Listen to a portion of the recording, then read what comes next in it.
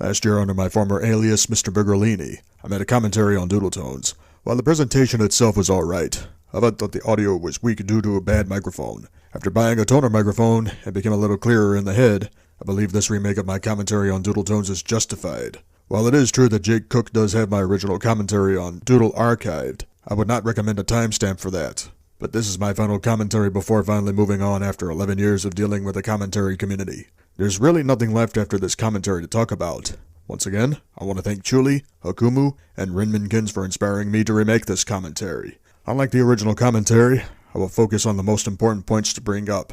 If you want to see Doodle's original commentary on me, I will link it in the description. For context, in 2016, Mr. Medicare made an episode of Deviants regarding the subject of inflation fetish. Doodle Tones got his diaper in a twist over that video. Then Doodle made a massive mistake calling out Mr. Medicare. The video was titled "Kink Shaming Isn't My Fetish." The backlash was so big, it convinced me to call out Doodle Tones. Now given that I'm a nobody on the internet, I knew the backlash was going to happen. However, people were so emotional over how I presented myself, it led to long suffering.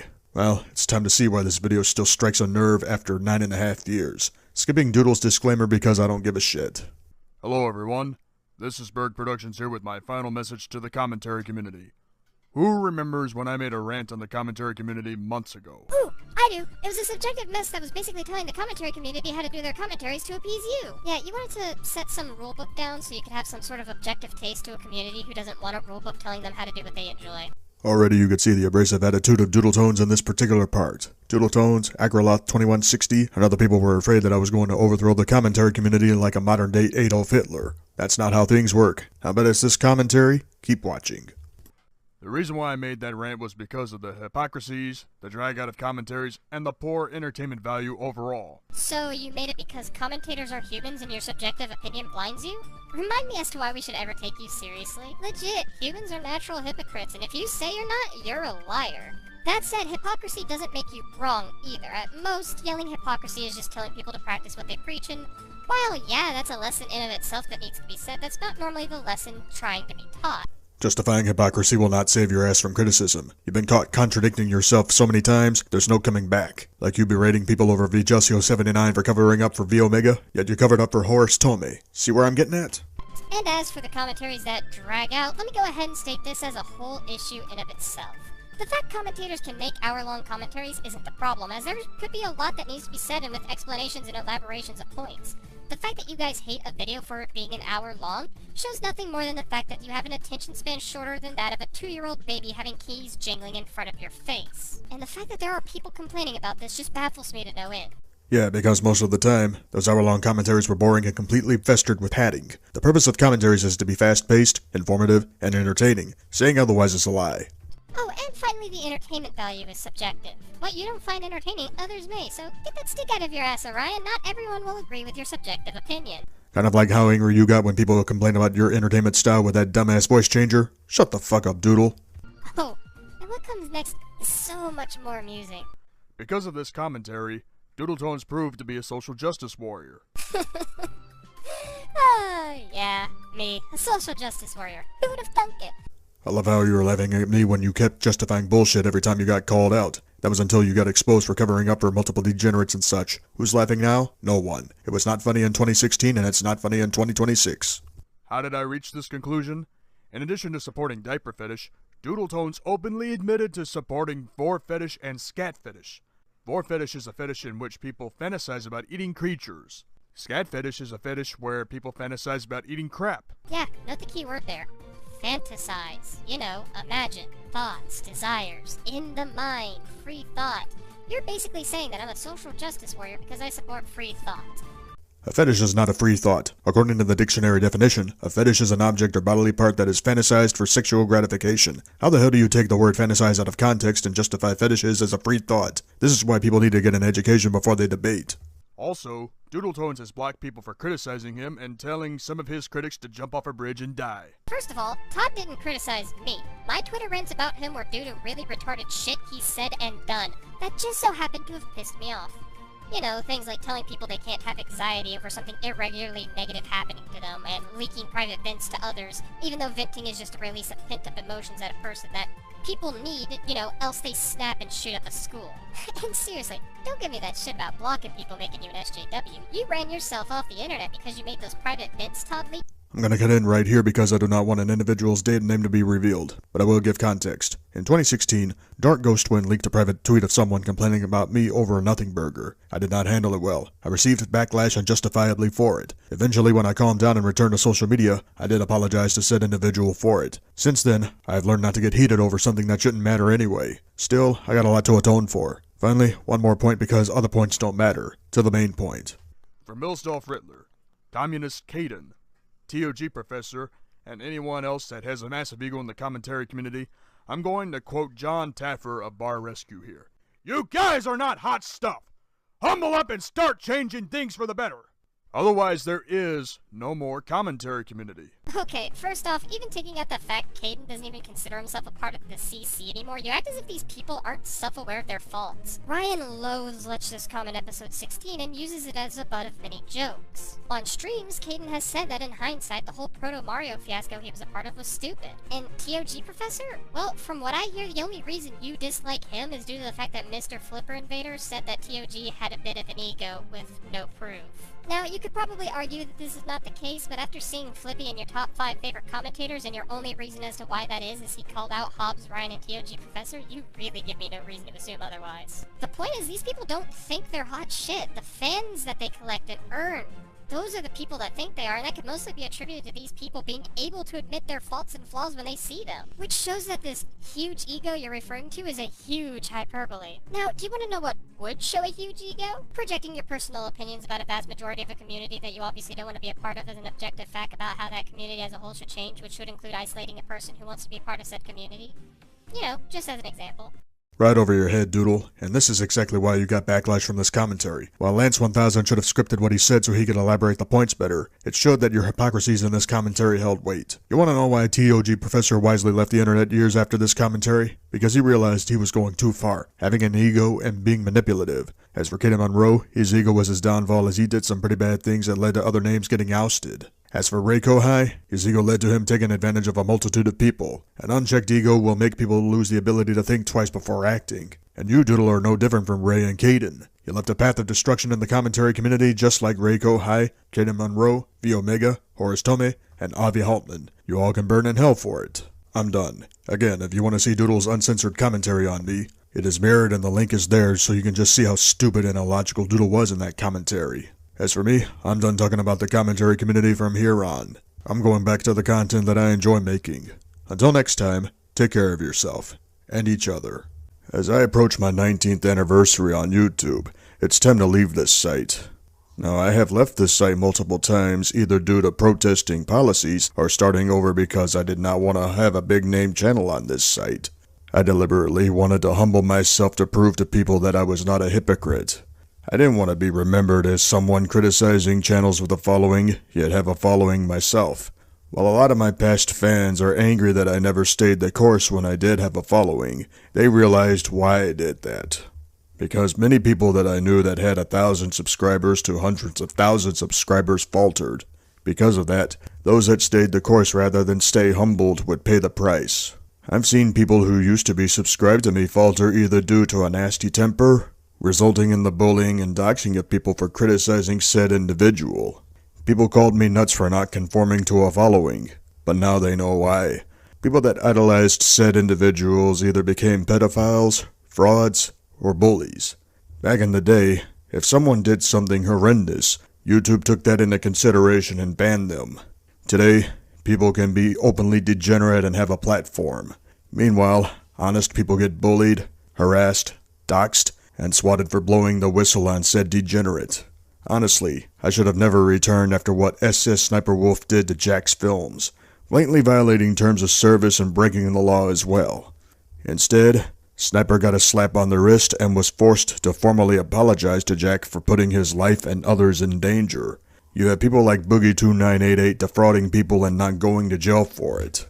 Then you have EDP445 not only getting platformed by YouTube, but now has a documentary coming out and it is so disgusting, I do not even want to watch the documentary. Let's not forget Chris Chan, The guy that went to jail for incestual sex with his mother who was suffering from dementia and probably did not consent to it. So not only does Chris Chan not get a conviction, but he gets out of jail, returns to YouTube, and still has a platform. Let's not forget the people that I believed in that could have gone places. Had assholes not blatantly bullied those with immense talent, they would not have fallen into a dark place. This is perhaps the secondary reason why YouTube videos will never be entertaining in modern times. Every time someone is inspired to create content, they try to be innovative, then there are other people looking to jump in and have them dumb down their talent to their liking. It is a bias that is so vile, it ruins the individual's desire to actually get a fan base. Finally, there is the algorithm. Before YouTube created an algorithm, you developed a fan base through word of mouth. And how did you get the conversation started with people? You had to be innovative. That's the problem today. There's no innovation on YouTube. Why? Because when the algorithms took over, innovative videos were impossible to find. Now you can't even find something that will stand out. The algorithm favors sloppy content, dumb content, and even degenerate content. Meanwhile, people that spent 40 to 60 hours creating and editing a video that is entertaining without artificial intelligence get nothing for their effort. No reward. I'm sick of YouTube content. I'm sick of YouTube as a whole. So on August 2nd, my 19th anniversary, I'm shutting down this channel for the final time. I will also close every Google account that I have out of protest. That will guarantee that I avoid YouTube for good. After 19 years and multiple accounts, I am done with this site for good. There are no entertaining videos because you have to dumb down your content to get a following. You can't say certain words without pissing off the AI bots. You have to be nice and polite all the time instead of being honest and amplified if you want to have a following. For anyone wanting to contact me outside of YouTube, I do not have a Discord. I left Discord in June 2023 and I have no desire to return to Discord. That place is torture like North Korea. Avoid Discord. You folks will just have to find me if you care. If you do not care, then this is goodbye. Before I conclude this video, I will acknowledge the following people to say goodbye to them. Akumu, you are one of the coolest people out there. You marched like a soldier in Vietnam and ran off a multitude of degenerates on the internet. Only if you could have been given some sort of medal for bravery. Rin, you were always a cool dude despite our disagreements on certain things. It's gonna suck not being able to say hello to you once in a while to see how you are. But I hope that after I'm gone from YouTube, you do have a better life and find peace. You deserve peace and a thumbs up. To all the physical media channels on YouTube like Mid-Level Media, Mega Mike the Movie Man, Reginald Keigler, and 80s Maid, I'll be on social media getting the latest information on movie releases past and present. Everything will be alright. Finally, the most important people to me, my own fans. Regardless of how many times you have criticized me for my actions, you also gave me a chance when I never deserved it to prove to myself that I can get my act together. You folks forgave me when I didn't deserve it. Thank you for not giving up on me in 2018. For those that do not desire to keep in contact with me when I leave the internet in April 2027, I will miss you folks very much. Life will go on. Regardless of how many times I pissed you guys off with my actions, I do thank you for holding me to a higher standard. I love you folks and I wish you the best when I'm gone from here and from the internet. So it's time for me to say goodbye. I will close this account on August 2nd, so say your goodbyes in the comments section if you wish. Thank you, and God bless you. I want to preface the following rant from 2015 by saying this. Even though 11 years has passed by, people still hate my guts for this video. Back in 2015, I also got heat for stealing T-Bone 2004's name by calling myself the anti-T-Bone 2004 to piss him off over his own Patreon page. I also criticized the mysterious Mr. Enter and I Must Destroy All for their Patreon pages. It was a very petty thing to do back then and I regret those rants. While MDA was ousted for child predation, I have nothing against Mr. Enter as a person. As for crowdfunding, I changed my stance and I'm indifferent on the issue of crowdfunding today. If someone is going through hard times and has a GoFundMe, I'll support them by spreading the word. That's all. For those of you not in the know, Rhino Mills, now Rachel Mills, aka Ray Kohai, was ousted from the commentary community for abuse, grooming, and allegedly sexual assault. I place this person alongside V Omega as the biggest douchebags in the history of the CC. However, I want to look back at this rant to see what points aged well and what did not. And of course you folks will be able to follow through. Let's start. Hello everyone, This is the Anti-T-Bone 2004 here with a rant on an overrated commentator by the name of Rhino Mills. For those of you who don't know Rhino Mills, he's the founder of an infamous commentary group called Bunch of Pseudo-Intellectuals. I've seen many of his commentaries and they are not so great. The only good commentary Rhino did was commentating on Mr. Flipper Invader 782's commentary on Lacey Green. As far as Lacey Green is concerned, I'm not a fan of hers. However, victim blaming should not be happening. Rhino absolutely pulled a Chris Chan on that video. I'm surprised Rhino's father didn't come into his room and tell him to shut off that stupid computer when Rhino went nuts over Flippy. The reason why I'm ranting is because Rhino became another commentator that sold out to Patreon. He openly admitted to being a sellout. Rhino also indicated that he's from Texas. Great job, Rhino. You just gave the trolls leverage to dox you. You are also inviting Encyclopedia Dramatica to observe you for being an overrated commentator, just like T-Bone 2004. Ladies and gentlemen, let's go to Patreon to find out how bad this guy's Patreon page really is. Alright, so we see that he wants $50 for a special commentary, which I think no commentary is worth the money. $250 for better equipment. Rhino, if you really want to get good technology, get a job, you bum! Same goes with T-Bone 2004 and I Must Destroy All. Also, now get this, if you give him $500 a month, he can make a full-time career off of YouTube.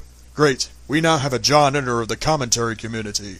First of all, Rhino complains about John Enter's logic, now he's the John Enter of the commentary community.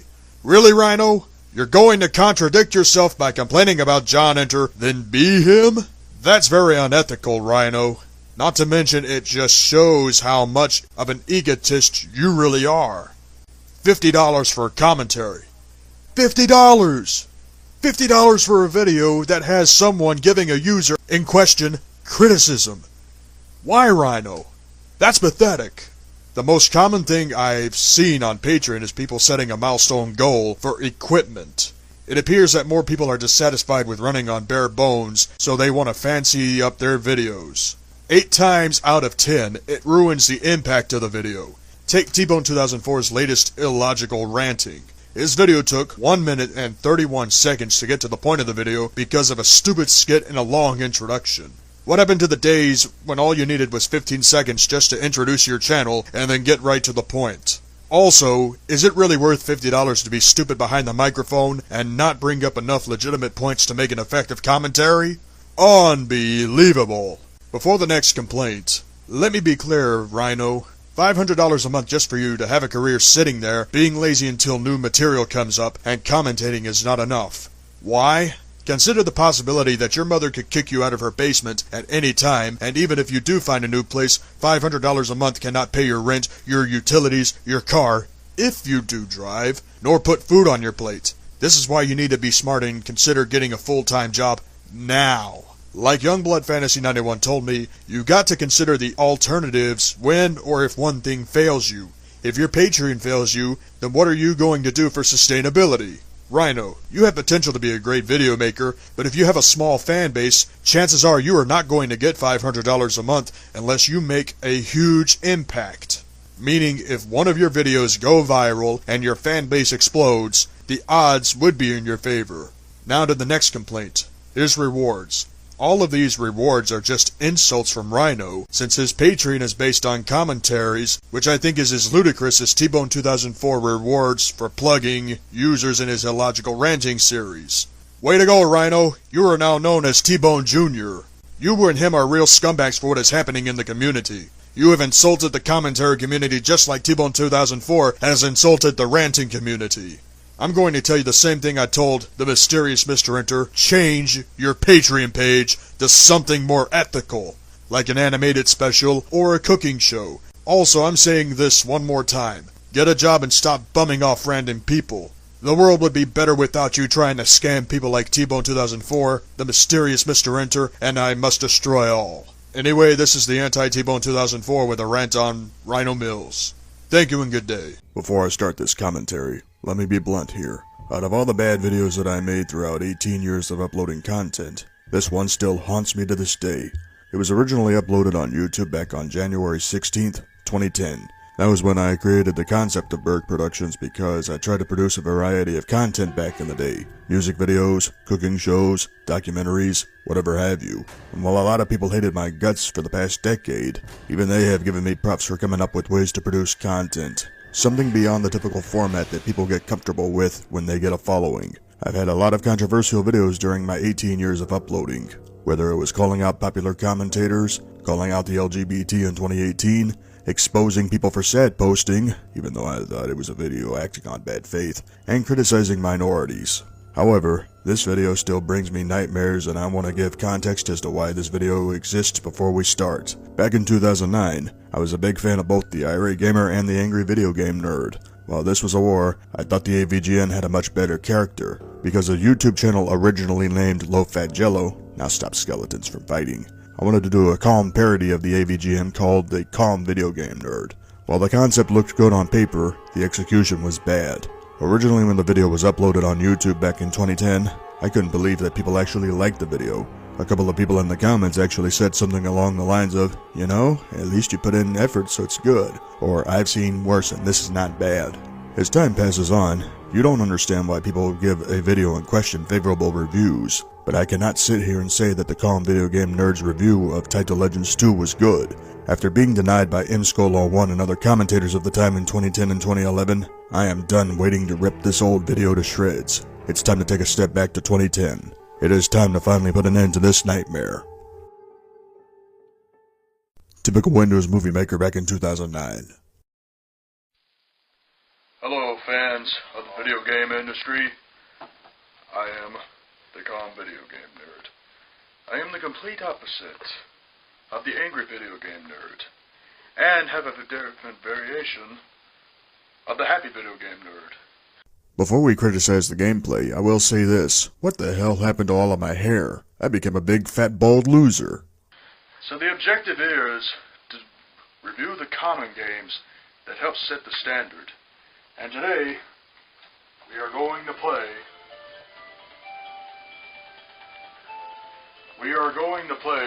Title Legends 2. Here is the first problem with this video. I turned on the TV with the dramatic pause and then I jump cut straight into the first game without showing the list of games to choose from. This is bad because when you do arcade compilations, it's wise to show the choices. Another big problem is that I did not address what console this was for, and you'll find out soon enough. Finally, filming the gameplay footage instead of buying a capture card to get a better quality in the case of 480p in 2010. This is already a disaster and I have not reviewed the game in question. This is exactly why I needed to buy a capture card as early as 2009 if I was going to review a game, because having a cameraman film while the camera is shaky overall detracts from the review. Getting a tripod for a pocket-sized camcorder would have been a better choice for stability purposes. Now the controls out here are much better. Another major problem. Did I review a game prior to Crazy Balloon? If memory serves me correctly, I actually did. Now to explain why I jump cut to this game. The first game that I played was actually Lunar Rescue in 1979. Why did I cut that review out of the video? Because of the 10-minute time limit. I basically complained about how the controls were not tight and the gameplay was wonky. That's not an excuse and I own up to that. Unfortunately, this is not the only time that I cut reviews out of the video to save time. Basically, you don't have to use much in the line of controls because the objective of this game is simply move the balloon around with the cursor. And if you can try to evade these obstacles, you can get right to the goal. If you get to the goal in time, you'll be able to get a bonus. And now for level 2. While the basic explanation was good, the cameraman was way too focused on the gameplay. Another example as to why I should have bought a capture card, let's say for $50 in 2009 or so. I could have figured it out. Then there's me talking in the background unscripted instead of just playing the game, writing out a script, and talking on the microphone. This was very unprofessional. Even the game dude, as bad as of a reviewer that he was, used the microphone when explaining the gameplay. The sounds from the TV itself drowns out my speaking voice. 1 minute into the original video and it is a disaster. What the hell was I thinking in 2010? How to piss off homosexuals in 2010. Things never change, do they? If they give you chances, and basically it all boils down to a harder and harder game every time. And now, here's how you play kicks. I love how the camera cut back to me immediately to introduce the next game. Not even the angry video game nerd did that in his heyday. I don't remember Irate Gamer, Game Dude, Armic21, nor the happy video game nerd doing that. So I could have innovated that moment in 2010. But still, the original video continues to nosedive. The monster with the colorful colors, the colorful rays and lines is called the Kicks. The objective in the game is to claim at least 75% of the puzzle. Here's another major reason why I can't stand this review. I had a tendency to stutter at certain points, proving that unscripted reviews on camera cannot work. Let me remind you folks, people actually liked this video in 2010. I cannot explain why once again. And also the goal is to avoid the Kicks and these little things that chase you around called sparks. And if you get caught by either one of these, that's what happens. Brilliant unscripted moment on camera. And the fast way to do it is press the square button in order to get the blue screen. And if you want to go slowly, you press the X button. And the X button really will give you more points. Oh brother, was it really necessary for me to jump cut this video? No, but I did it anyway to abide by the 10-minute time limit for uploads in 2010. YouTube was very limited. Also, the square button and X button? Yes, this edition of Taito Legends 2 was for the PlayStation 2. This was something that I should have explained before I started the review, leaving a lot of gaming fans in the dark. Have mercy, this is about to get worse. One more. And if you get more than the 75%, you get a bonus. And that's how it boils down. Now, the objective of the Fairyland story is to watch out for these creatures that always come and get you. Use your wand or something, and you shove these off. You turn these monsters into an inanimate object that will fall. And when you get that level done, you get ready for the next one. Why state the obvious? Also, this is perhaps the worst part of the video. You cannot see the screen clearly. This is the main reason why I should have bought a capture card. Because regardless if the lights are on or not, the TV screen can get very glaring and it makes it difficult to see the screen. Again, what was I thinking? Now, let me show you what happens when you get caught. Real simple. You go into a bubble and you fly into the air and you've got to try all over again. That's how basic the Fairyland story is. And use the square button to turn these monsters into inanimate objects to make them fall. I should have explained the controls in the beginning of the review instead of toward the end. Inconsistency. Being a maze game, it was so popular that it later became known on Super Nintendo as On the Ball. As you see, I'm going to put us right in the beginning of beginner's course, and I'm going to show you only one course. Now, you have a time limit, so naturally you cannot mess around. You got to make it there as fast as you can. However, there will be times when the inevitable happens, and these are the X's right here. If you end up touching these X's, well, I'm going to go back and show you. If you end up touching these X's, I should have shown what happened when I struck the X instead of having to go back and waste numerous seconds. That's not how I make a review. That's just me being an idiot. You lose 2 seconds naturally on the clock. I'm so good at this game, sometimes I forget to show you the X. And of course, if you see an X, where the X is yellow and the box is red, you lose 5 seconds. And 5 seconds is a big no-no, especially when you're on the special level. You know what's sad about the original video? Me talking on camera better than reviewing the games. I have to ask once again, what happened to my hair? I'm nothing more than a fat bald loser now. Of this game that has set the test of time since 1978. It was Space Invaders. I should not just have shown the gameplay footage. Now, this game was so popular that in 1978 Japan experienced a yen shortage because the demand was so high for this game.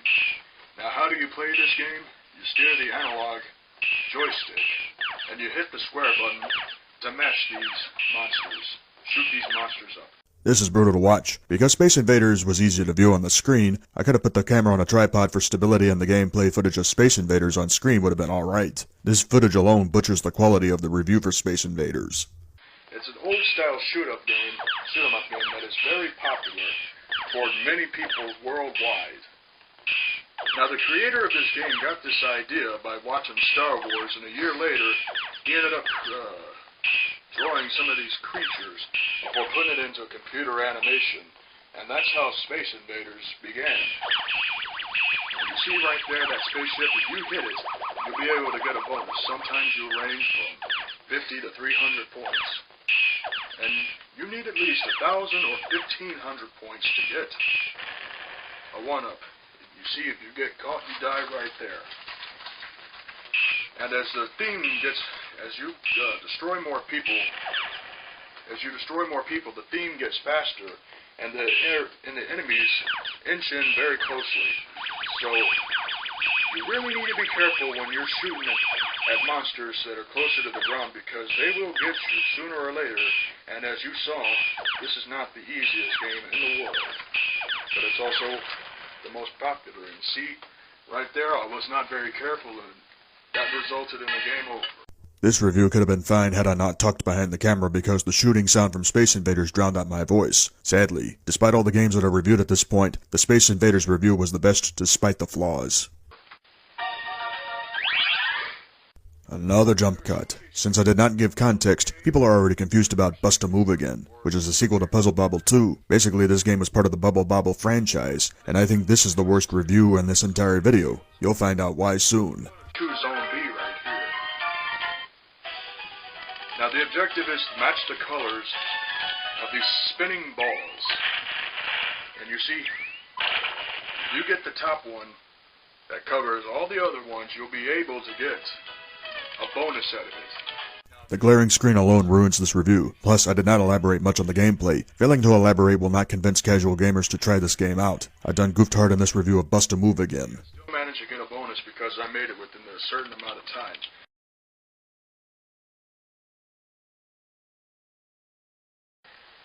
Now, Taito Legends 2 is basically a game which is very reviewable, very respectable among many gamers.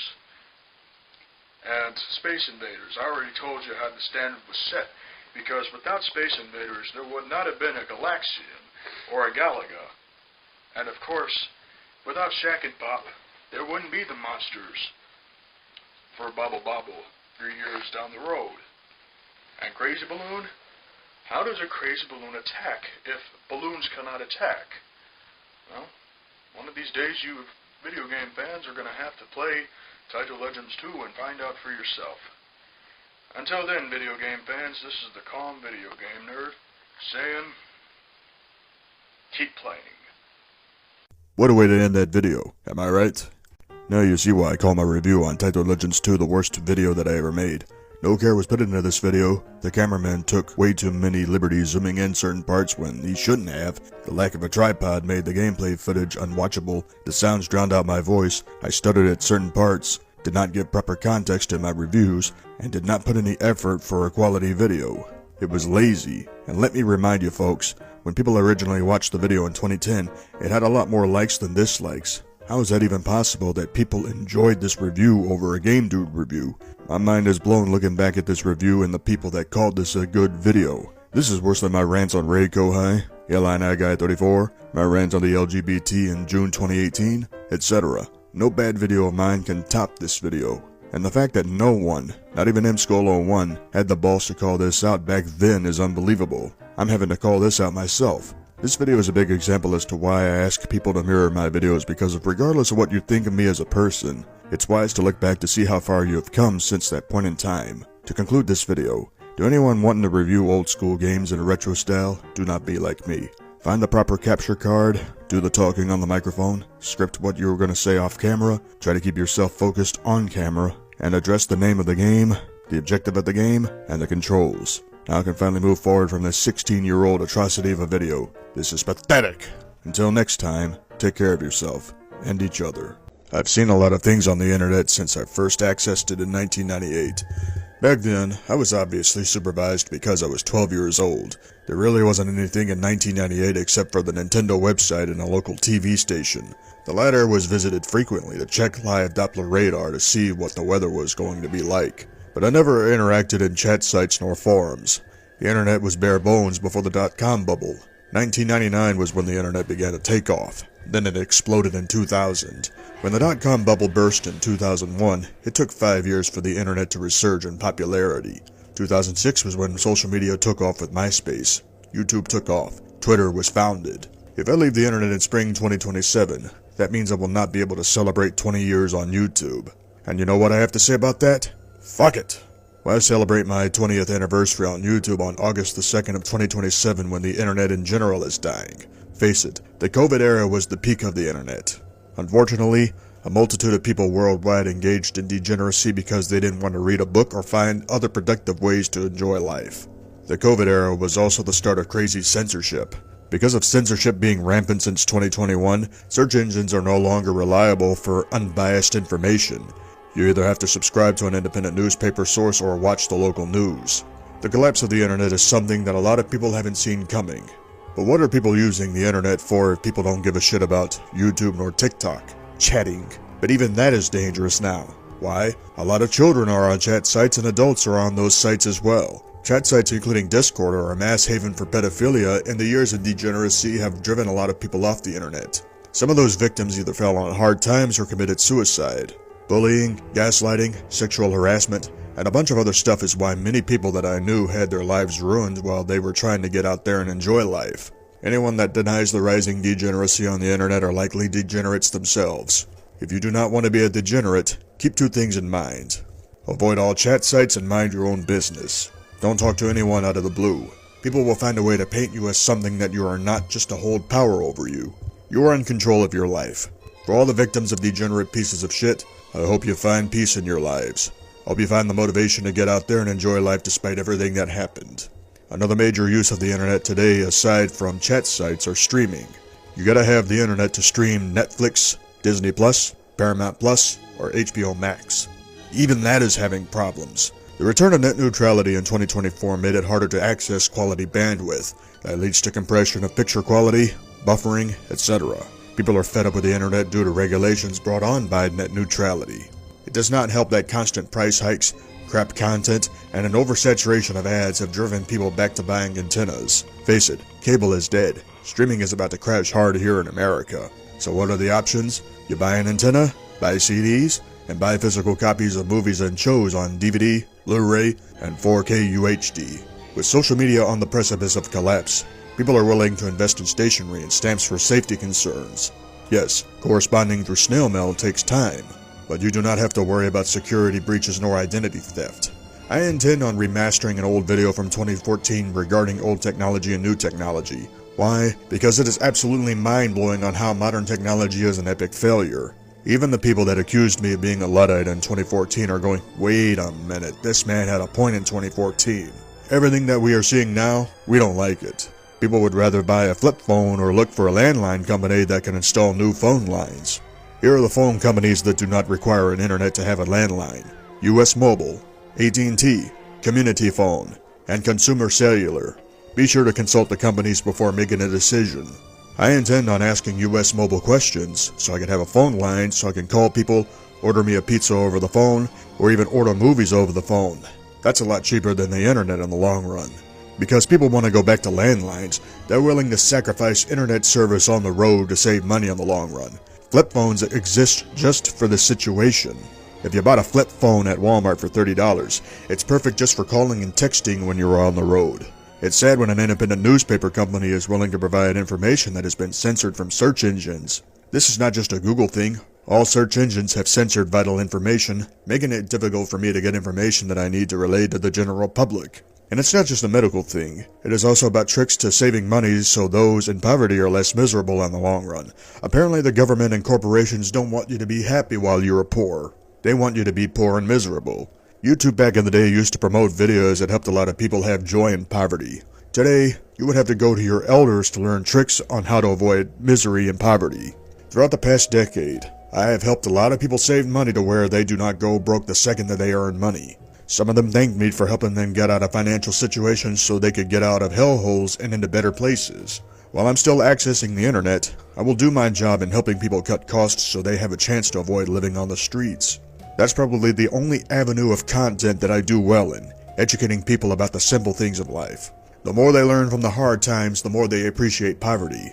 The more you appreciate poverty, the smarter you work rather than having to work hard. Nonetheless, I can't see myself being on the internet after April of 2027. That is when the internet will entirely collapse. That is when I believe there will be mass cancellations of streaming services. That is when I believe that YouTube and TikTok will collapse. Blue Sky is epically failing to attract younger people. Facebook and X are the most depressing places to be on the internet. The influencer era on Instagram is dead, mainly due to a multitude of influencers committing suicide. The internet is a shell of itself from the peak in 2021 during the COVID era. It is awful. And you know what the sad part is? Mr. Mediker saw this coming even before the COVID era reared its ugly head. I can't explain how huge the collapse is going to be next year. Even my ardent haters from the past decade will come to my channel and make peace with me before canceling their internet service. Because they know that regardless of how they feel about me, I do not bullshit when it comes to what is happening on the internet. Videos are no longer a comfort to watch. It's just a chore to see who fucked up and such. There are no genuinely entertaining videos because they are either censored or buried into obscurity. TikTok is no better in that regard as well. Even the most ADHD-riddled people no longer find YouTube shorts nor TikTok videos entertaining. They want more. You see, the internet today is nothing more than a college of hug boxes. You have your LGBT hug box. You have your gamers hug boxes. You have your communist hug boxes. Eventually, these things will collapse into a gigantic waste of time. What will you folks do by then? Now to summarize why I intend on leaving the internet in spring 2027. The internet is getting more expensive. Bandwidth is limited. Information is getting censored on all search engine sites. Video sharing sites promote short videos. Oversaturation of artificial intelligence. Rising degeneracy. And a multitude of lives are ruined. It's not just AI slop that is out of control, but a lot of sickos are manipulating AI to sexualize people without their consent. The rising degeneracy is making people uncomfortable in general, regardless of gender and sexual orientation. I'd rather go back to technology that is not relying on the internet. So I'm hoping that you folks are realizing that the internet is crossing the border of being a lost cause in society. To conclude this video, I know this video may scare a lot of people, particularly the Zoomers since they were the first generation to entirely grow up on the internet, but take it from a millennial curmudgeon. The internet is dying. The quicker you accept it, the more likely you will adapt to a technology that is coming out of obsolescence. Until next time, take care of yourself and each other. Discord, an app that was supposed to connect gamers with better quality live streams. It was a great alternative to Skype since the gaming community had a lot of live streaming at the time. While Discord's streaming qualities are good, the app itself is pure garbage. Why? Because it breeds degeneracy. Through the years, I've seen many people evolve from logical and level-headed to criminally insane people. Not just friends, but outsiders as well. It is the most messed up situation in which it takes a lot of time and counseling for the victim to speak up about. But let's start with the most obvious, the guidelines. The purpose of Discord was originally to connect gamers with better live stream quality. It was never meant to be an alternative to Skype, so Discord had a lot more leeway. But then people found out that you can present degenerate content on there by bypassing the community guidelines. My goodness, Discord is terrible at enforcing community guidelines. This is exactly why people are psychologically damaged when they are on Discord. Let me read you the following because this is infuriating. Quote, "Do not promote or engage in harassment. Do not threaten or harm people. Do not solicit, share, or distribute content depicting child sexual abuse, and do not share explicit content available to anyone under the age of 18. Why is Discord failing to crack down on this? Why are moderators of Discord servers not being held accountable for failing to report this to Discord and the police? This is exactly why so many people on the internet that use Discord are never the same afterward. Even though NSFW, not safe for work, does exist, some people are idiotic enough to spam degenerate content to where minors can see it. If minors come across illegal content like gore or CP, that can damage them for life. Since Discord won't do anything, the people that see illegal content have to contact the police to crack down on who is responsible for distributing CP. I've even read comments on a video from I Am Lucid called "Discord has a CP problem." People have said when they were on Discord as teenagers, they saw CP. Many of them were forced to go to their parents and the parents had to contact the police. It is sick that Discord does nothing, forcing people to report this directly to the police. How anyone can consume content that is disgusting and horrifying as CP is absolutely pathetic. If people were smart and claimed to be for bringing degenerates to justice, Just report the degenerate content to the police. CP and gore content are so disgusting, and anyone who consumes those things are disgusting and need to be put behind bars for life. Harassment is also a huge problem on Discord. For what reason? Because you do not agree with someone's viewpoints, you feel that you need to tear down people to your level? So many people get harassed on Discord, it is insane. People on Discord will watch a YouTube video. Instead of going to the video in question on YouTube to give constructive criticism, they'll send their fanboys to attack and harass people to a point where said individual can lose networking opportunities. They'll harass people with slander, harass people on social media, etc. Guys, if you have issues with said individual, be kind to them, then issue your complaints in a civilized manner. You don't have to ask for Discord contact just to say hurtful things to the other person over something you do not agree with. The harm that people cause others with their aberrant behavior can drive someone to do crazy things. If this harassment does not stop, people unfortunately will commit suicide. The people responsible for the suicide will laugh and call the victims pussies, essentially victim blaming those that committed suicide. Discord has a long track record of victim blaming incidents. You can just watch any video about Discord and victim blaming. It makes me mad that people don't want to take responsibility for the people that they harmed by harassing them. The worst form of harassment by far is doxing. Children are getting doxed all the time on Discord, which is why they either wind up institutionalized or they commit suicide before the age of 18. Discord was never intended for children in the beginning, but now that Discord is becoming marketed as family-friendly, this can encourage even more endangerment of children. And if it wasn't bad enough that children are being harassed due to Discord's marketing of being family-friendly, even reputable people are getting doxed. Families of the victims have also been doxed. Like I said, doxing is the worst form of harassment because you have no right to privacy. Your phone calls will explode with harassment messages, your email will be spammed with hate, etc. The fact that people can pay X amount of dollars to get personal information to use against their target is terrible. I have a question for these morons. Why not just walk away? If someone does not agree with your actions, walk away.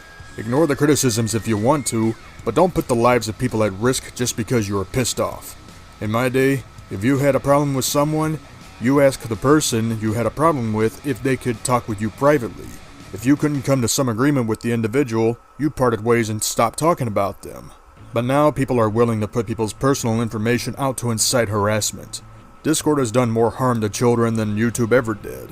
Even adults who criticize for petty drama or expose them are often met with death threats and threats of incarceration. Bottom line, harassment is very common and obviously unacceptable. Why did I leave Discord? It just wasn't fun anymore. Everyone that I talked to was depressed and it eventually got me depressed. Back when I joined in 2017 or 2018, Discord was a good place and people were having a good time and laughing. But after seeing what happened to them and the stories that I heard on YouTube, I couldn't bear to go on Discord anymore, so I quit. Since quitting Discord, what has happened to me? Well, I was more motivated to improve my health. Thanks to a gentleman named Adam Goodman, he told me, get out there and start caring for yourself. The harder you work, the more peace you will find in your life. That was enough motivation to convince me I don't need Discord anymore. I'm not getting any younger, so it's time to concentrate on improving my health. Since quitting Discord in June of 2023, I've been at peace. I'm starting to see how bad things have truly gotten. Communities all over the internet are either collapsing due to degeneracy or censored for calling out degeneracy. Look, I understand that we cannot escape drama. It will all come to us eventually. But it's how you handle the drama and how you make something of a situation that matters. Nonetheless, if you want peace in your life, leave Discord. My suggestion is, leave Discord, go outside, go for a walk, go see family, and find something constructive to do. And a few weeks after, you'll find peace, you'll be motivated, and you will gain confidence. Don't let the horrible memories of Discord destroy your life. Sure, you may lose contact with people that you are close to, but your life is more important than having friends. People that leave Discord and Twitter not only gain confidence, but if they have produced content for YouTube before, they'll return to YouTube stronger and more motivated to produce content. Don't get me wrong, Twitter is trash. People like Noah Antweiler and mSkull01 ruin their lives on Twitter, but Discord is the worst place to go. For anyone thinking about going on Discord, don't go. Discord and the degeneracy on that site will turn a normal person into a psychologically scarred mess. Just do your own thing and don't contact people personally.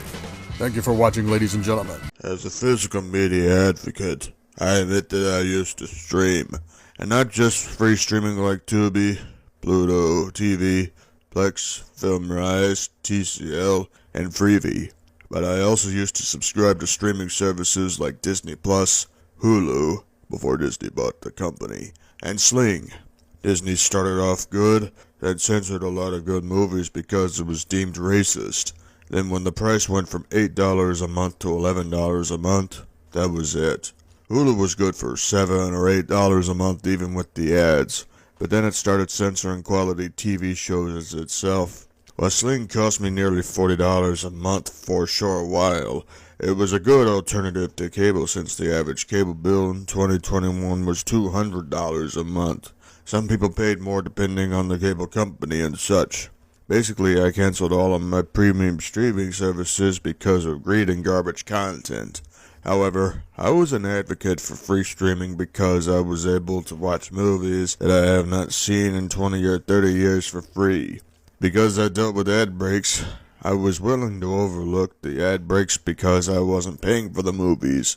Tubi and Pluto TV had a lot of great movies for free. Admittedly, if it wasn't for free streaming, I would not have subsequently returned to physical media. However, out of all the streaming services that I used, why did I never subscribe to Netflix? While I first discovered Netflix, let's say in 2009, $8 a month was actually a hell of a perk. Back in 2009, you could get a lot of quality films. But what I learned out of the gate was that Netflix was incredibly limited and you couldn't get whatever movie that you wanted. It was hard to find a Clark Gable film on there or watching Happy Land from 1943. YouTube at the time provided more quality films long before they had to enforce the Digital Millennium Copyright Act. Netflix was just a convenient alternative to Blockbuster Video back then. When streaming started picking up, Netflix started producing original content. In 2020, a major controversy arose when The Dark Crystal: Age of Resistance was canceled right after it won a Primetime Emmy Award for Outstanding Children's Programming. It was a popular show on Netflix, and logically, if something is popular, you want to ride on the momentum. Instead, Netflix decided to cancel it, citing high production costs despite making a huge profit through subscriptions and such. It was an outrage and the Henson family was distraught. While I've never seen the Netflix series, I've seen the 1982 original live-action Muppet film on Tubi for free, and I can understand why The Dark Crystal: Age of Resistance was a popular cartoon. But the main reason I never subscribed to Netflix was because of the controversial movie they platformed called Cuties. I've never seen the film, and I absolutely abhor Netflix for airing the film in the first place. I don't even want to give a synopsis of Cuties because it is disgusting. But yeah, that mistake cost Netflix billions of dollars in one day. Then there was another reason why I never subscribed to Netflix: greed. Aside from the constant price hikes, another reason I hate Netflix is that they ended password sharing. The irony was that Netflix openly encouraged password sharing until people complained about canceling good shows to platform degenerate content. Then Netflix lost money due to bad choices and not taking criticism from their customers. That was when I knew I did the right thing by never subscribing to Netflix. Then Netflix implemented ad breaks from the standard subscription. So now you have the standard subscription, ad-free subscription, and premium subscription, which allowed you to watch Netflix in 4K. I will not get into why 4K streaming is of lower quality than a Blu-ray disc because most physical media collectors would agree with me on that. But the idea that only 3 TVs are allowed to be accessed with Netflix in one household when password sharing was a lot more convenient as an example of greed. I've been hearing that since Stranger Things came to an end, Netflix is just a void that people cannot seem to cancel their subscriptions with. While I am glad that there will be a physical media release of Stranger Things on Blu-ray and 4K UHD, why didn't Netflix make deals for other shows to be on physical media? Fans of the Dark Crystal franchise would have loved to get a legal copy of The Dark Crystal: Age of Resistance, which would include the 1982 original movie. Do not look for a Blu-ray of the TV show because they are all bootlegs. However, the original Dark Crystal has a Blu-ray release, so go crazy and buy a legal copy. That's what I hate about digital media. They'll be glad to give you shows that you like until they raise the prices and give you crap shows. That's why people cancel their premium subscriptions while gravitating to the free streaming services. They forgot how good they had it on Netflix until Netflix stopped licensing vintage films for original content that was criticized for being garbage. That's why people called Tubi the Netflix 2008 2.0 edition. Since I never subscribed to Netflix, the movies that used to be on Netflix would inspire me to create a physical media collection called the Netflix Collection. A variable of movies on DVD, Blu-ray, and VHS tape. This is my recent Netflix update because this collection is my middle finger to the real Netflix. I don't care about Paramount Plus, MGM Plus, etc. because it all stems back to Netflix in the early years of streaming. The only movie collection separate from the Netflix collection is the Disney Plus collection. This is my Disney Plus, which includes the Spain import of Song of the South titled Canción del Sur. Well, I stopped streaming in November 2024 thanks to Amazon killing Freevee. There's no doubt that Netflix made a huge impact on the entertainment industry for the good and the bad. It's just that greed and refusal to take criticism is why that physical media is back from the dead. Netflix will collapse subsequently. In the words of Lou Mannheim from Wall Street, enjoy it while it lasts because it never does. That's why I never subscribed to Netflix. Greed, bad business choices, not giving fans physical releases of their content before the content gets pulled, and canceling shows that are acclaimed while platforming degenerate content. That's the way it is. Until next time, take care of yourself and each other. Well, 2026 is going to be an interesting year for local television. But why though? Let's go back to 2007. Between television writers getting lazy while demanding more money, cable TV peaking, and the rise of video sharing on the internet, local TV suffered badly. The cancellation of numerous TV shows and the shift of daytime TV was coming about. 2009, Guiding Light was canceled. 2010, As the World Turns was canceled. It was a dark time for local TV. The only saving graces at the time were American Idol and Sunday Night Football. Netflix evolved from being a digital alternative to Blockbuster to an innovative streaming platform with decent original content. However, the shift in streaming movies would take a huge turn in 2024. People began complaining about price hikes and crap content being platformed. While it is true that Stranger Things was not super popular in the beginning, it turned out to be the greatest series in the history of Netflix, winning multiple awards and even nominated for 2 Golden Globe Awards. However, Netflix is going to be remembered for canceling a popular show after it won an Emmy Award while platforming a movie about the sexualization of children. That incident alone is why I never subscribed to Netflix. Another major incident that pissed off people was Amazon pulling the plug on Freevee, a free streaming app that played a lot of television shows for free. That incident was what drove me back to buying physical media and buying an antenna for my TV. I found a way back to football during the winter season going into 2025. But 2025 was a huge year for local TV, and I will back it up with numbers. Sports was the biggest reason why people returned to using an antenna. And yes, throughout the past several months, I noticed that a lot of homes, not just in rural America mind you, used aerial antennas. Why aerial antennas? Because you could get numerous free channels within a 100-mile radius. It does not go any further than that. I personally own an indoor antenna that gets channels within a 50-mile radius. Hey, less is more, am I right? Anyway, I want to show you the numbers from 2025 because this is mind-blowing. Let's start off with the most obvious sport, American football, because foreigners would make a mistake for soccer if I didn't point out the obvious. The NFL had their highest regular season since 1988. On average, the viewership was 18.7 million for the 2025 season. You had so many epic showdowns in the NFL, people were captivated. Even people that stopped watching football after the Colin Kaepernick controversy came back. For those of you not in the know, Colin Kaepernick was a football player who kneeled during the national anthem out of racist protest. Since then, the players have been more accountable and respectful toward the national anthem. So the reason for the NFL's viewership in the 2025 season is attributed to 2 things: epic competition and a flair for the dramatics. It's how we enjoy the Baltimore Ravens versus Buffalo Bills in the kickoff game of Sunday Night Football. The game ended in a dramatic field goal victory for the Buffalo Bills. Then there was the Eagles versus Chiefs in a rematch from Super Bowl 59, drawing 33.8 million viewers. This was a record at the time for Fox Sports, but that record would be broken when the Green Bay Packers faced the Detroit Lions, 47.7 million viewers.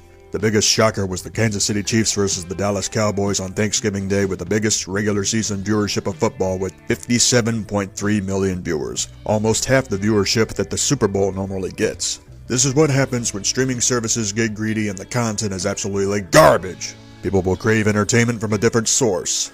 Let's go to basketball because the viewership is remarkable this season. Thanks to the National Basketball Association returning to NBC, the tip-off game regarding the Houston Rockets versus Oklahoma City Thunder was monumental. This return game to NBC drew 5.85 million viewers for the whole game, with the double overtime segment drawing 7 million viewers. I was one of those guys that watched the whole game and was blown away by it.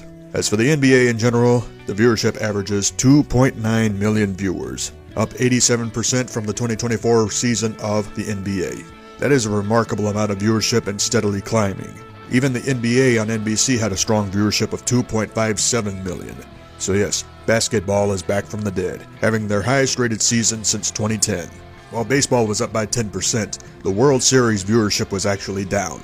But I will point out when ABC aired the National League Wild Card Series, preempting General Hospital, it did lead to outrage.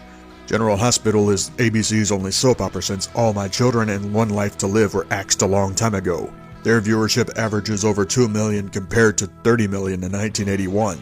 Yeah, soap operas are dead. Anyway, amidst the controversy, ABC garnered 4.6 million viewers for the National League Wild Card Series. Because this was on ABC, the ratings were up on this particular game by 64% compared to 2024. This is exactly why baseball needs to be platformed on ABC and CBS, because they are the bigger network, not ESPN, the cable channel mind you. Let's go to a sport that no one thought would ever come back from the dead, golf. In 2025, golf was up by 22% in the ratings in general. 3 million people watched golf on average, the highest viewership for the regular season of the PGA since 2018. The Masters itself drew a viewership of 12.7 million, with 18 million viewers watching Rory McIlroy versus Justin Rose in a sudden death playoff to win the green jacket. It was a dramatic moment that sustained golf's viewership throughout the season. If the competition and the flair for the dramatics is there again in 2026, I expect golf's general viewership to be at 5 million viewers in 2026. When you are so pissed off at streaming that as a casual viewer you are willing to put down the remote to watch golf, you know that streaming has monumentally fucked up. Could you imagine a Kumu watching golf on local TV after saying no more to streaming? Could you imagine Mr. Bittaker watching golf? That would be crazy. Let's hope the competition on the PGA Tour is a lot more epic than it was last year. 5 million viewers for golf in 2026 is not far-fetched if you think about it. Aside from sports, what else is bringing people back to television? Game shows. You notice that on occasions, CBS will air The Price is Right at night. On ABC, you'll get game shows like Press Your Luck, $100,000 Pyramid, Celebrity Wheel of Fortune, and Celebrity Family Feud. Oh, let's talk about that final game show on ABC for a moment. When Charlie Kirk was assassinated during a rally, the nation was more divided than unified. Jimmy Kimmel made a very insensitive joke that pissed off a lot of people, including network executives. Regardless if the FCC was involved, ABC suspended Kimmel for violating his contract, fearing it would incite riots. It was a justified suspension that was thwarted when Democrats and Republicans pulled the free speech card. In the wake of Kimmel's suspension, ABC aired Celebrity Family Feud to preempt Kimmel's time slot. What was the result of Celebrity Family Feud on late night? It drew amazing viewership. You see, prior to Kimmel's suspension, his show was drawing 1.1 million viewers and declining. Celebrity Family Feud during Kimmel's suspension drew 2.8 million viewers, close to triple the viewership of Kimmel. While it is true that Kimmel's return drew over 6 million viewers, Kimmel's viewership has declined since then, averaging 2.14 million viewers. What is the point of this argument? To prove that if you stop shoehorning politics into entertainment, people are going to watch. They're going to care about the product a lot more if you take politics out of the discussion. Why? Because politics is poison! It don't matter if you're a Democrat, Republican, or third party. We the people do not want to listen to political biases on entertainment-based programs like a sitcom, late-night talk show, or even stand-up comedy itself. It gets annoying. Nonetheless, Celebrity Family Feud on late night ironically brought more people back to late-night TV, and the demand is there. Sitcoms are trying to go back and appeal to young audiences again. The only sitcom to my knowledge that has no political bias is Shifting Gears. There's morals, life lessons, etc. If local TV networks could weed out politics from the discussion in sitcoms, expect sitcom viewership to explode for the first time in 35 years. Dramatic shows are coming back. I expect shows like Law & Order, Elsbeth, Will Trent, and even Best Medicine to lead the way for dramatic shows in 2026. Even with the constant price hikes on Netflix and Disney Plus, more people will be buying antennas like crazy. 2026 is a great time for local TV, and I will assure you that if Netflix and Disney Plus continues its trajectory of screwing over people that want to watch legit entertainment, people will find themselves back to the rabbit ears on their 50-inch 4K TVs ready to consume shows from CBS, NBC, ABC, and Fox. And that is local TV for you in 2026. Until next time, take care of yourself and each other. The following video that you are about to see is a remaster of a video that I originally uploaded on the internet in November 2014. The original video was an aesthetic mess with pauses, stuttering, no screen caps, no citations, and nothing aesthetically pleasing, leading to a very boring video that confused many people. This was the video that started it all, giving me attention from the commentary community thanks to Youngblood Fantasy 91. While some of my points in this video still stand, I agree that the original video was a mess from an aesthetic perspective. Therefore, in this remaster, I will provide screen caps and citations to back up my points. I thought about adding background music and adding treble to my audio for clarity. However, I decided to keep the audio as authentic as possible from 2014. However, I did cut out a lot in an effort to keep the audio flowing. While I did not like Youngblood personally, I will credit him for inspiring me to work harder to make better videos down the line. But this was the video that started it all. Now I'm bringing it back as interesting things have turned up over the years. Enjoy. Hello everyone, and this is Bourg Productions with another episode of an educational series. Today's episode is episode 3, Old Technology versus New Technology. Let's go ahead and start this, shall we? Old technology, a timeless treasure of sorts that are being forgotten in modern times compared to the generations preceding it. New technology, a force in which a good chunk of the world relies on for information sources. Why is new technology overshadowing old technology? We will elaborate on this as time goes by, but let's analyze the proper definition. The definition of technology is the application of scientific knowledge for practical purposes, especially in industry. Technology has come a long way for man since God created the earth thousands of years ago. There are certain technological inventions that are old, but still we use. For example, we use wheels for chairs, cars, bicycles, grocery carts, and games. In all cases, the wheels spin. In my day, seeing wheels spin was pretty fun, and to some, it is still fun to this day. Another example of a technological evolution is the cash register. The United States Civil War veterans James Riddy and John Birch invented the cash register to protect their saloon from employees taking money away out from underneath them. That's right, a lot of theft occurred after the Civil War due to the fact that jobs were scarce. Today, cash registers are controlled by a computer. I see flaws in the modern-day cash register because if the power goes out prior to the checker making a sale, then the cash register will not operate by any means. Another old-school technological invention was the seed cleaning machine. Why was this machine important? Because farmers in the old days, after hours of harvesting, would save their best seeds, clean it, and dry it for the next planting season. It was a way for farmers to feed the country and feed themselves in the long run. What killed the seed cleaning business? Numerous seed companies. Why would I say something like that? Because seeds were being offered to new generation farmers, 20th century farmers, that was getting into new technological advances. Also, new generation gardeners were buying seeds from the companies instead of the farmers. What makes it even worse is that the supermarkets were booming in the 1950s.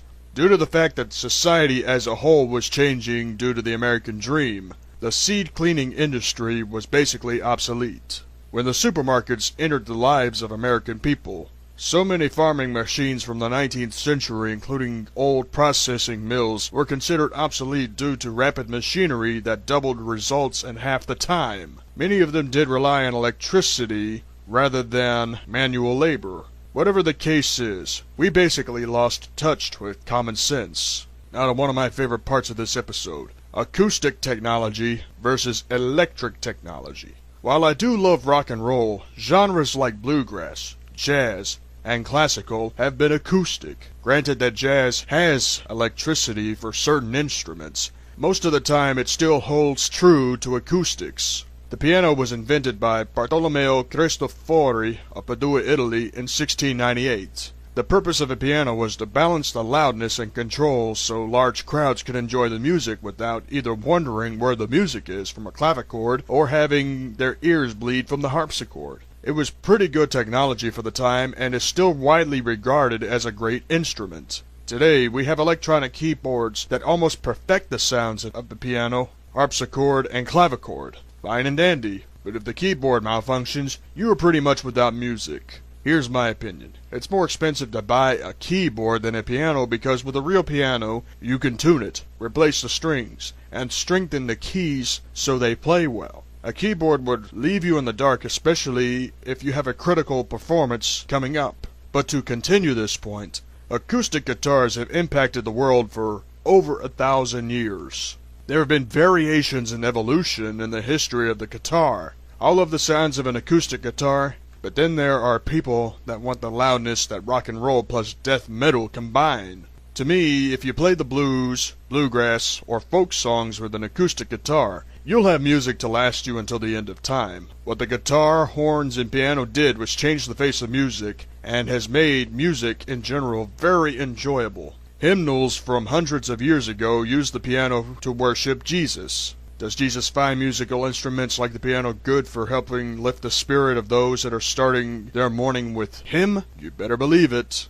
Here's another example of old technology that evolved, and it's still being used today. The telephone. We all know the story about how people use the phone to communicate from a far distance. If you weren't that far, say 100 feet from another person, you would have used cans, tied string knots on the ends of both cans, and would test it out on the street. It was an effective way for people to communicate softly without constantly disturbing the peace. This eventually inspired Alexander Graham Bell to create a technological device that would enhance communication beyond mail. Bell and an experienced electrical designer named Thomas A. Watson made history when sounds were being picked up after one reed was experimented with. Today we have all sorts of telephones, whether they are cordless telephones, telephones that require you to communicate to an operator, corded telephones, which I grew up using in the 90s, and payphones. The infamous of all of them, the cell phone. Why do I hate cell phones? People use them way too much, even on social calls. Because of it, there is so much drama. When the cell phones evolved, there came features on a cell phone which dubbed the smartphone. Why do I refuse to buy a cell phone? Number one, drama. I don't want to hear people griping, crying, threatening, or stalking me while I'm on the road taking care of things. Number two, they cost a ton of money. How can anyone conform to that lifestyle of using minutes that are unnecessary? Social calls are good only on a payphone or a home phone. Number three, people do not use cell phones for emergencies only, and that is a critical thing. However, the companies that provide you the service expect you to use those minutes, or they become worthless. It's a very vicious cycle with cell phones. Now to another form of technology that has been around for so long that going into details on who pioneered the mailing system would take too long. Mail, the oldest form of outside communication in world history. Long before the invention of the telephone, social networking, and all that other good mess, mail was the only way of communicating to an individual far away. A lot less drama back then. Granted, it would take weeks, months, or even years. It was a very good way of keeping up with people, and it was dirt cheap to mail things. Mail was very effective until the beginning of the 21st century. That was when electronic mailing, which is exclusive to the internet, sped up communications with people that were new to the modern technology world. However, certain things you cannot get physically from the internet, so mail still applies, even though it is a struggling business. Now to the saddest part about the whole technological things of life. Reading. In school, they encourage and sometimes force you to read things you do not like. For example, many teachers made me read fiction, even though I was more of a non-fiction type of guy. For example, I read biographies on Walt Disney, Andy Rooney, Bob Barker, Walter Cronkite, Walter Matthau, etc. I've read books on numismatics. A lot of these books I read before I bought my first computer and got access to the internet. You see, social media has a way of insulting the integrity and intelligence of American people. That insult, in my opinion, became known as electronic books. They weren't big in 1999 with Cybook Gen 1, as they are with Amazon Kindle and Barnes & Noble Nook. It changed the way people read novels, articles, and other stuff that I don't care about. Why don't I care about ebooks? Like cell phones, ebooks cost a lot of money and they don't last long. Most of my research does come from the internet because of constant updates and new information. That's the good part about the internet. The bad part is that certain information we look for does not exist as of yet, but somehow you can find certain information in a book that could explain what another person is talking about. The reason why I prefer real books over ebooks is because of the value real books have. Real books are slowly being obsolete thanks to social media and environmentalists that want to conserve every tree. I could rant about environmentalists, but it's irrelevant to this episode. Old school cookbooks that call for saturated fats like real butter, lard, milk, beef drippings after cooking meat makes it seem like we are living in a different generation. You may not find the original, but the copies still carry more value even if the grid goes down. What about a book on numismatics? Some people can learn how numismatics works despite the fluctuation of the value of the dollar. Real books are what children need to expand their vocabulary and function in society. I could talk about television, but television itself is not evil. It's actually social media that's evil. Do I blame social media for butchering the most basic form of technology like books? Yes. Not necessarily the novels, but for shoving garbage down the throats of my generation. Cookbooks were huge back in my mother's day, my grandmother's day, and any other generation preceding them. My brother can cook, my sister can cook, and I can very well cook a good meal. The problem is that when social media told people how to live their lives in their house and encouraged them to go to fast food places, cookbooks became obsolete in America. In other countries, cookbooks are still big business because people in other nations are smart enough to pass on a time-honored tradition to another generation. That's why I would rather invest in a cookbook in case the grid goes down. Finally, we talk about one more thing that is slowly becoming obsolete. Supplies. Not building supplies, but your basic pen, paper, binder, folder, and all that other stuff that kids used to use in school. Why does this make me sad? Because a lot of schools in America are implementing more modern technology over old technology. Paper has been used for thousands of years. It is considered to be the oldest form of technology that is still used, but not as often thanks to social media and environmentalists once again. Who knows about the Declaration of Independence and the United States Constitution? Anyone? They are not just 238-year-old pieces of paper. They are historical documents that guaranteed our rights in this country. Did Thomas Jefferson use a smartphone to write the Declaration of Independence? No. Did James Madison use a smartphone to elaborate on the purpose of the United States Constitution? No. So why are we wasting money on things like an e-tablet, e-book, and other stupid things that would easily malfunction even if you try to take care of it? Television and computers have evolved so much that repair shops are out of business. What is my stance on technology in general? I prefer a desktop computer over a laptop. I prefer a home phone over a cell phone. Pretty much basically it. Anyway, this is Bourg Productions with an episode of an educational series. When you try to stop making videos and people are still problematic even after you try to move forward, there will come a time when push comes to shove. Remember the old saying, an eye for an eye. Or in modern times, fuck around and find out. Well, the day has finally come that I retaliate on this douchebag. For those of you not in the know, a user by the name of DeathCrustPunk has been commenting constantly with negative comments. Even when I did the right thing by ignoring him, he kept popping up. There comes a time when avoiding a comment response is not enough to get them to go away. That's when you realize that this guy is not a troll, but a legitimate douchebag that needs to be called out. And since he has been on my channel constantly on my case, I will go on his channel later for a critique. But right now, let's start from the beginning. How did I come across this man? Well, over a month ago, I made a YouTube post. Basically, I was saying that the internet is a war zone and YouTube is like Vietnam, meaning you have to fight to survive because YouTube is like a jungle. Of course, Punk didn't take it well, not understanding the context, so after this argument, I carried on. Then I decided I wanted to stop making videos because of the frustration of video making. I wanted to stop and move on because I was wasting my time. This should have been the last comment right here. When someone says good riddance, that should be the end of any comment going forward on a channel. But apparently common sense and logic did not register in Punk's head and it was the time for him to move on. Why do I say that? Because he decided to dictate to me what I should do on my channel. Punk, you are not God. Cut the crap, you weirdo. Oh, Let's not forget when I make a random post for my fans, it'll bring up something in a pathetic gotcha moment to try to make me feel guilty. You think I care about my past videos? No. You know why, DeathCrustPunk? Because I don't hide my past actions. I tell people to mirror my videos because even if they are bad, I can handle the heat for my past actions. You getting angry because of my video about segregation in 2018 does not mean jack shit. Nobody likes me. I accepted it a long time ago. You think being a douchebag over my past actions is magically going to put you on the right? No, it does not. Why stop there? Now I want to show you the comments that he made on my videos because this will be a lot of fun. So I make a video about poverty and out of the blue, I get this comment in reference to a joke that I made in 2015 about joining the Ku Klux Klan. Most people that initially heard of this back then just laughed it off. Why? Because what man on the internet openly says that he wants to join the Klan in a serious demeanor? Obviously Punk did not know that if a person joins a Klan, they are silent and just join. When black people are smarter than DeathCrustPunk, you know Punk fucked up.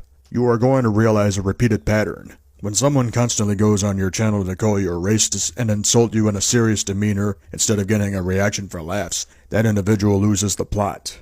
Ironically, I called him a troll and he didn't handle it very well. I tried to discourage my fans from going after him, which is the right thing to do because if I encouraged people to call him out, that would be perceived as low-tier harassment.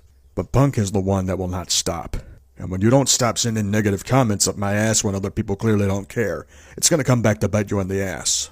Why? Because all the comments that I showed you in this video constitutes harassment. Even when I try to ignore this guy, he would not quit. And it gets to a point where users that I'd never heard of nor seen before have criticized the guy for his aberrant behavior. And since you, DeathCrustPunk, have been on my channel constantly sending negative comments up my ass, it's time to pay you back by going to your channel to see why you are a failure. Now keep in mind, this channel has been around since 2011, 15 years ago. This guy is an adult and he's taking offense to my channel? What a joke of a human being. Oh, it gets worse, because this is his original profile pic. Yes, this is DeathCrustPunk. This is an adult, mind you, going after me just because I say outlandish things. You think I was not going to find out about this punk? So let's go to this adult's channel. All he did was play video games on his computer without a capture card, boring potential viewers stiff because he couldn't bother getting OBS and learning how to program gameplay footage properly. And your streams are so lazy, the only people that watch are people suffering from insomnia. Oh, and let's not forget that your last video was made in October 2025, 7 months ago. And what have you done since this video has come out? Nothing! Absolutely nothing! Exactly. You, DeathCrustPunk, an epic failure of a person, decided to project your hatred on a person that never knew about you, never flooded your channel with hate comments. So I have to ask, what is your damn beef with me to come to my channel and constantly give me hate comments when I did nothing to you personally? I never provoked you into this. Every comment you sent my way, you did it on your own volition, punk. It's gonna stop right here, right now. Own up to the fact that you are jealous because my videos do get views. Own up to the fact that your channel failed to get traction because you failed to put in the work that would have gotten you views. Finally, I demand you admit defeat. Because if you deflect and continue sending hate comments on my channel from here on, more people are going to criticize you. If you refuse to own up to your failures as an adult, I will never show you any respect at all. Many other people will have no respect for you if you are this insecure. Hopefully this adult will own up to his failures and man up. Because this unwarranted hate for me despite not doing anything to him personally is stupid. You are an adult. Grow the fuck up. I'm done talking about DeathCrustPunk. I really don't want to look back on this video in 2016, but when you see all the nonsense that occurred in the commentary community in general for nearly 10 years, you have no choice. I have done a commentary on this before, but that was before everything came to light thanks to 3 people, Akumu, Chuli, and Rinminkins. Because of everything that came to light, I'm ready to tackle this commentary once again. This is obviously a self-commentary, but I want people to understand why I had tremendous heat back then. I'm not saying you folks owe me an apology for how I handled things in 2016. I don't want an apology even from my biggest haters. I don't care. I just want you folks to understand the gravity of why I said these things. Why I nearly threw in the towel from the backlash. I will keep the original audio authentic. After this commentary is over, I will do one final commentary, then be done with the commentary community for good. So here is my commentary from August 2016 called, My Final Message to the Commentary Community. Hello everyone, this is Bourg Productions here with my final message to the commentary community. Who remembers when I made a rant on the commentary community months ago? The reason why I made that rant was because of the hypocrisies, the drag out of commentaries, and the poor entertainment value overall. To try and elaborate this point, I was calling people's hypocrisies for complaining about unfunny skits, yet doing unfunny skits. Another hypocrisy, complaining that they were bullying a user because of harsh criticism, yet doing it themselves while having a bigger following. Those were the examples of hypocrisy. The drag out of commentaries would become more problematic years after. Back when commentaries started in February 2008, commentaries were usually 10 minutes. They were fast-paced and more focused on comedy. Then people started doing 15 to 20-minute commentaries that got annoying. Then in 2014, there were hour-long commentaries popping up. This was before Pondersprocket normalized 2-hour-long commentaries over nothing burger situations. I know this point has gone on for too long, but it proves my point. If you take commentaries too literally, it will ruin the purpose of a commentary, to be fast-paced, informative, and entertaining. While some people disagreed, the rant was a hit. When I left the majority of the internet back in August, I was minding my own business until I heard some things from people on VidBit regarding YouTube. One example is that YouTube promoted a controversial program for people to earn points so they could access cool features before it's released publicly. Another example is how the entire commentary community of all things went down south pretty fast. To put in a nutshell, Mr. Mediger, aka Jim81 Jim, did a video on inflation fetishes on DeviantArt. Then a commentator named Doodletones did a controversial commentary supporting diaper fetishes. This move dragged down the entire commentary community because Doodletones at the time was a very respectable commentator. Because of this commentary, Doodletones proved to be a social justice warrior.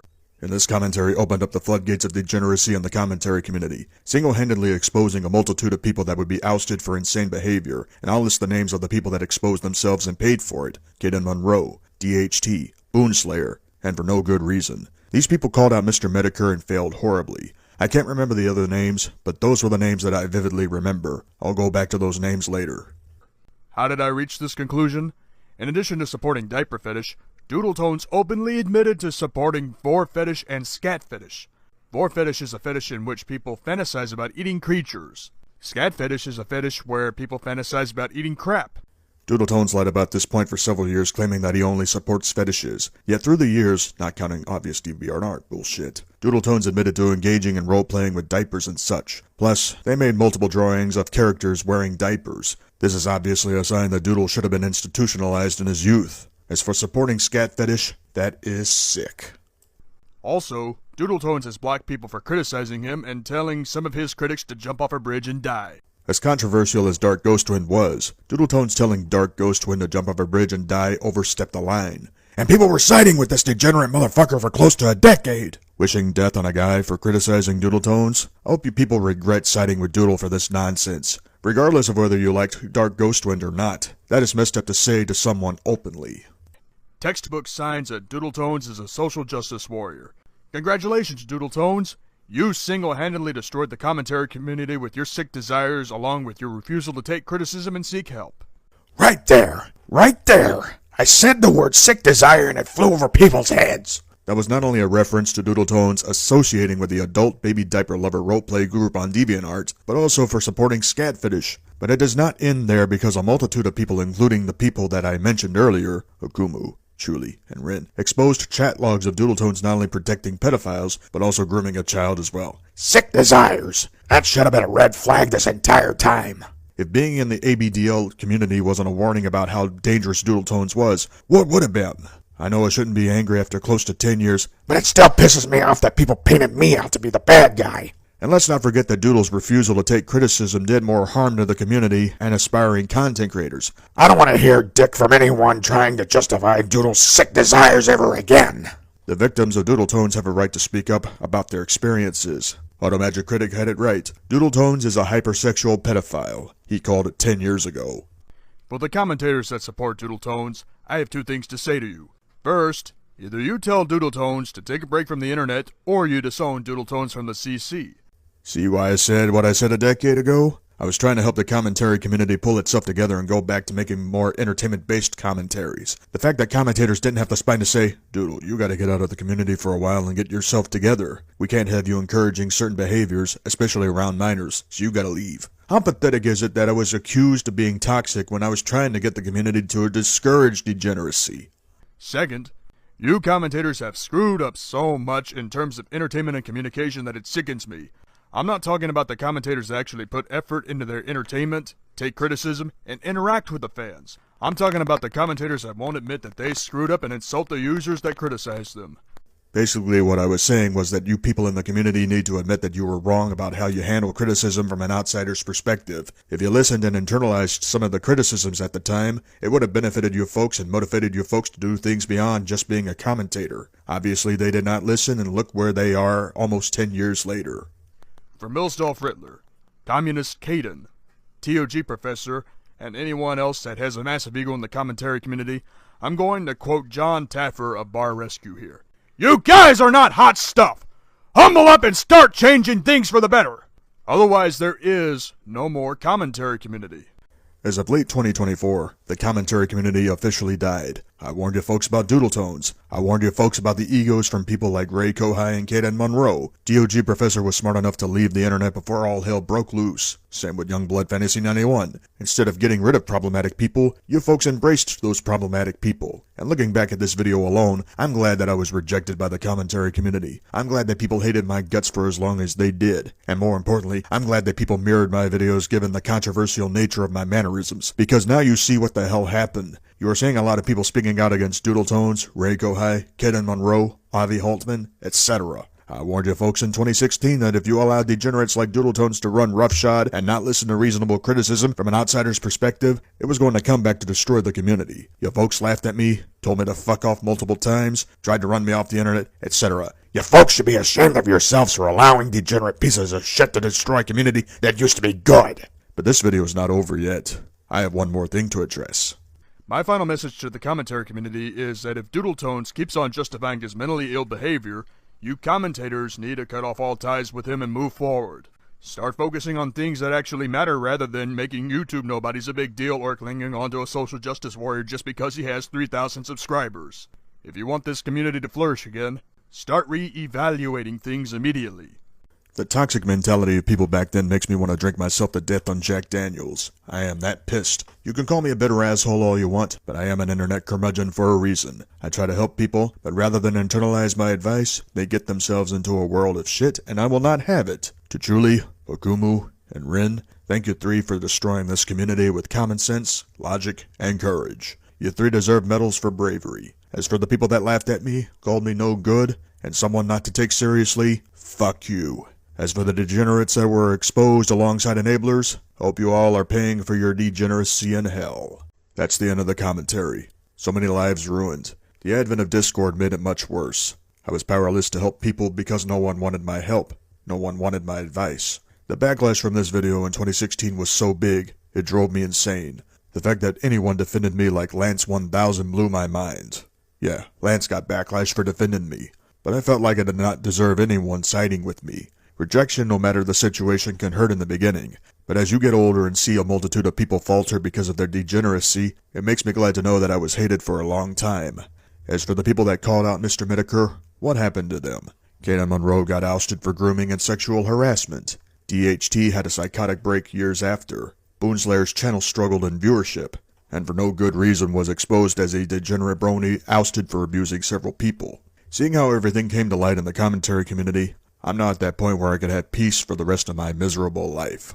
But not so fast. Now with better audio quality, I think it's time to remake my commentary on Doodle Tones' commentary on me from 2016. Because so much has happened since Doodle was exposed for protecting a pedo and being a pedo himself, it's time to go back and finish the mission before I walk into the commentary abyss permanently.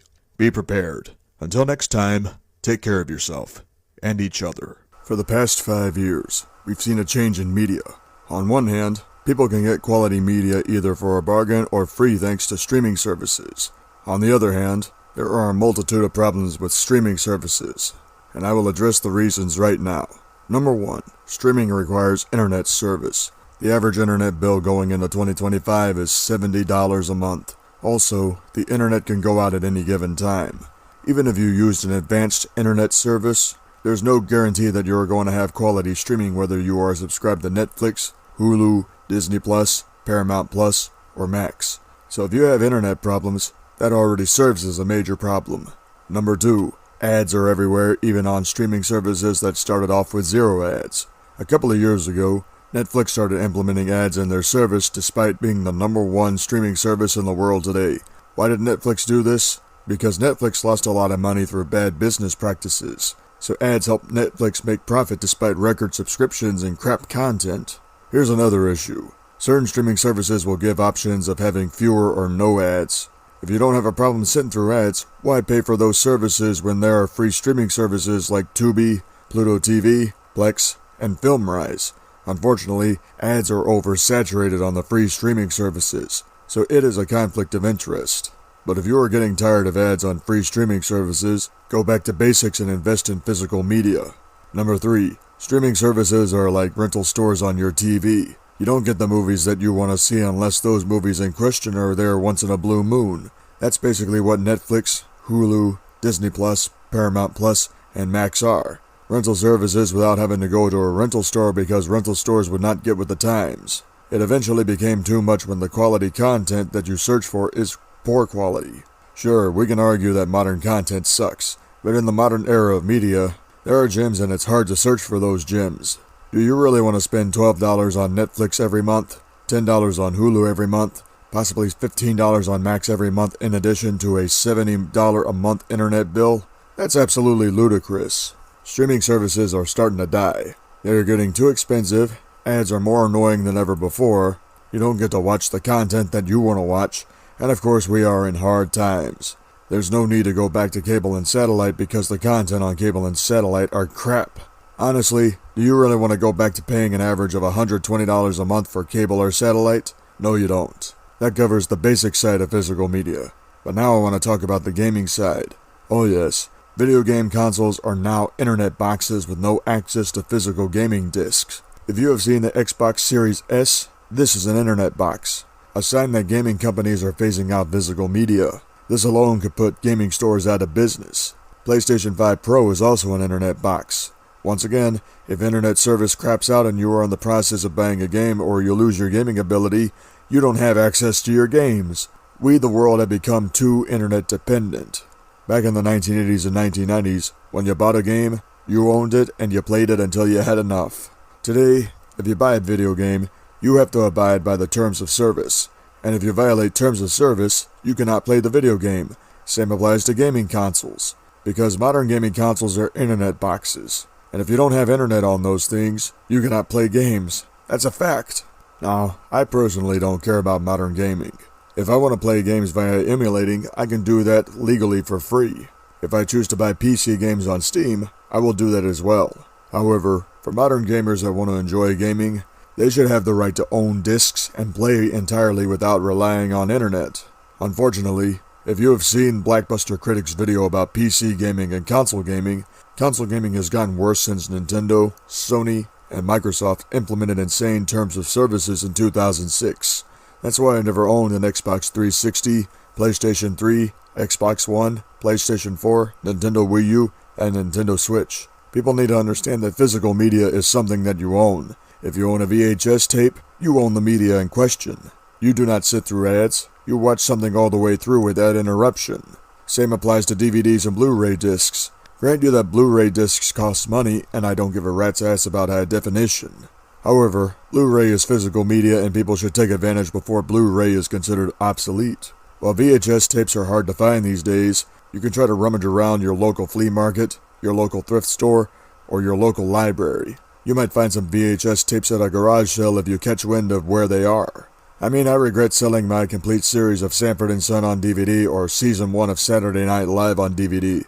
But the times are changing. Physical media is cheaper than you realize. Unless you buy DVD compilations or Blu-ray discs, DVDs are cheap. Even VHS tapes are cheap. Sure, if you build a library of DVDs, it might cost you $250 on the surface, but over time, if you take care of them well, the savings add up. Now compare that to Netflix for $12 a month, Hulu for $10 a month, maybe $15 a month for Max. So let's say you're paying $37 a month for those three services. Alright, multiply that by 12 months. Not counting your internet bill, you're possibly paying $444 a year for premium streaming. Then if you factor in an internet bill for $70 a month, you're paying $840 a year for internet plus the $444 for the 3 premium services. That's $1,284 a year trying to phase out physical media. $1,280 a year for premium streaming services and the internet that is required to access streaming, or $250 for a library consisting of VHS tapes and DVDs. The savings add up if you use common sense and logic. So how do you accomplish $250 worth of DVDs and tapes? Well, you can rummage through garage sales, thrift stores, flea markets, and public libraries.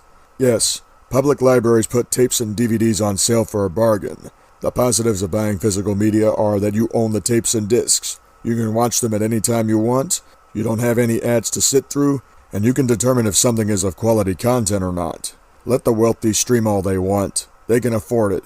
We, the common man, cannot afford to fork over a truckload of money for entertainment.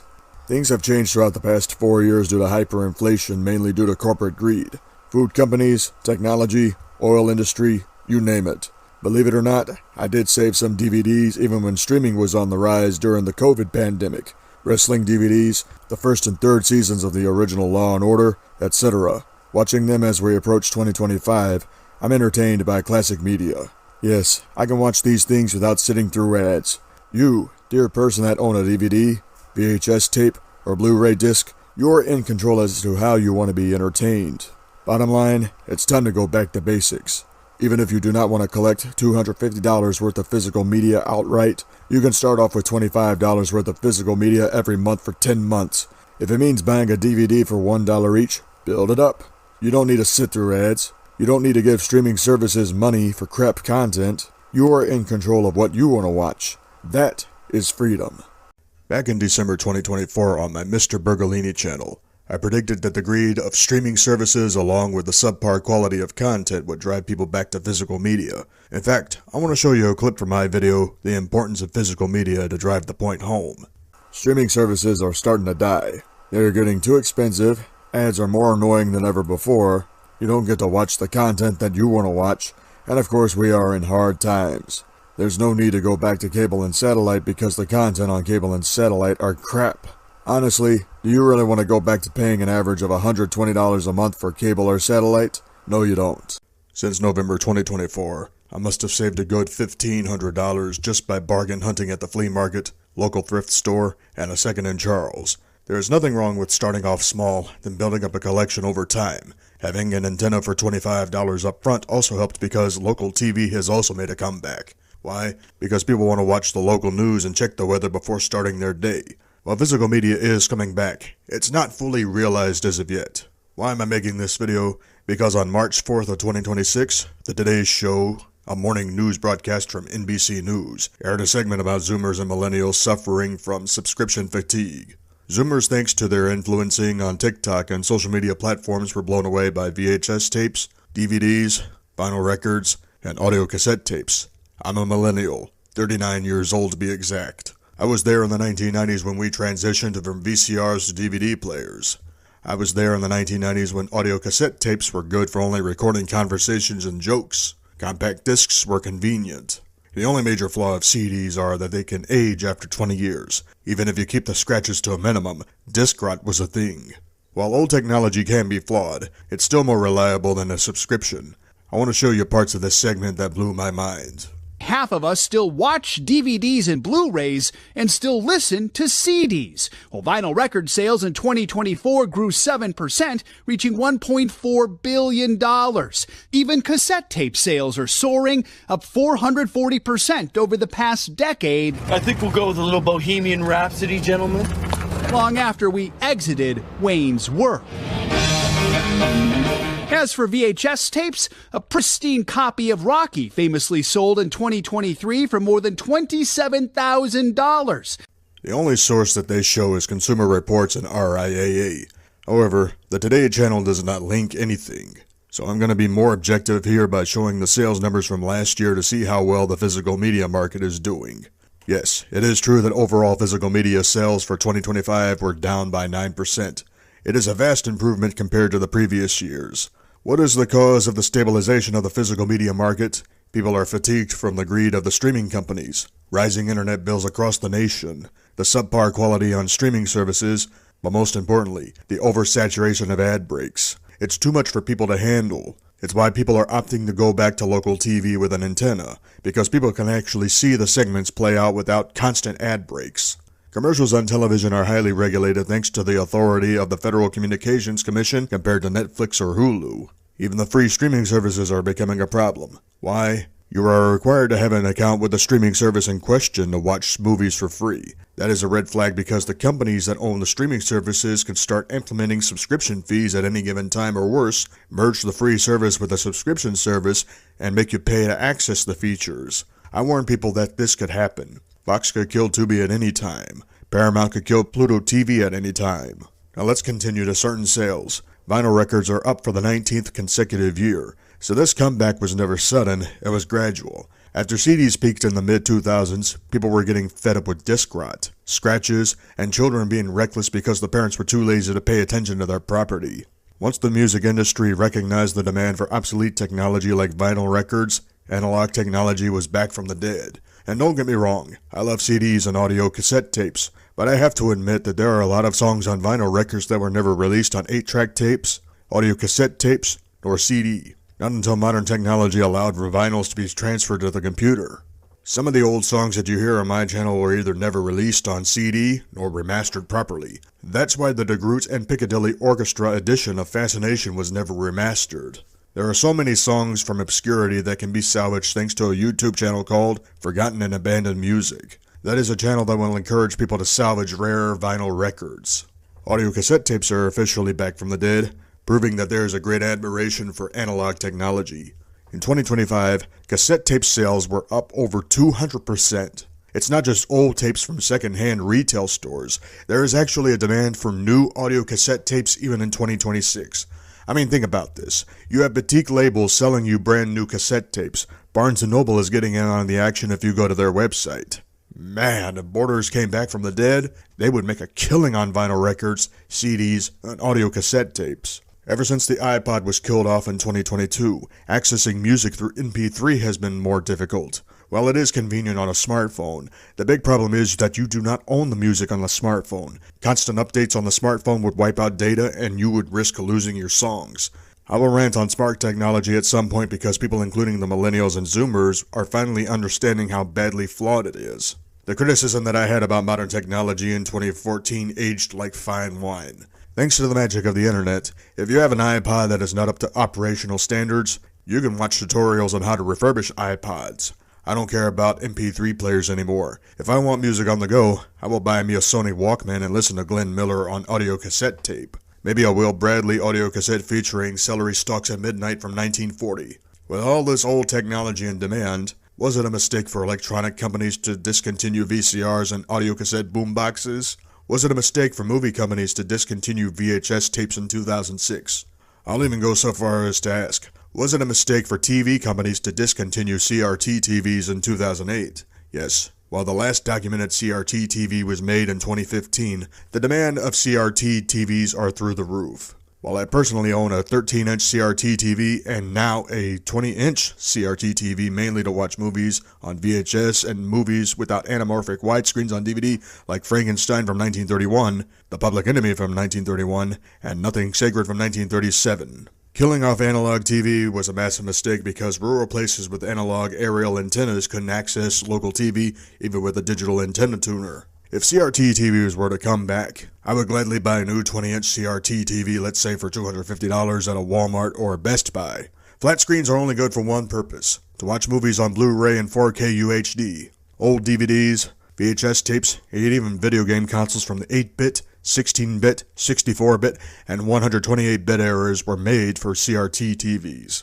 Thankfully, because of YouTube, if a TV goes wrong due to electrical interference from dust or a capacitor needs to be replaced, you can fix those TVs. People are salvaging color TVs from the 1950s and using them to play Super Mario Bros. On them. Imagine that, salvaging a color TV from the 1950s and then using analog transmissions to convert to coaxial to hook up an RF adapter to play Super Mario Bros.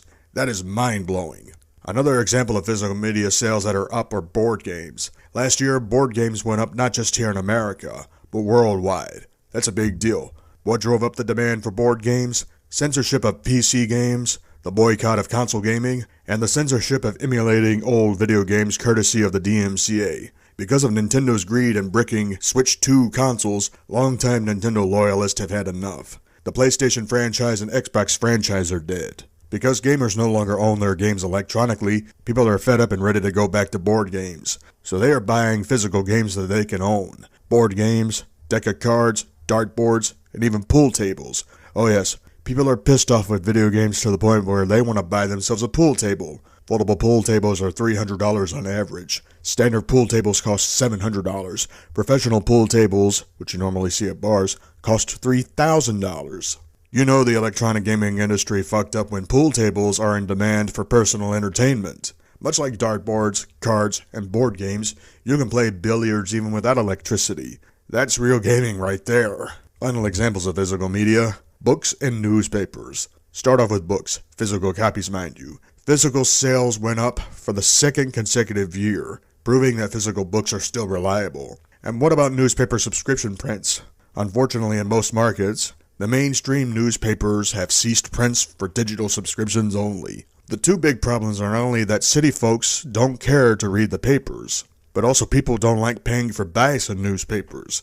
What about independent newspaper subscriptions? It's subjective, but I want to believe that there are a certain group of people about ready to demand prints. Why? Because like books, we want to preserve our news and archive it for the future. Same goes with encyclopedias and dictionaries. We want to preserve words and information regardless if it offends people. In the case of independent newspaper companies, it is important that we do support them by demanding physical prints on our property every week. If you live in a big city that offers independent newspapers, call them up and phone in a subscription provided that they do physically print. That's how you save the newspaper company. Digital news will never be superior to physical prints, especially because digital prints can be pulled at any given time. With physical prints, you can preserve the papers for years, maybe decades. Hell, sometimes people will preserve newspapers for 100 years. Next video hopefully will be an unboxing of my first big order from Movies Unlimited. But this was a video that had to be made because of this news story from today that is a huge deal. Until next time,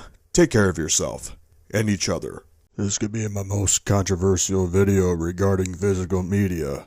As a bargain hunter, sometimes you will buy something that no one else today either knows about or how it works. Take for example, how many people know about mounted hand crank pencil sharpeners? How many people know about audio cassette players? Sometimes people will buy certain technology without understanding how it works. Same thing applies to physical media.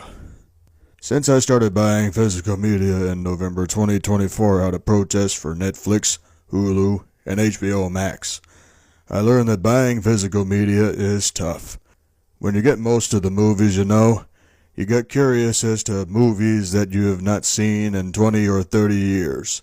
And there are movies that you discover that you never heard of nor seen before. I can't tell you the amount of movies that I blind bought at my local flea market nor local thrift store. I've blind bought numerous films like Hoosiers, Unforgiven, The Public Eye, Seabiscuit, Crazy Heart, Conviction, Promised Land, Midnight in Paris, and Downtown Abbey the motion picture. While Promised Land is a little outlandish about environmentalism, I enjoyed it. I've never seen the British series Downtown Abbey, but I heard about it. So when I bought Downtown Abbey the motion picture brand new for $2 at my local flea market, I caught on to the movie rather quickly. Yes, I admit that it would have been wise to buy the TV series on DVD before buying the movie on Blu-ray. How do you know if a blind buy is good? Multiple factors. Strong synopsis, epic trailer, clips of the scenes, great cast. Well, wait a minute. What if the synopsis is not good enough to convince you to buy the movie? Then you look at clips on YouTube. But what if clips are not available? Look at the cast members. If the cast is not strong, then you gotta walk away from buying that movie. Most blind buys can be worth buying depending on two factors: the synopsis of the film and the price of the film in question. If you blind buy a Blu-ray of a movie for $2, but the movie sucked, nothing is lost, it's just $2. But if you bought a Blu-ray movie that you were curious about for $40, then the movie turns out to be bad, you would feel pathetic for the blind buy.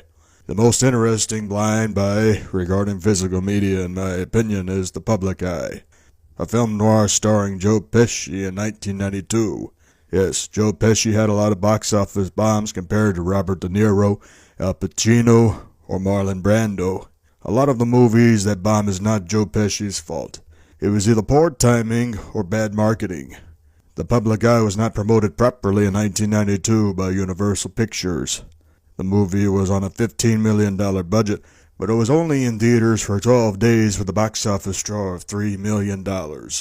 Unfortunately, the movie on October 16, 1992 had stiff competition with The Candyman, a horror film, and Consenting Adults, a thriller film. Had this movie come out before Thanksgiving 1992, it would have been well placed. Anyway, I saw that The Public Eye was a tribute to film noirs of the 1940s starring Joe Pesci as a freelance photographer. That alone should convince people to watch the film. But what made the film good was the story about a freelance photographer getting ganged up by the Mafia and the Federal Bureau of Investigation. So yes, I highly recommend that film. Then there was a film that was discovered on a person's physical media collection from 1977 called The Late Show. Yes, the same name that David Letterman used for his signature show on CBS in 1993. That is a film noir starring Art Carney, an actor known for his role in The Honeymooners, and Lily Tomlin. The color era of film noirs did not get enough love, especially in the modern era of cinema. The Late Show, Dick Tracy, and The Public Eye. Let's hope Warner Archive releases a Blu-ray edition of The Late Show this year. I thought Hoosiers from 1986 was an excellent blind buy for $2 because of the story of a basketball team from Indiana. Gene Hackman's performance as a basketball coach made the movie highly entertaining. I still have that Blu-ray and easily I could watch it again. So blind buys are risky. If you blind buy a bad film, tough luck, man. Shit happens. You never know with blind buying if you don't have a strong synopsis nor YouTube for clips to your advantage. Now I will list the cons of blind buying physical media. You never know if the movie is good or not. If the movie is bad, you feel guilty for wasting money. Now to the pros of blind buying physical media. You could be entertained with the movie if the story and cast members are top-notch. You'll have a reason to recommend said film to friends in said communities. It will sharpen up your ability to bargain hunt. It will inspire a new generation of bargain hunters. So if you buy a film that you have never seen or heard of, beware of the risk involved. If the movie sucks, do not get discouraged. Just think about it a little bit more. With that being said, all the blind buys turned out to be good films. I will personally recommend these films. Here we go. Hoosiers, Unforgiven, The Public Eye, Seabiscuit, Crazy Heart, Conviction, Midnight in Paris, Downtown Abbey the Motion Picture. Any more blind buys that turn out to be good, I will recommend those so you know. It's better to know what movies are good than you having to blind buy the films. Until next time, take care of yourself and each other. The era of QVC and Home Shopping Network are dead. People are fed up with Amazon, Temu, and eBay selling cheap items at ridiculous prices. Sure, we can argue about Temu prices thanks to tariffs, but even then, the goods look way too cheap to justify spending a fortune. I never ordered through Temu and never will. I would not even trust Etsy, which used to be exclusive for selling homemade goods. Because of this and the post-era COVID pandemic, people are done sitting on their asses ordering low-quality goods. So two things are coming about. Number one, they are hiring people that know how to build them quality goods. Take for instance this physical media shelf. I had this thing custom built for $50 by my uncle, and I'm willing to do business with him again down the line. Number two, and this is the focus of the video, people are getting out of their houses to go bargain hunting. The fun of bargain hunting is whether you are nearby for a garage sale, a yard sale, or even secondhand retail stores. What do I mean by secondhand retail stores? Retro gaming stores, retro music stores, and even imitators of Blockbuster Video for the sake of nostalgia. Second & Charles is a popular secondhand entertainment store. They sell books, music, movies, video games, and novelty items. It's like what Funko Land used to be, plus a lot more, because Second & Charles does sell Atari games. I've seen this at my local mall years ago. Flea markets vary, but sometimes they will sell books, music, movies, games, and novelty items. They also sell tools, clothes, pots, pans, and sometimes canned goods for a bargain. Thrift stores are popular mainly because you can get pants, dress shirts, and even shoes for a bargain. I refuse to pay $75 for a new pair of shoes when I can get decent shoes at the thrift store for $10 or less. I buy slacks at the thrift store for $5. I buy dress shirts usually for $3 as opposed to $60 at retail stores. If I bought me a suit at the thrift store, it would only cost me $20 rather than $200 or something. I've seen coffee mugs sell for 25 cents, ceramic and porcelain plates for 50 cents, platters for $1. The most challenging physical bargain hunts are garage sales. Why? Because garage sales are difficult to find in these hard times. They used to be very common in the good times. Unfortunately, since the COVID pandemic era, garage sales are harder to find because a lot of people are not willing to part with their stuff. It's hard for buyers looking for a bargain. Hell, sometimes people are not willing to throw away pants or dress shirts because there are holes. Instead, they will buy a thread and needle and sew their clothes back together. I get it. But when it gets to a point where you have to sew the clothes that you own to make them last longer, that's when you know you are in hard times. When you can no longer afford to use a washer and dryer because the electric bill is too high every month, you are in hard times. When you have to switch from a big electric range to a small propane stove, you are in hard times. Not being able to find garage sales in your city is a major indication of hard times. That's why bargain hunting is usually best at a flea market or a thrift store. Because if garage sales are a rarity, that means communities are in hard times. The purpose of a garage sale or a yard sale is to get rid of stuff while building up a microcosm. In my case of hard times, work was scarce due to weather conditions and it put a dent in my wallet. That is the reason why since December, I haven't been able to continue expanding my physical media collection until now. However, when May is here, I'm officially out of hard times. I'll have enough work to get me out of hard times. Learning from my own hard times is why Tricks to Surviving Poverty is one of my most popular videos on YouTube. Because the internet costs money. The average internet bill is over $100 a month. If you turn off your computer, cancel your internet service, and go back to basics, you can knock off $50 on electricity and put $100 back in your pocket because you have no need for internet. Is it possible to bargain hunt for old cell phones that you can reclaim with a modern SIM card? I'm not saying old cell phones are a total waste. You just need to find out what signal the phone gets. You just need to find out exactly what SIM card is needed to activate the phone. Then you'll have to figure out which prepaid service you need to access the minutes on the phone. Why would people bargain hunt for old cell phones? Because today's cell phone dealers are crooks and smartphones don't last long. Now compare that to a 2G phone. I don't know if you can get them to work, but your best bet in bargain hunting is to get a 3G phone service. 4G was a mistake and 5G is a massive waste of money. As for music while you're on the road, portable CD players are discouraged. However, modern folks will either bargain hunt for a refurbished MP3 player or an iPod. Long before 5G cell phones, the iPod in 2004 revolutionized music. You got to pick the music that you wanted, but you had to have the iTunes app, then buy songs on iTunes. I used to buy music on iTunes all the time before putting it on my iPod. Why do people admire the iPod, but not the 5G smartphones? Because with the iPod, you own the songs. On a 5G smartphone, you can lose your songs thanks to the phone constantly updating. The iPod and the Sony Walkman are the top devices to bargain hunt to listen to music while on the road. If you could find either of these at your local flea market, test it out before you buy it. If it works, good for you. If it does not work, don't buy. I doubt you could find these devices physically at a Second and Charles. Cookbooks are always available at a flea market and a thrift store. If you have diabetes and you need a cookbook to help you manage your disease better, look at recipes to make sure.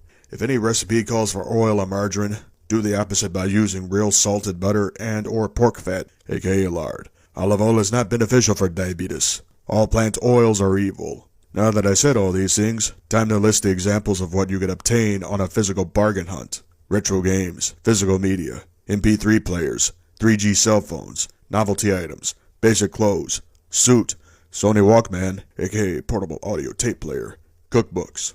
So here's my challenge to people that regularly order on Amazon. Find out what hours your local flea market operates.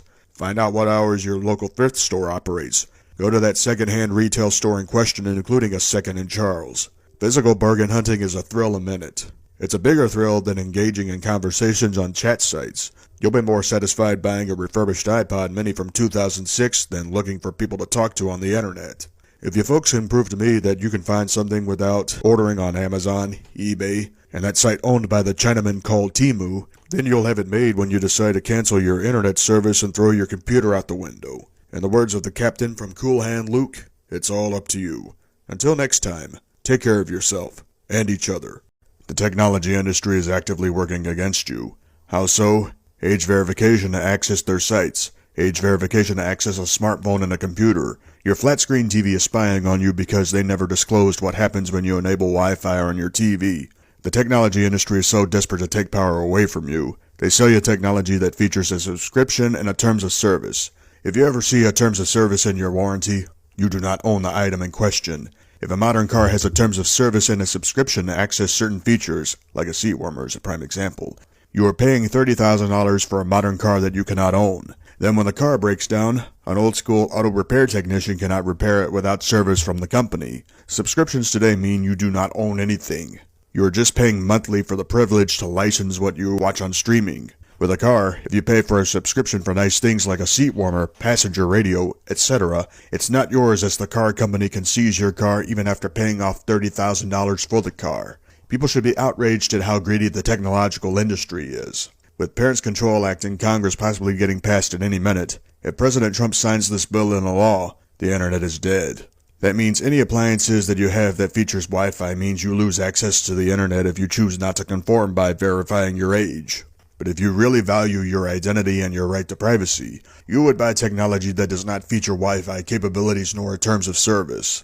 What are the technological things that you can buy which corporations and the government cannot take away from you? Pay attention. Number 1. Typewriters. Before the advent of personal computers, typewriters were the way to write stories before submitting it to the newspaper companies. While typewriters ceased production officially in 2009, old-school typewriters can be repaired and properly serviced with ink ribbon. Now wait a minute, Bourg. Where can you buy ink ribbon for old typewriters in 2026? Ribbons Unlimited is the best option, and I will leave phone numbers for a couple of places to order ink ribbons. It would make sense to call them up if the internet is dead. Another place to order ink ribbon is typewriters.com, but you can write down the phone number and phone it in as well. So those phone numbers again will be available in the description. With old school typewriters, you could write without the need of internet nor age verification. Number 2. Stationery. I've talked a lot about it on other videos, but to put it in a nutshell, stationery is paper, writing utensils, envelopes, stamps, etc. Number 3. Physical media. I made numerous videos. I'll link one video in the description to save time. Number 4. Furniture. Any couch that has no computer nor electronic connections is a furniture that you own. I would advise you never to buy furniture brand new at a furniture store. Get a thrifty nickel ad or read the classifieds under miscellaneous. Go to a thrift store or your local flea market. You can buy a couch for $50. Number 5. Tin can phones. All you do is save 2 tin cans, get a string, and string up the ends. That way if you have kids, you don't need to give them a phone to text them. If you speak to them into the can, you communicate for free without raising your voice. Better to have a homemade phone for pennies on the dollar that's always reliable than a $2,000 iPhone that constantly updates and can be unreliable. Number 6. Board games. With console games officially dead and PC games getting censored like crazy, I'd be pissed if I paid $40 for a PC game just to have it pulled out from underneath me. I'd be more pissed if I bought a Nintendo game for $120 and I can't play the game due to the Switch 2 getting bricked. With a game like Monopoly for $15, I can own the board game. There are no computers, no Wi-Fi, and no terms of service. All you do is read the instructions on how to play the game and that's it. You own it. Same applies to a deck of cards. You just figure out what game you want to play and that's it. If you know how to play darts, dartboard is easy. If you know how to play billiards, buy a pool table. All of these games have no computers, no Wi-Fi, and no terms of service. You own them. That is freedom. Number 7. Garden tools. If you have a hoe, a rake, and a shovel, you have it made. If taken care of, those tools last a lifetime. You think technology companies will make you sign an agreement to buy a shovel for $25 just to take it away from you? Hell no. You own the tools. Number 8. Calendars. Physical calendars used to be fun to own, especially if a man was single. They had either calendars including women that modeled for Sports Illustrated swimsuit, or they had cars of the month on their calendars. Preferably the cars of old were more desirable to alpha males because cars last longer than women. These type of calendars are physical and require no agreements. You own the calendar. Number 9. Books. The technology company tried to make books obsolete thanks to electronic tablets like Nook, Amazon Kindle, and the iPad from Apple. However, if you bought an e-book, there's a terms of service. So it don't matter if you bought a book from Audible, the Apple Store, or any place else. If a book was considered controversial and got pulled, you lost access to the e-book. Then the tablets themselves had short lifespans. Today, physical books are in demand with no computer, no Wi-Fi, and no terms of service. You own the books. Number 10. Newspaper prints. While newspaper companies do pull digital copies of their newspapers from email if there's a flaw in the stories, the physical print cannot be taken from you. Once the physical newspaper is in your hand, you own the paper. No newspaper company worth their salt would seize your physical copy regardless of how much you pay for a subscription. So never subscribe to digital copies of a newspaper. Get the newspaper print. Number 11. Catalogs. If you request mail order catalogs or buy a premium catalog that is good for the entire year, you own the catalog.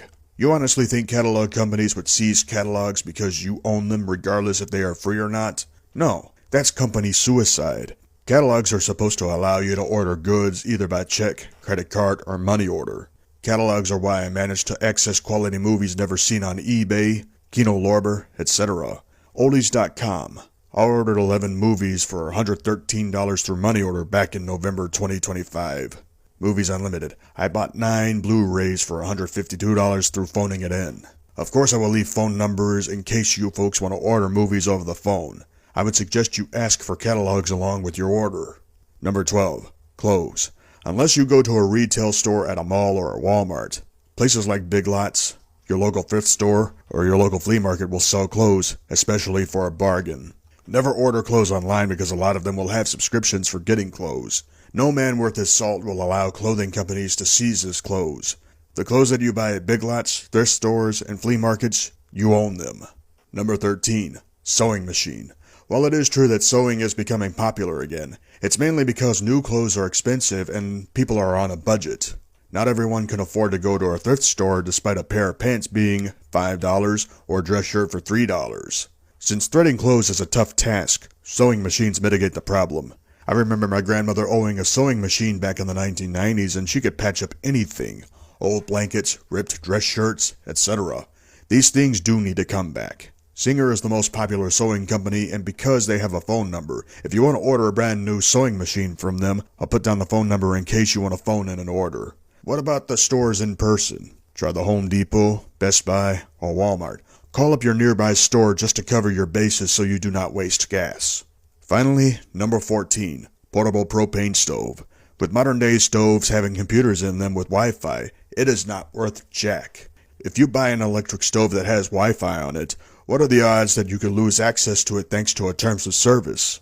And while you can buy a gas stove, you gotta make sure it does not contain Wi-Fi. While technically you can light up the stove manually with a lighter, it still will not stop the companies from seizing your stove if you agree to the terms of service. So here's what you do. Start off with a small portable propane stove hooked up to a 20-pound propane tank. Save up until you can afford a big propane tank and have the lines hooked up to the kitchen, utility room, and whatever room you need for heating. Not only will you be able to cook a meal regardless of power, but you could also access heating in the winter even in the midst of a winter storm. I mean, if a propane heater could keep me warm during the Gulf Coast blizzard of 2025, it could keep anyone warm. But if you decide to go more old school, get a wood-burning stove.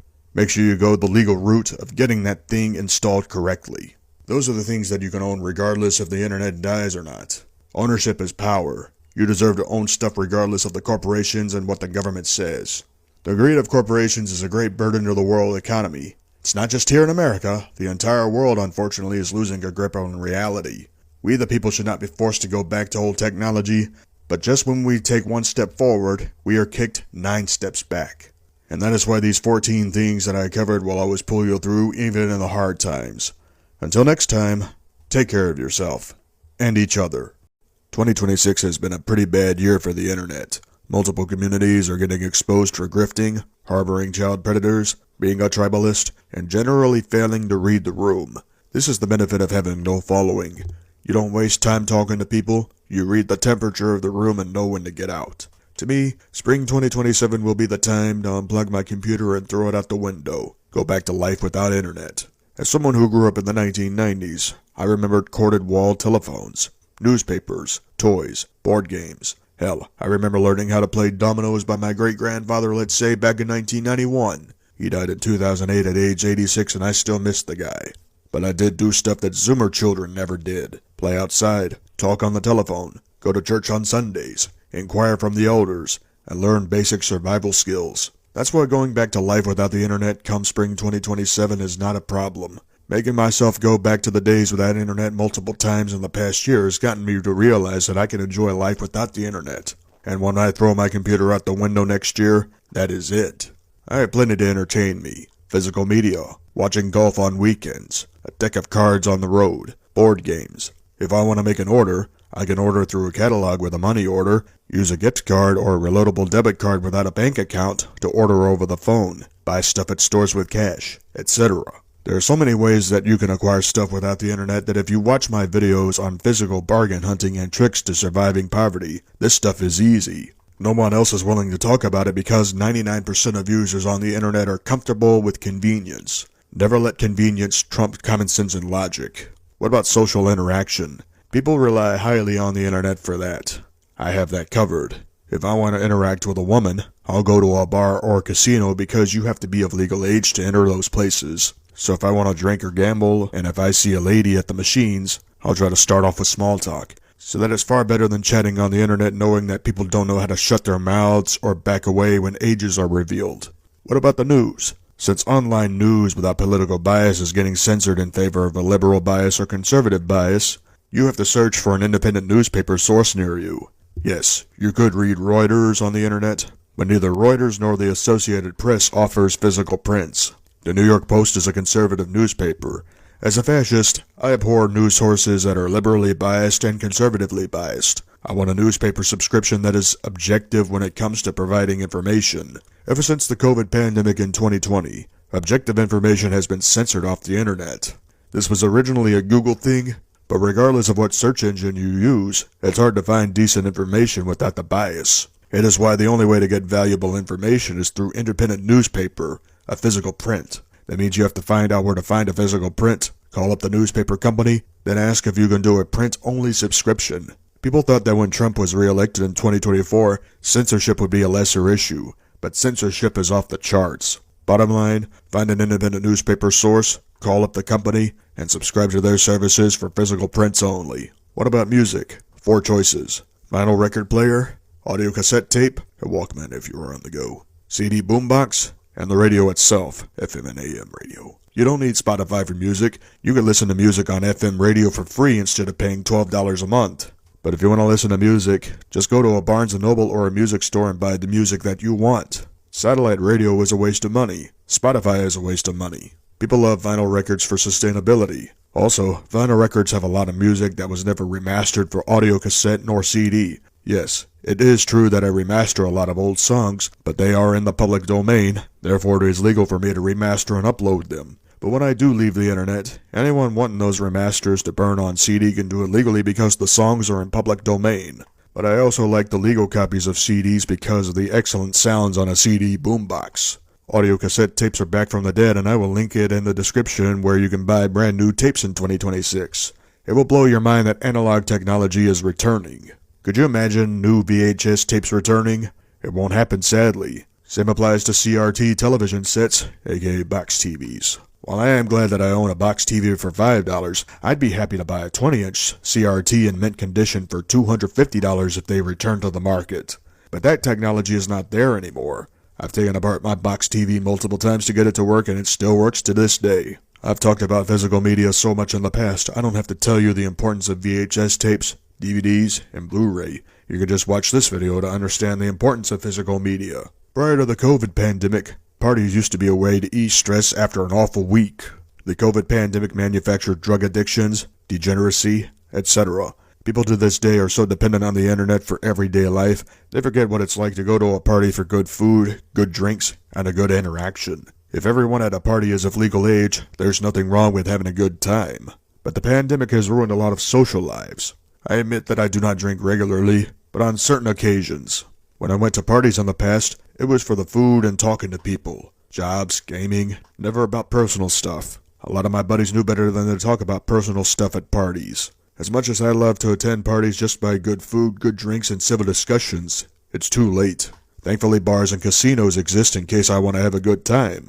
So I don't need the internet nor chat sites when I can get off my fat ass and go out for a good time. So adapting to life without the internet long term is easy. It's the short term that you have to survive. As a person that spent 7 days off the internet one time and 9 days off another time, the short-term adjustment is hard. But if you can survive 3 days without the internet, your eyes will open up and you realize that you have a social purpose. You start off small, then try multiple times until you realize that you can do this. Once you realize that you can do this, you'll be ready to throw the computer out the window when you're done with the internet. Before we conclude this video, let's summarize how you can adapt to life without internet. Go to physical places to bargain hunt. Flea markets, thrift stores, or secondhand retail stores. Order stuff through catalog, magazine, or newspaper. Use a check, a money order, a gift card, or a reloadable debit card to make your orders. Use the Yellow Pages, aka a phone book, to order food, pizza, burgers, Chinese food, etc. Buy your groceries in person at a supermarket instead of ordering through grocery apps. Invest in physical media, movies, music, board games, books. Buy a stereo to listen to music or radio for free. Organize a gathering for you and your friends, since most people can't afford parties anymore. Go to a bar or casino to socialize with the general public. Subscribe to an independent newspaper that is printed for uncensored information. By doing these things, you can go without internet. It's better to talk to people in real life that you know instead of talking to people online that you have never met. Unless they want to meet you in person, don't waste your time talking with them nor being open with them. The people in your personal life off the internet will matter a lot more than mixing it up with someone that you don't know. Take for example, there are a lot of people that I respect online, but I don't know them because I never met them. Even though I will miss these people next year, they got their lives and I got mine.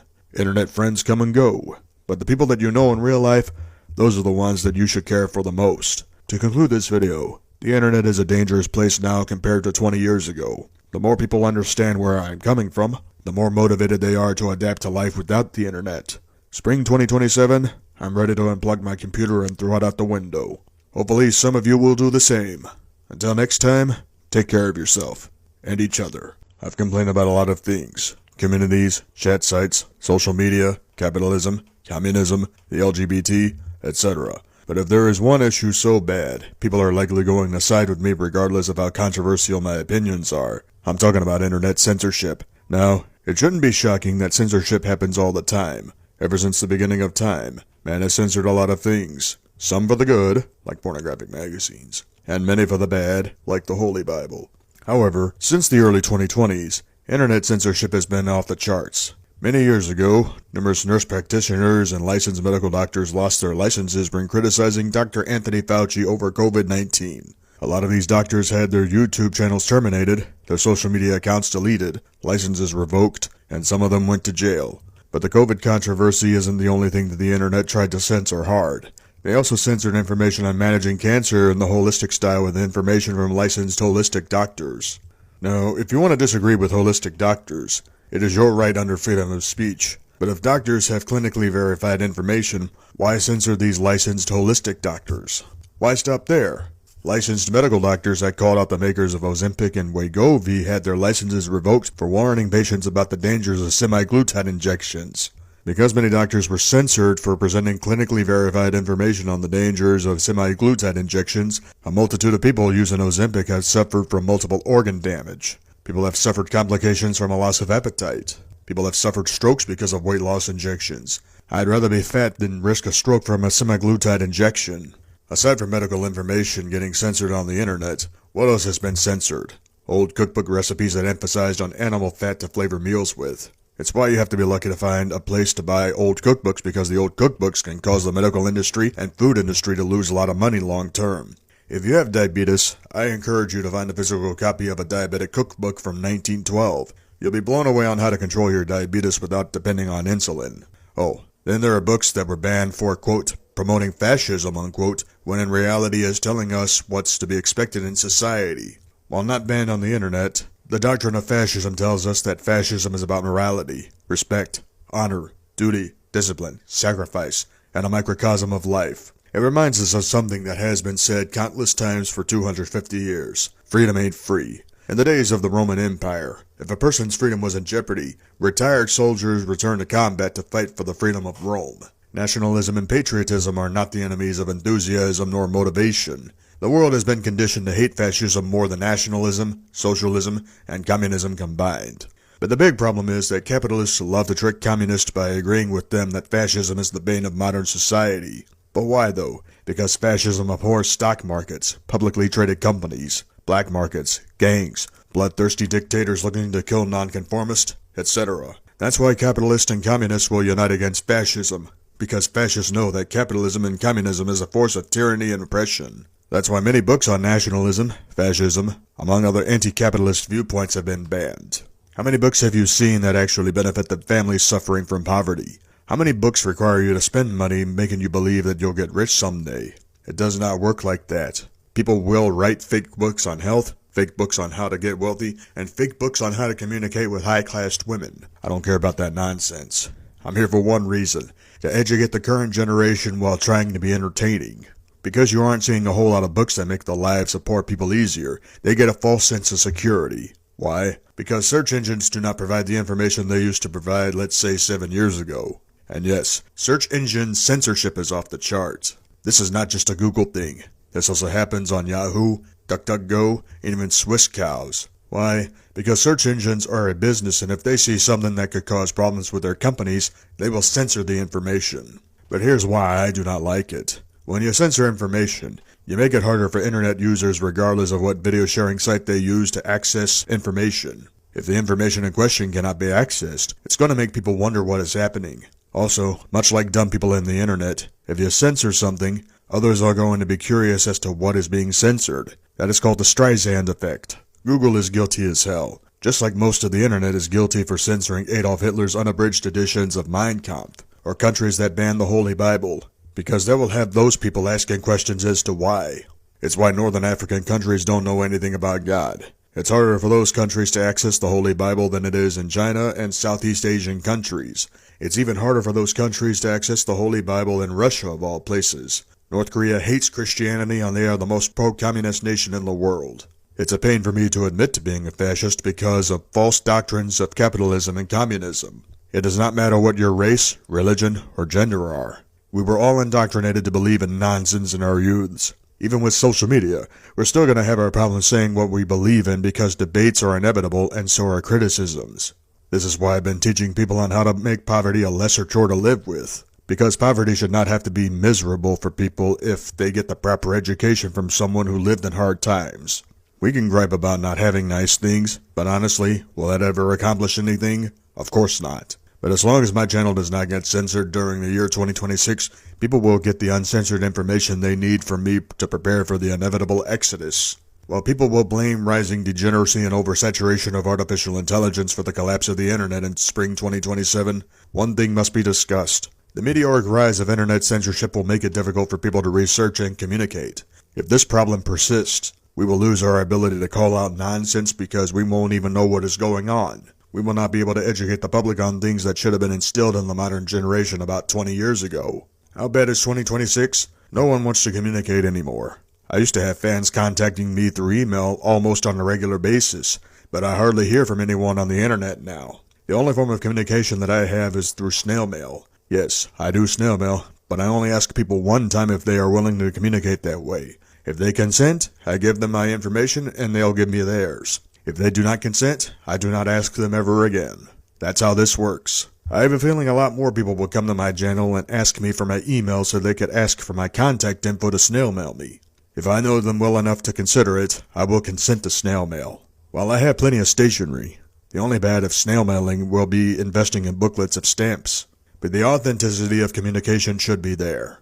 You know why I've withdrawn from a good chunk of the internet for nearly 3 years? Because the internet as a whole consists of a bunch of crazies that make me want to cancel my internet service and throw my computer out the window permanently. Fighting internet censorship is a losing battle considering that we try to help people, but they don't want our advice. We warn the public about degenerates running roughshod on multiple websites, but instead of running them off the internet, the degenerates are actually getting a following. It sickens me that we have gotten to this point where people are not holding internet companies accountable for the rampant censorship of information. We're almost getting to a point where people are willing to go back to the old ways of gathering uncensored information. I'm talking about old articles from Popular Mechanics, the National Geographic magazines, encyclopedias, dictionaries, and newspapers. Oh, this is the main event of this video, newspapers. I'm noticing something disturbing that we may want to start raising hell about immediately, the censorship of physical prints. I'm not joking about this. I'm going to give you a couple of examples to show you how alarming this is. The Atlanta Journal-Constitution, a huge newspaper company for Atlanta, Georgia, put an end to printed newspapers officially on December 31st, 2025. Since then, the Atlanta Journal-Constitution is a digital-only subscription company now. Why is this bad? Because if you get a newspaper through email, if they decide to censor a story or fix flaws, etc., that's not good. When a newspaper print is in circulation, whoever buys the newspaper owns the story, which means if you want to archive that story, the story is uncensored regardless of opinion. Now to another example, the Pittsburgh Post-Gazette. After 240 years, the newspaper company was forced to shut down entirely. Why exactly are newspaper companies shutting down? Well, conventional wisdom says television and the internet. Unfortunately, there's something that is not being told. The people running those newspaper companies are not being accountable for the stories that they print.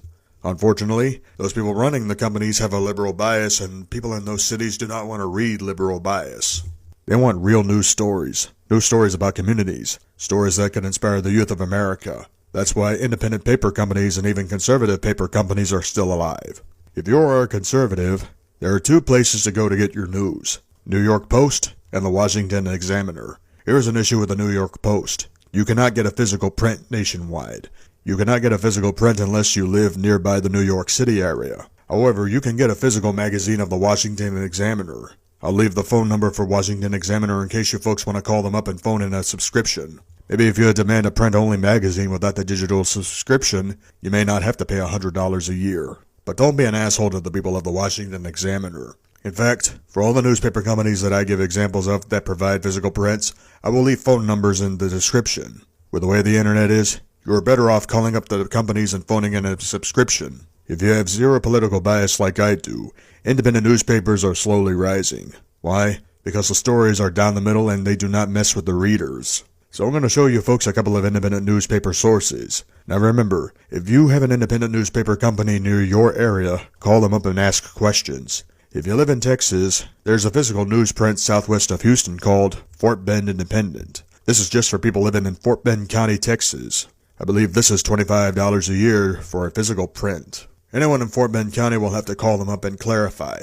Or how about if you live, let's say, in Nebraska? There's an independent newspaper called the Grand Island Independent. You can call them up and see if they will deliver in your town. If not, ask them what company you should call for a print subscription. Since I live in East Texas, I personally intend on subscribing to the Examiner, an independent newspaper company from Beaumont, Texas. For anyone living in East Texas, a 1-year subscription is $50, a 3-year subscription is $135.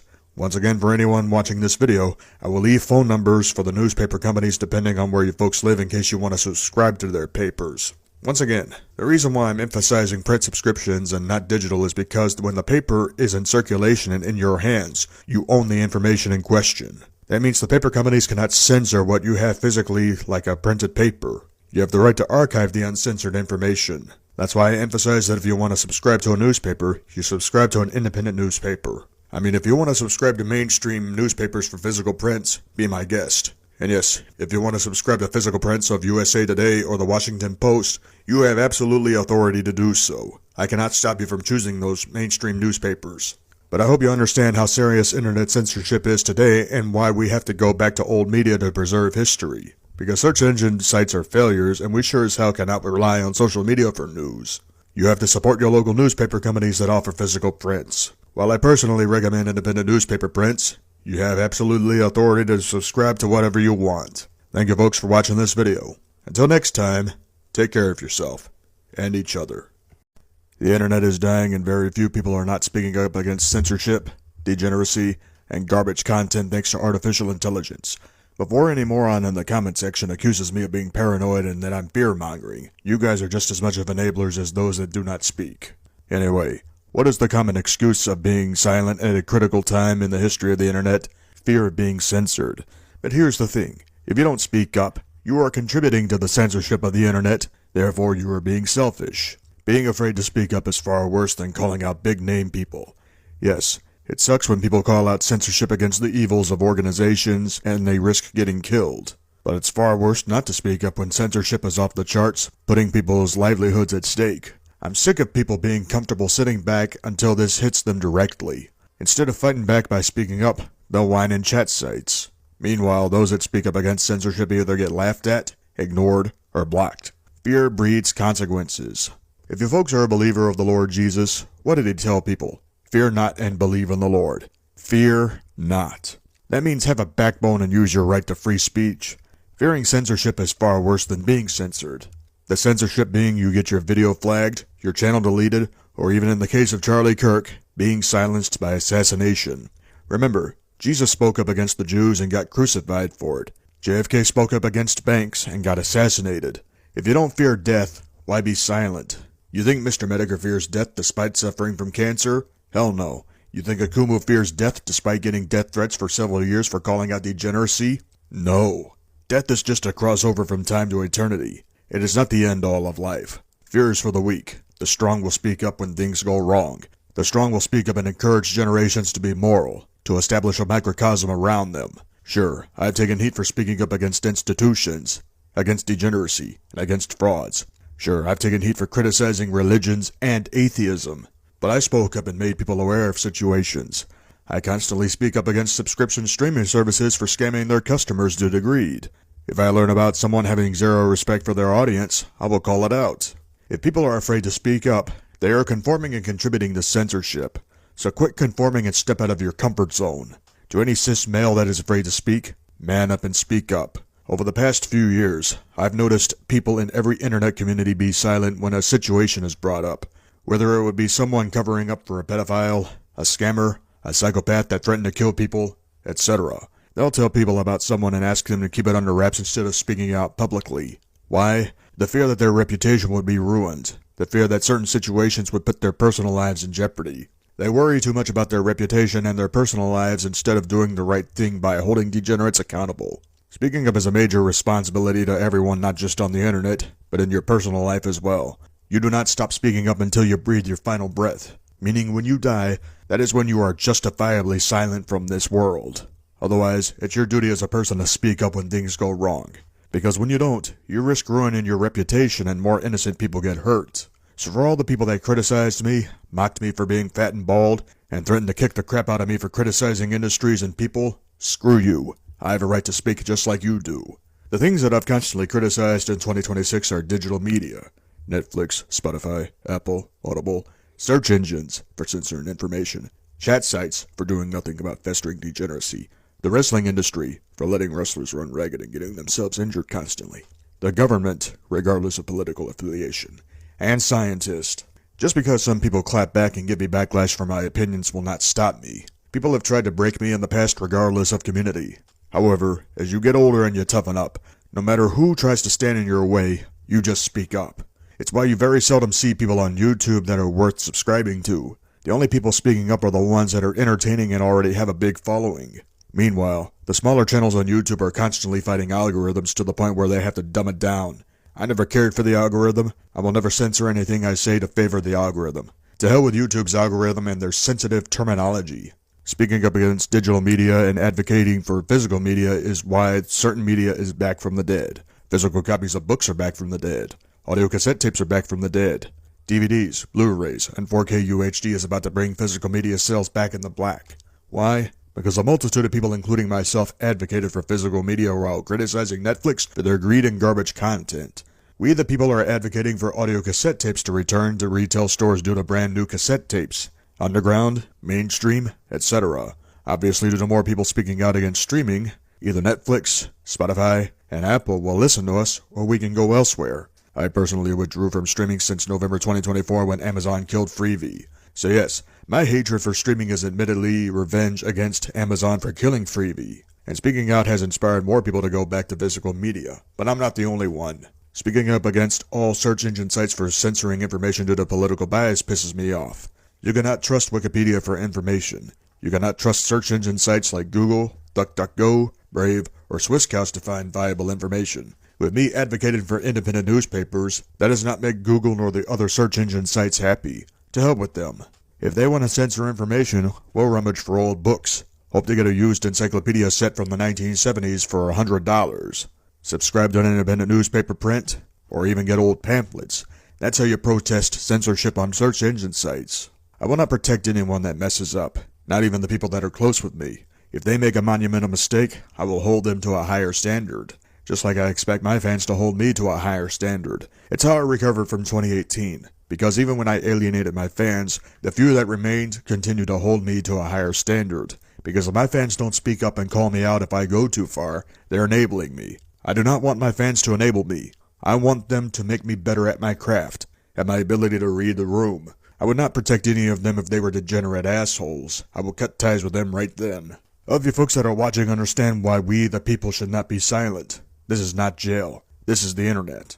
While we are entitled to the right to remain silent, the internet is not the forum to be silent. We need to speak up before censorship and degeneracy destroys the internet entirely.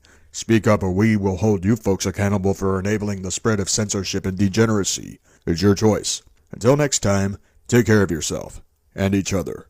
For the past few years, Internet Archive and Section 230 have been the center of attention. Why? Because Internet Archive not only archives history on the internet, it archives obscure media never seen before, archives historic newspaper articles, archives old books to be accessed, usually for free, etc. While Internet Archive has been consistently attacked for archiving a lot of books regardless of copyright infringement, at the same time, Internet Archive inspired a generation of people to invest in books. Also, Internet Archive archives videos that are not mirrored on YouTube or other video sharing sites. Videos from 15 and 20 years ago are archived on the site. Section 230 of the Communications Decency Act of 1996 is a big deal because it allows us the right to criticize companies, government officials, celebrities, etc. Without this particular law, any criticism that we give could subject us to lawsuits and perhaps criminal investigation. Congress has been constantly lobbying to repeal Section 230 for the good of corporations expanding their technological advances, including artificial intelligence. Why do these two things matter? If Internet Archive gets censored, history is gone. If you censor history, it brings a world to a dark place. If you censor history, you cannot warn people about the future. You cannot bring awareness to scumbags in Internet history. Many people in the world hold history to be sacred, and Internet Archive is sacred to historians worldwide. Not everyone can afford newspaper subscriptions, a library card to access information through a Dewey Decimal System, a combination of a dictionary and a thesaurus, nor a physical encyclopedia set. That's why Internet Archive is necessary. Because if Internet Archive is censored, what's the point of being on the internet? Search engine sites have censored a lot of information, and without Internet Archive, we can't search for the stuff that was censored on Google, DuckDuckGo, Yahoo, etc. We cannot allow for the government nor the corporations to have Internet Archive censored out of existence. Let's talk about Section 230 of the Communications Decency Act of 1996 to understand why that is important. This law protects Internet users from subjects to lawsuits for criticism, as corporations are known for suing people for libel, slander, disparaging sales, harassment, etc. Without Section 230, people like Penguin Zero, some ordinary gamers, and Mr. Medicare could get sued or possibly arrested. Imagine if Ethan Ralph sued Mr. Medicare for slander and Medicare's attorney could not protect him from the judge. If Penguin Zero criticized Nintendo for the failure of the Nintendo Switch 2, Nintendo would reserve the right to sue him and multiple people for slander due to a YouTube video. Congress has been trying to repeal Section 230, citing that it is harmful to children, corporations, and the government. Regardless of your political opinion and social opinion, if you support the repeal of Section 230, you could go fuck yourselves. Because the repeal of Section 230 will defeat the purpose of content creating.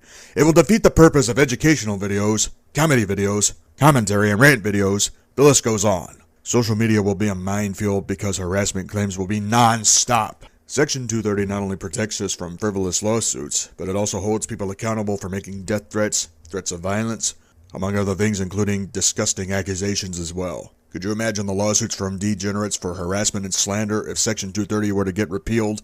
The repeal of Section 230 would easily kill all video sharing sites, because if people criticize on the sites that are owned by companies, there would be lawsuits and regulations like nothing before. That will kill the fun of content creating.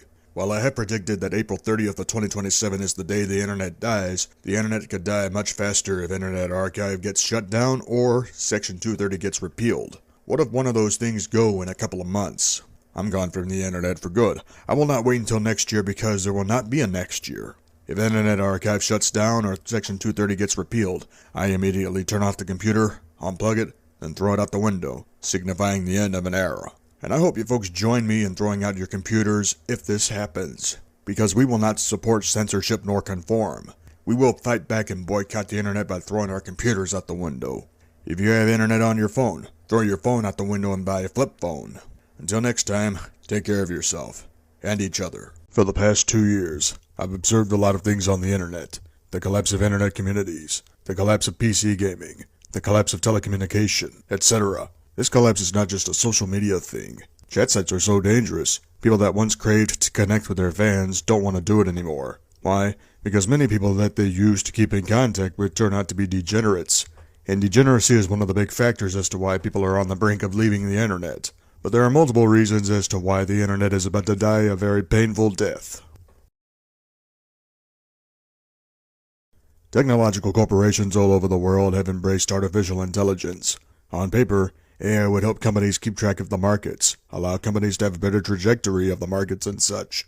Another concept is that AI makes it easier to crack down on frauds on Wall Street, the crypto market, etc. However, there are major negatives to artificial intelligence. AI makes music that takes away authenticity from composers, musicians, and singers. You don't need to write notes, just play the music yourself and make it sound good. As this begins to explode on YouTube and TikTok, it's going to fool a lot of music listeners. Then you have AI slop. People that use AI videos of animals, deceased celebrities, and cartoon characters to do lowbrow quality videos for laughs. Key examples being Bob Barker, who died in 2023, and Alex Trebek, who died in 2020. Now, I will admit that sometimes AI videos are done well, but seeing millions of AI videos of Bob Barker going nuts is just annoying. It's not funny when AI slop is mostly 30 seconds of lowbrow quality instead of using it for more intelligent reasons. Take, for example, I could use a text-to-speech of Bob Barker's voice in a serious tone and it would be more entertaining. In fact, I'll show you this. Television is not what it used to be in the 1970s. Well said, Bob. Rest in peace. AI slop has to stop as it is ruining comedy videos on YouTube. I remember a time when people put in hours for jokes, skits, and physical comedy. Today, it is hard to find genuine jokes on YouTube. Never mind the buzzkills that are looking to dig dirt on comedians. They'll use AI to rely on comedy, and it is not funny. The worst part about AI is that people on social media have been using AI to sexualize random women without their consent. It's why women are uncomfortable opening up on camera. What people don't understand by sexualizing women with AI, it causes them great harm. It can attract degeneracy, and if they go further, those women are in great danger. It can lead to women becoming suicidal. Even worse, people will use AI to sexualize children. That is disgusting. Why? Why do people do this shit? People that engage in this disgusting shit should be shot. End of. So yeah, artificial intelligence is oversaturated and out of control. I'm not saying AI should die entirely, but it needs to be highly regulated. And anyone using AI to sexualize minors should be sent to a crocodile farm immediately. This is partially tied into the oversaturation of artificial intelligence, because degeneracy in itself is killing the internet. Adults interacting in chat sites with children unregulated is one of the big factors as to why Discord is about to die. It's why millions of lives have been ruined through grooming, cyberbullying, etc. All that abuse led to people experiencing gender dysphoria into their early adulthood. The people that got help are slowly getting better. Those that did not get help eventually resorted into being degenerates themselves.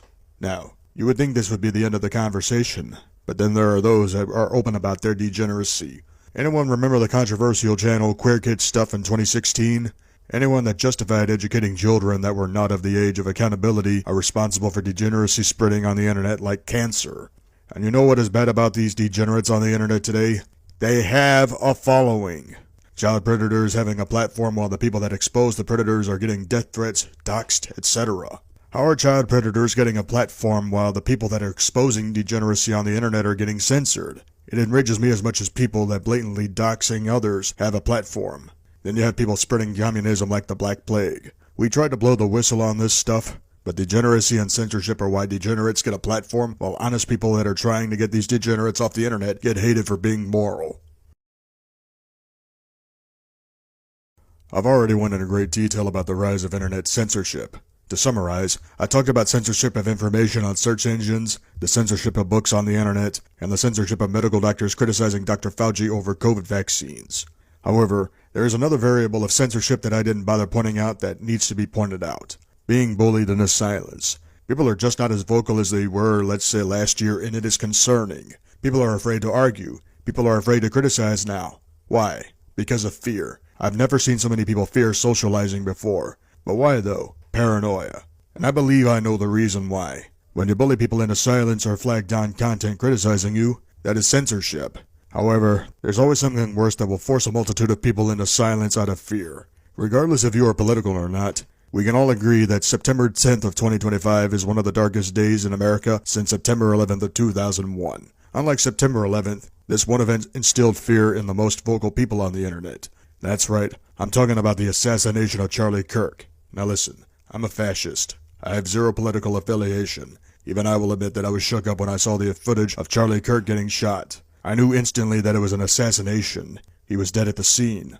The assassination made Mr. Medicare, a man greatly suffering from cancer, come to Jesus. That's huge. Many people that were vocal about politics, Hollywood, the government, etc., were silenced fearing that they were next. Because of this rippling effect, regardless of politics, race, religion, gender, and sexual orientation, there's an all-time high in silence on the internet. People that once were not afraid to have a healthy debate with me subsequently quit engaging in conversations. Instead, some of them are calling me a nutjob for speaking out against censorship in 2026. That's what happens when you become complacent with censorship. You are contributing to the censorship with your fear to speak up. If people continue to remain silent as AI slap, degeneracy, and censorship continues to spread on the internet like syphilis, the internet will die sooner than they think. Finally, bias is killing the internet. It is something that is not just happening on social media, but it's also happening on shop sites, video sharing sites, etc. This is something like Mr. Medicare, Chris Bourg, Ghost Politics, Penguin Zero, and some ordinary gamers have been talking about for several years. YouTube's bias of platforming scumbags while censoring whistleblowers on corruption and degeneracy were fine examples. Because the bias is so blatant, it's hard for people to be honest, moral, and logical. What's even worse is the bias of payment processing companies. Back in the old days, regardless of your political affiliation, payment processing companies took your money and you got your order. Today, if you have an unsavory reputation, they will observe your personal data and deny you the goods that you want to buy online or through catalog. Today, if you want to buy something through catalog, you would either have to write a check or use a money order. If you physically shop, you have to use cash because payment processing companies could reserve the right to cancel your bank card or credit card at any given time. It's why online shopping is becoming a major pain in the ass. Because if the payment processing companies deny you your right to buy goods, you'll have to pivot through physically shopping with cash. That's why I hate internet bias. Because it hurts companies, and it makes it harder for consumers to trust online shopping. This bias is forcing people not only to go back to physical shopping in the real world, but it is forcing people to go back to mail order catalogs and order through money order or over the phone. Effective April 30th of 2027, I'm leaving the internet for good. No more YouTube, no more Rumble, no more emails, and no more online shopping. Now that you know how bad things are with the internet, I'm going to recommend you ways to do things without the need of the internet. Next year, it is all over. I will do videos teaching you things so you know better. Since online shopping is in a bad place, I'm also going to recommend you the following catalogs in case you want to order stuff without the internet. Until next time, take care of yourself and each other. I know I should let go of the commentary community after criticizing the community for 11 years, but no matter what, out of everyone that I feel bad for in the commentary community, Rinminkins takes the cake. Now, I have done a video in 2024 about Rin being the biggest martyr in internet history, being run off multiple times, dealing with death threats, etc. I never thought Rin would return when I made that video, but when you actually see what I've seen and the stories that I've heard about law enforcement getting involved alongside a bunch of other stuff regarding Rin, it's exactly why I sympathize with Rin. While all internet communities are toxic, the commentary community is the most toxic. Before I talk about Rin and what I know about them, for those of you that don't know my history, I will spell it out for you.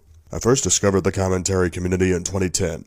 People like Dialabawaku, DJ Cool, Shadowblaze X8, and Steven the Master were the first 4 commentators that I knew of.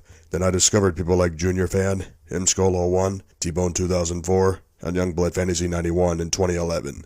I will admit that even in those days, there were good commentators and bad commentators. Even back then, if you criticized a commentator, they would clap back by insulting you or blocking you. I admit that I started a petty feud with T-Bone 2004 in 2014 over Patreon. Back then, I looked down on people that used crowdfunding sites. I went so far by stealing T-Bone 2004's name, calling myself the anti-T-Bone 2004. I would rant on meaningless things, Call out I must destroy all for his Patreon considering the following that he had at the time. Sure, I took a lot of heat in 2014 and 2015. Instead of retaliating for every time I got criticized, I let them speak their piece and carry on. The only rant that I regret was my rant on a user named IlliniGuy34, a commentator who also reviewed top 10 cartoons and sports. I was very spiteful in regard to Ernie. Then 2016 happened and I came close to leaving the internet for good. You all know the story about Doodle Tones, the Mr. Medicare drama, and the heat that I got for criticizing the commentary community in 2016. But it was not the end of my troubles. In 2018, I had a very controversial character called No Respect, constantly getting heat for being a racist asshole and pissing off people without any care. The worst thing that I ever did in 2018 was alienate my own fans. An intervention was warranted. That was when I knew I had a problem and needed to take a break from the internet. Sure, I could talk about the Scarlet Otaku incident, but knowing what she did to several people in the commentary community, thanks to a stream from Chuli, I recommend that you watch my commentary on Scarlet courtesy of Jake Cook. I would also get into heated situations with Josh the Josher, a commentator that also edited videos for Just a Robot. So you can see why it took a long time to earn respect. Why am I talking about this?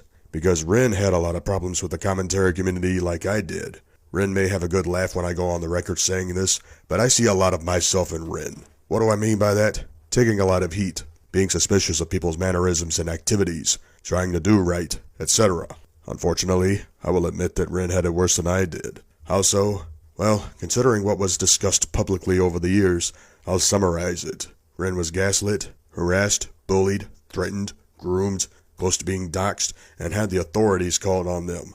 Over what? Because Rin didn't like how commentators berated people in general? Because people with mental illnesses were being mocked over trivial things? Because Rin didn't like that people were falsely accused of grifting, among other things? The fact that people in both the slideshow side and art side of the commentary community tried to run off Rin multiple times is absolutely ludicrous. Since I first discovered Rin during their days as Yo Pal Gal until now, I felt sorry for Rin.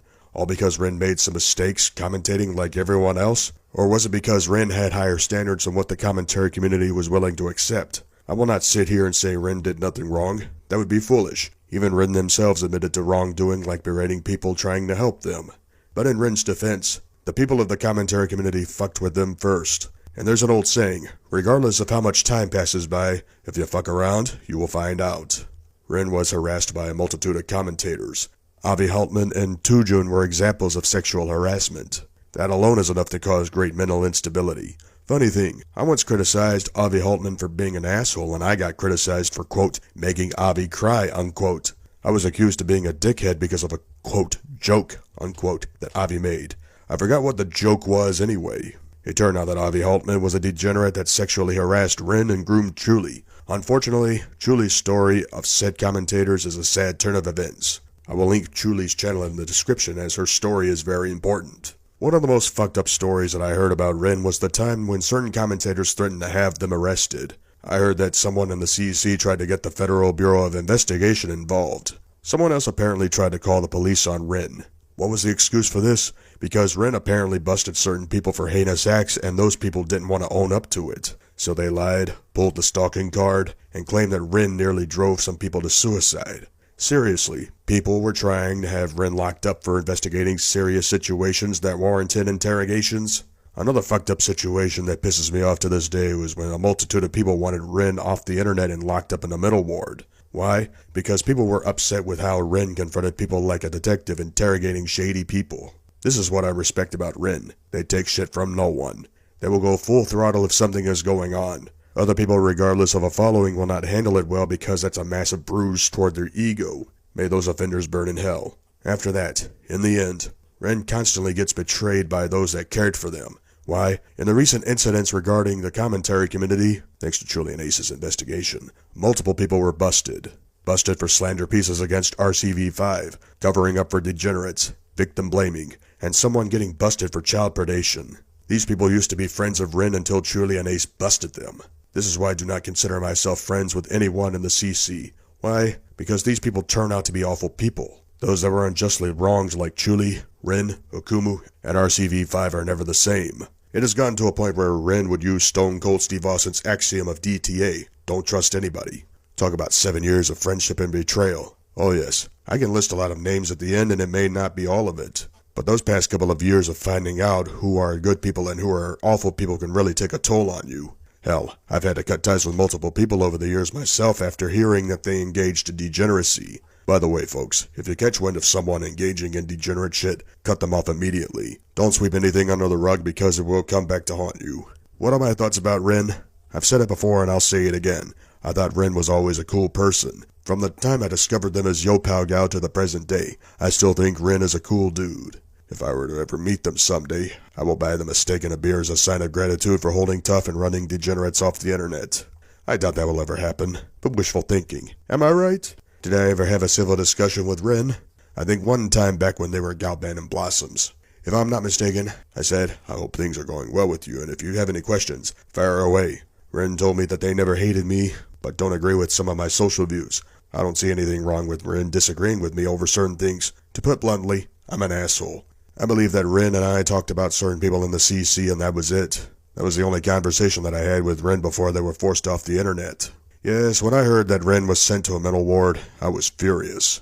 Many people including Leah Something, Chuli, and Okumu erupted like volcanoes because this did not have to happen. Hell, if Mr. Medicare wasn't sick from cancer and he heard about it, he'd be pissed at the commentary community for what happened. I personally was worried for Rin because their life was ruined. They may never recover from this nor pursue their dreams out in the real world. I don't know. All because people were driven to project their rage on one person instead of admitting that they fucked up. That's why I feel bad for Rin. For 7 years, they were fucked with to the point of major instability. Remember when I said that I see a lot of myself in Rin? What do I have in common with Rin? Let's see. Both of us got fucked with by the names Junkie. Both of us got criticized for calling out the commentary community on their bullshit. Both of us struggle to be better people. How was I messed with by the names Junkie?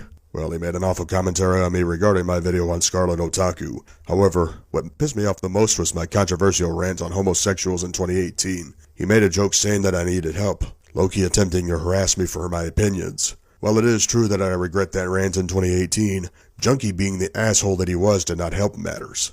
Then when I tried to say hello to Junkie, he got all weirded out. That was when I knew Junkie was a low-life piece of shit. Like I said earlier, I took heat for calling out several names. Ray Kohai, Illini Guy 34, Kenan Monroe, Doodle Tones, etc. The only person who I regretted calling out was Illini Guy 34.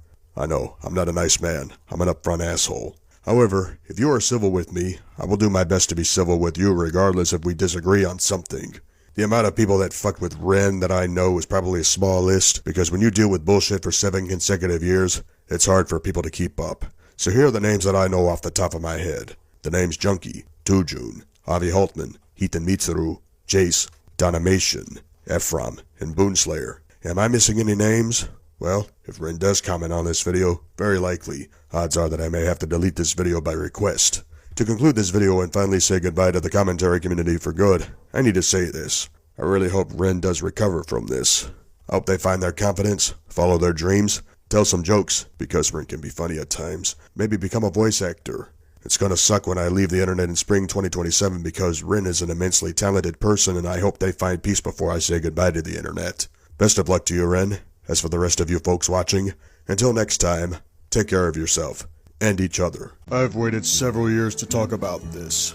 This video could get me flamed by scientists and water purists. Today, water has been the topic of much controversy. What is the controversy? Which water is better? Municipal water, which is treated with chemicals, or water from a natural source? Oh yeah, I'm going there today and I hope you folks listen as to why this is not a big deal. Before the advent of water treatment facilities, access to water was actually difficult. If you fetched water from a spring, a lake, or a river, you had to process that water by boiling or using a filter to filter out the impurities of the water. If you had a water well, you also had to filter out the impurities to make it safe to drink.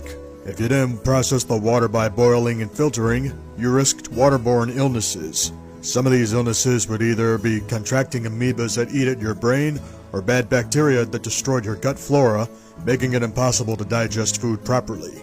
The latter was a massive problem thousands of years ago until man created wine out of fermentation from crushed grapes. Obviously, man that drank the wine during the olden times would live a lot longer due to the fact that he had the gut flora necessary to properly digest food and access nutrients. But why did man have to drink the wine back then? There was an outbreak of waterborne illnesses worldwide. Man that simply fetched water and drank it on location would get sick.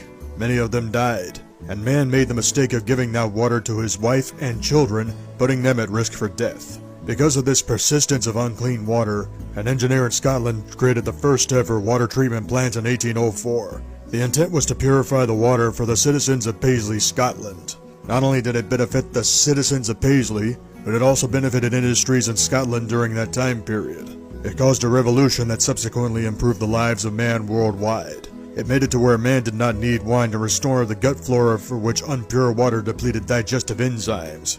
That problem affected man for multiple generations until that point. Today, water treatment plants are common. Water is more accessible than ever before. Man uses water for drinking, bathing, cooking, washing, and even processing. Yes, we can complain about our water bills all we want, but water is a lot more available thanks to two innovations: water barrels, which collects and stores rainwater in times of emergency, and reservoirs. The purpose of a reservoir is to reserve water from rain in the event of a drought. Reservoirs came in handy for my area during the summers of 2011 and 2023 thanks to major droughts. Water treatment plants have made it easy for man because man does not have to go to a natural water source to fetch water anymore. This is where the great debate comes into play. Are there chemicals in the water? Of course. Why are there chemicals in municipal water plants? To prevent waterborne illnesses including brain-eating amoebas. If you've seen the news, people have died from brain-eating amoebas. Why? Because they used water from a natural source without boiling, processing, nor filtering the water. Purists are so concerned with the quality of municipal water, not understanding how beneficial municipal water is for people. Common complaints about water treatment plants are that they contain chlorine, benzene, lead, arsenic, fluoride, and phosphates. I'll get to the fluoride part in a bit. Yes, there are chemicals in the water. If you water purists are that concerned, there are a multitude of water filters you can use to make tap water pleasant to drink. Tap water is not a big deal. I grew up on tap water. I'm not sick. I'm not suffering from dementia, etc. If tap water does become a problem, I'll get a water filter and replace the filter every year. A standard water filter is $20, so I would not have a problem spending $20 for a water filter every year. Not a big deal. Arsenic in tiny amounts is safe. It actually decreases the risk of leukemia and bone marrow cancer. If water treatment plants put an enormous amount of arsenic in the water, people would die of arsenic poisoning. Therefore, water treatment plants by law cannot put a lot of arsenic in the water. Chlorine prevents the formation of deadly bacteria. Yes, chlorine does taste awful. I'll give you a water purist that. Again, if you don't want to deal with the taste of chemicals in the water, get a water filter. You don't need to fetch water from a spring, a lake, or a river in 2025. Get with the times and simplify. Now to the most controversial part of this video, the great debate of fluoride. On one hand, it has been debated that fluoride is a poison that causes mental deficiencies, nausea, and bone problems in the long run. Mental deficiencies that could lower your IQ and your ability to think critically. In other words, water purists and conspiracy theorists believe that fluoride in municipal water turns you into a retard. Does it really make you retarded? Because I know a lot of intelligent people that grew up drinking municipal water out of a hose during their childhoods and they never got sick. They had good grades in school, went to get good jobs, and became successful people in life. Conspiracy theorists, including Alex Jones, are well known for embellishing the purpose of chemicals in municipal water, saying that government officials are putting chemicals in the water that turn people homosexual. The truth is, homosexuality is not caused by chemicals in the water, so don't believe that conspiracy theory. Water purists eat up those ridiculous allegations about municipal water. While fluoride has been blamed for the retardation of Americans, never mind smart technology nor political biases for the real retardation of America, fluoride is essential in municipal water supplies. This is where the water purists and conspiracy theorists are going to get mad. Fluoride has been a huge improvement in the municipal water supply. Why? Dental reasons. You see, folks, before the advent of fluoride in the municipal water supply, people were losing their teeth before the age of 30.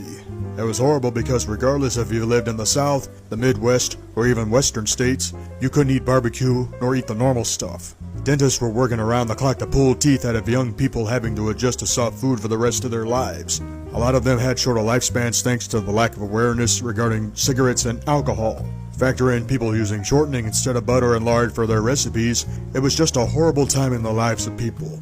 That was why the average lifespan over 80 years ago was 55 years of age. What fluoride did was reduce tooth decay significantly, up to 40%. It reduced people's needs to go to dentists for the next 20 to 30 years. Dentists got pissed off when fluoride was put in the water because that meant fewer teeth had to be pulled out. Hell, many people that drank municipal water died without losing their teeth. So these people were able to enjoy their steaks, barbecue, fried food, etc., and thanks to fluoride in the municipal water supply.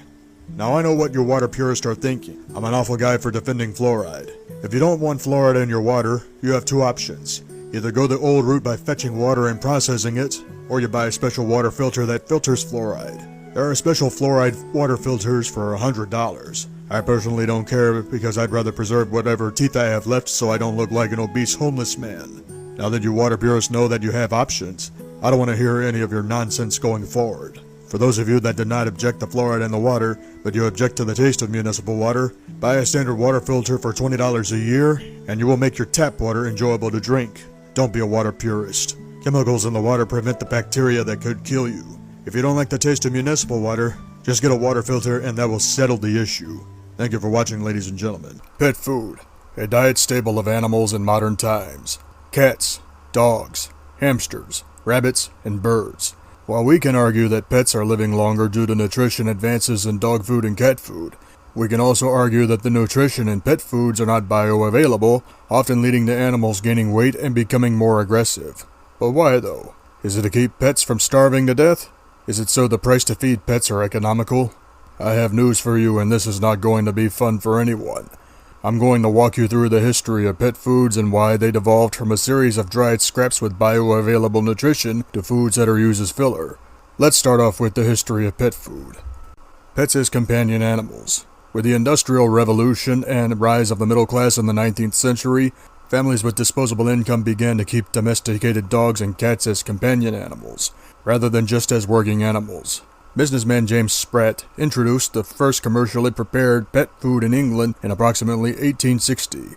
After seeing dogs being fed leftover biscuits from a ship, Spratt introduced the first dog biscuit, a mix of wheat meals, vegetables, beetroot, and beef blood. Spratt's business venture was a success, meeting a new market demand and selling to English country gentlemen for sporting dogs. Back in the old days, if people were killing horses to give the dogs and cats to eat, the animals were eating scraps from plates that kids and women could not finish off. That is exactly how cats and dogs ate.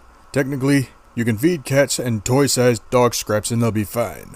But it is impossible to feed big dog scraps today, because certain families could not afford to feed their pets horse meat, and because they were tired of feeding their animals scraps under the table, a revolution began in 1860.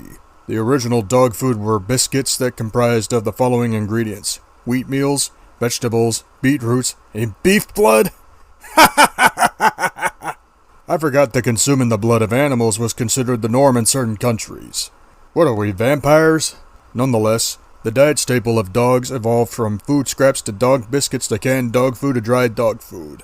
The advent of canned dog foods either featured horse meat or beef. I know animal rights activists don't want to hear about it, but animals kill and eat other animals. So for you vegan viewers watching, either calm down or piss off.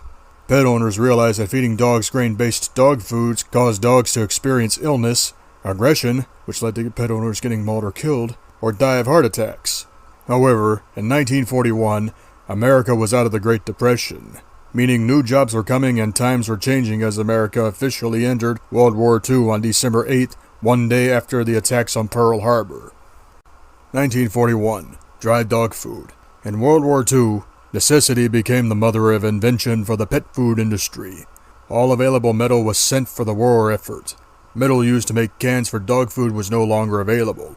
Companies innovated to keep up with demand and found that by using byproducts from cereal manufacturers, they could make a shelf-stable food that could be sold in bags. This led to the first dry food for dogs. The ability to create a dry, cheap food with a high profit margin began attracting larger corporations to the pet food industry. By this time, more people were taking notice and were sold on the convenience. It only took roughly 45 years for pet food companies to convince people that pet food should be the only food your pet should eat, and that dry kibble was a healthy option for the pet in the 1950s. Back then, dried dog food had more protein and essential fatty acids.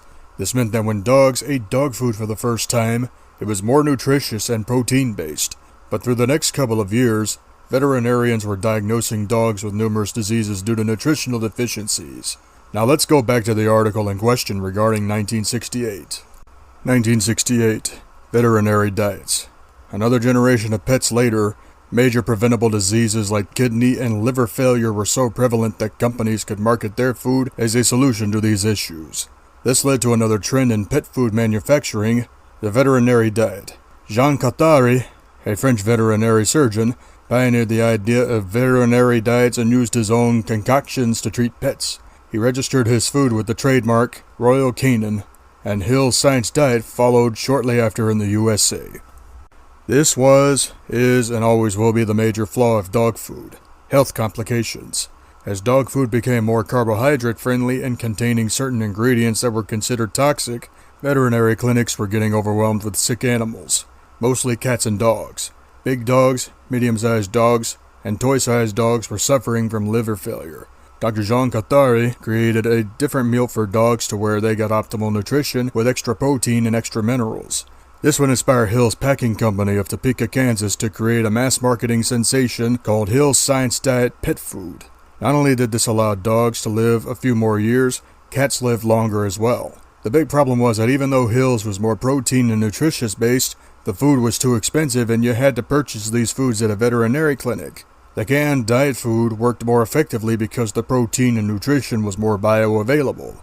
In the case of cat food, this is an interesting story that I would like to read for you.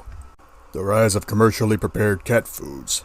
Cat food started to be commercially prepared in the second half of the 19th century. More and more people were no longer growing and storing their own foods, so their cats didn't have enough rodents to keep them well nourished. However, cat food was still widely criticized, as many people believed it was spoiling the cats. Businessman James Spratt was among the first pet food producers, having formulated the very first dog biscuits around 1860. Canned cat food was created in the 1930s, then because of the shortages and rationing of meat during World War II, people came up with the idea of dry foods for pets. After the war, a lot of companies producing food for humans started to manufacture pet foods.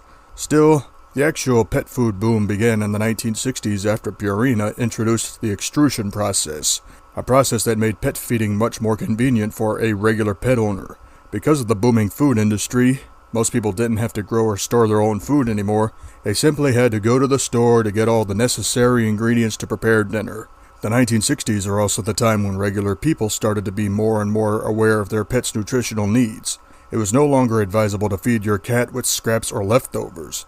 Veterinary specialists and nutritionists had been studying cats and other pets to determine the optimal diet that would help them to thrive. Typically, cats would eat rats, squirrels, or other animals smaller than them. If cats were by a pond, they would be given fish for a meal. They also loved food scraps, but didn't need to eat a lot of scraps compared to dogs. So the 1960s revolutionized cat food for cat lovers worldwide. Purina would become big business as cats wouldn't have to chase squirrels or eat rats to get their nutrition. Unfortunately, much like dog food, cat food is not as nutritious as it was when it came out. Today, pet food is nothing more than a cash grab from food corporations. Mars Inc., the same company that makes M&M's, Mars bars, Three Musketeers, Skittles, Snickers, and Twix. Would you honestly buy dog food from a company that also manufactures candy? I sure would not. No wonder why dogs and cats are sick, because some of the ingredients in candy are not healthy for dogs. Not to mention the even so-called veterinary-approved pet foods are not safe. Otherwise, why do wealthy pet owners have to do checkups and other stuff? It's just illogical to go to the veterinarian when research and common sense is telling you something. You are being robbed just to keep your pet healthy when all you gotta do is turn them carnivore. Long before the advent of dog biscuits, canned pet food, what did cats and dogs have before canned food and kibble bites came out? Meat. In nature, cats and dogs are carnivores. If a man killed a wild boar and cooked it up, the cat and dog got optimal bioavailable nutrients. Mars, Colgate, and Nestle control the pet food industry, an industry that is nearly worth $60 billion a year. Can you believe this bullshit? People are not being told that if you have a cat or a toy-sized dog, that you are needlessly spending money to feed them garbage that could potentially kill them? This absolutely blows my mind that smaller-sized animals do not need this stuff. You can feed a cat a fish or a small portion of steak to a dog and they'll be satisfied. You could feed a Yorkshire Terrier, a Chihuahua, or a Maltese a scrambled egg and a sausage link and they'll be satisfied because it's fat, protein, and bioavailable nutrients. The oldest pets in the world thrived on clean water, a carnivore diet, and a good environment. I'm going to give you an example. Bluey, An Australian dog was 29 years old when she died. Typically, the average lifespan of a dog was 10 years over 100 years ago. Some dogs died young of malnutrition because of very poor pet owners. Some dogs that ate wild animals out in the woods or the countryside would live to be 15 to 20 years old. Back in the day, 20 years of age for a dog was a rarity. Veterinarians will claim that good health and good medical care is why dogs are living longer than ever before. Another side of the coin is that while these dogs are living longer, they are also suffering more even with the veterinary-approved diets. So you really gotta be careful. Now for the people that are concerned about the diet of their big dogs. You choose what you believe is decent dog food. Do not take my word for it. Now, if you think this video is over, I have to cover another animal food. Pellets. The purpose of pellets are to make certain foods ingestible along with vitamins and minerals. But the problem is that hamsters often get sick eating those foods. To make matters worse, they have a short lifespan.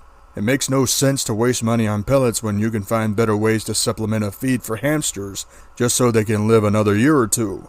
Depending on how well you take care of a hamster, they can live up to 3 or 4 years old. In fact, the oldest hamster to ever live was 4.5 years old. The only animal that can live on grains no problem are birds, oats, wheat berries, sorghum, etc. You do not need bird feed because they will digest the grains and fly away. Seriously, why spend $10 on bird feed when you can give them bread, oats, and other things for pennies on the dollar? Unless the birds are in a cage, it does not matter. So what is the bottom line? If you have a cat or a toy-sized dog, just give them scraps or cut up a portion of what you are eating. I personally give my dog a portion of my breakfast and a portion of my dinner. If you have a medium-sized dog, you can make some dog food from scratch and preserve it. If you have a big dog, you might want to decide on what to do. Feeding big dogs are expensive. Dog food in general is too expensive. The fact that people are setting aside money for animal feed for small animals is a waste. Come on guys, you gotta admit that. Wait a minute, if cats and dogs are carnivores, what do you feed them? For cats, you can feed them chicken, beef, fish, and dairy. For dogs, chicken, beef, organ meats, pork, and eggs. A medium-sized dog could probably settle for half a steak, a chicken breast, sausages, etc. Big dog, it's up to you on what you want to do because feeding a big dog is expensive one way or another. As for hamsters, guinea pigs, hedgehogs, and other small animals, research what you can feed them and how to care for them. I think hedgehogs can eat meat, hamsters might eat meat, rabbits are herbivores, that's a fact. Are guinea pigs herbivores too? Maybe they are. In conclusion of this video, if you have small animals, don't spend your money on pet food. In the case of a cat or a toy-sized dog, give them a portion of what you are eating. If you are a carnivore, give them a portion of what you eat.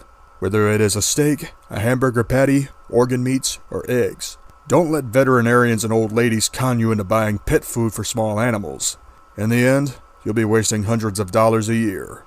You know, the older you get, the more you realize that being poor is not a problem. It's a way of life. We've been indoctrinated by capitalists that getting out of poverty means a better life. Does making money make your life better overall? Sure, you can pay your bills and put food on your plate. But does it really mean anything in the long run? We can work harder, make more money, and still struggle to buy a house. I remember reading an article about people working at an Amazon warehouse for $20 an hour and still live in their car.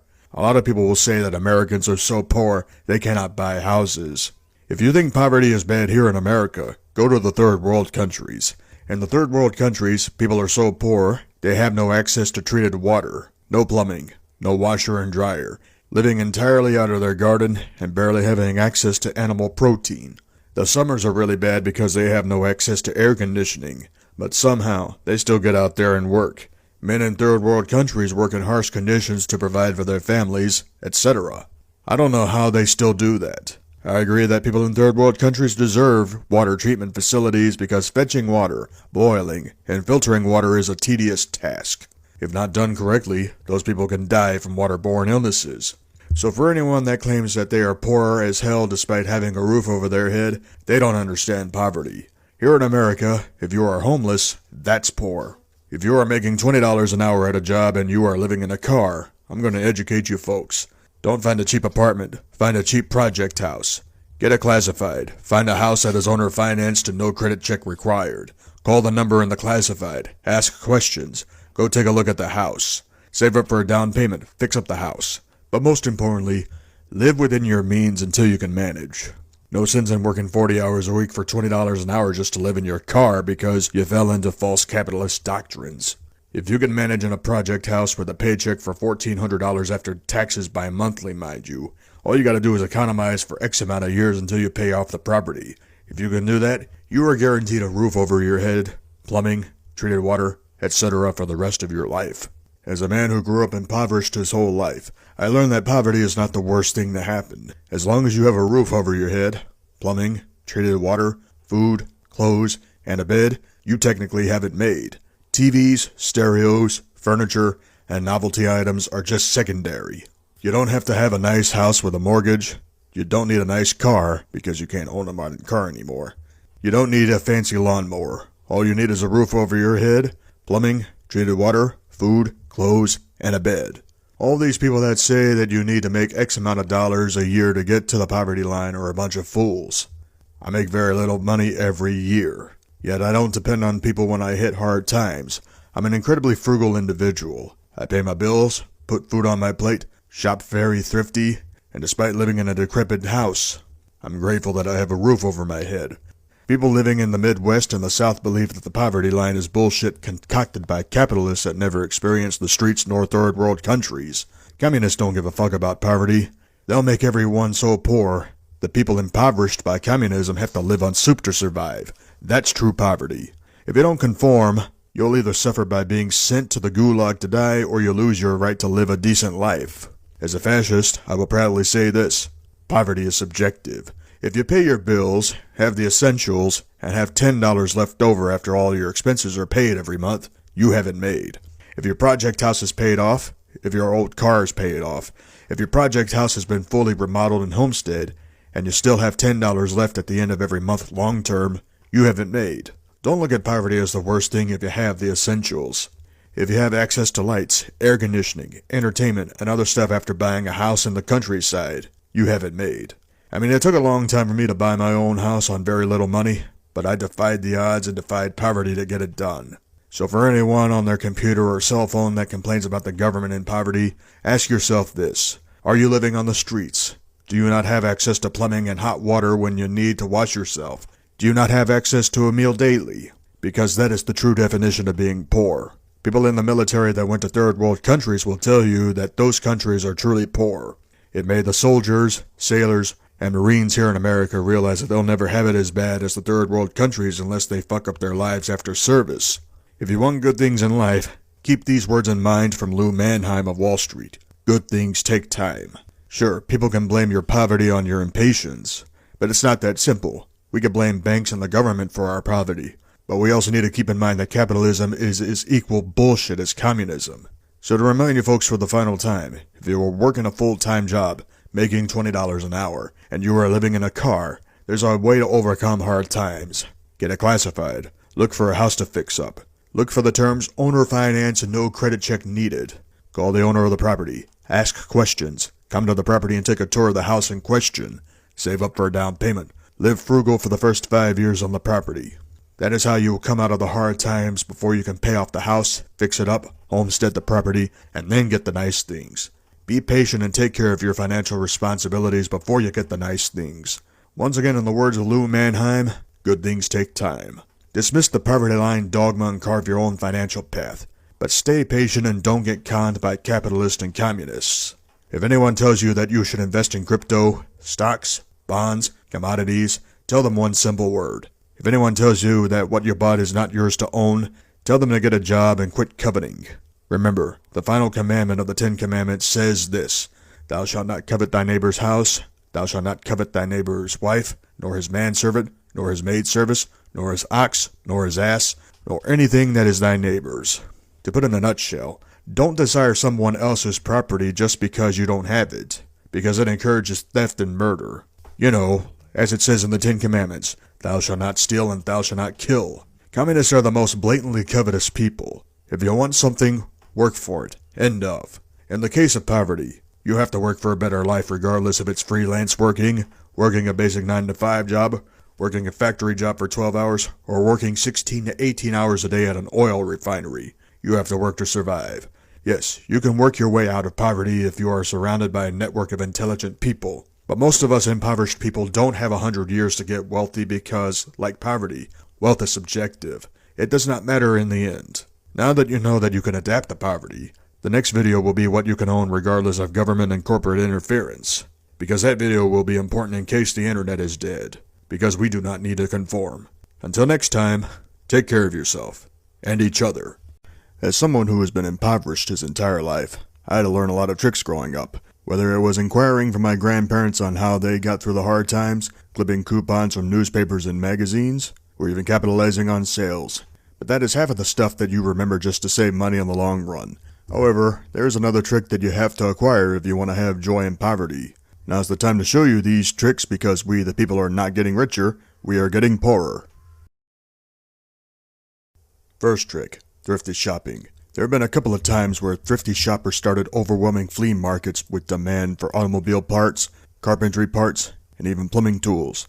It's how places like AutoZone, O'Reilly's, Home Depot, and Lowe's popped up. Why? Because the industries that provided automotive and carpentry services got greedy. Well, the same thing is happening with media today. With streaming services getting greedy, it's costing people more to stream garbage.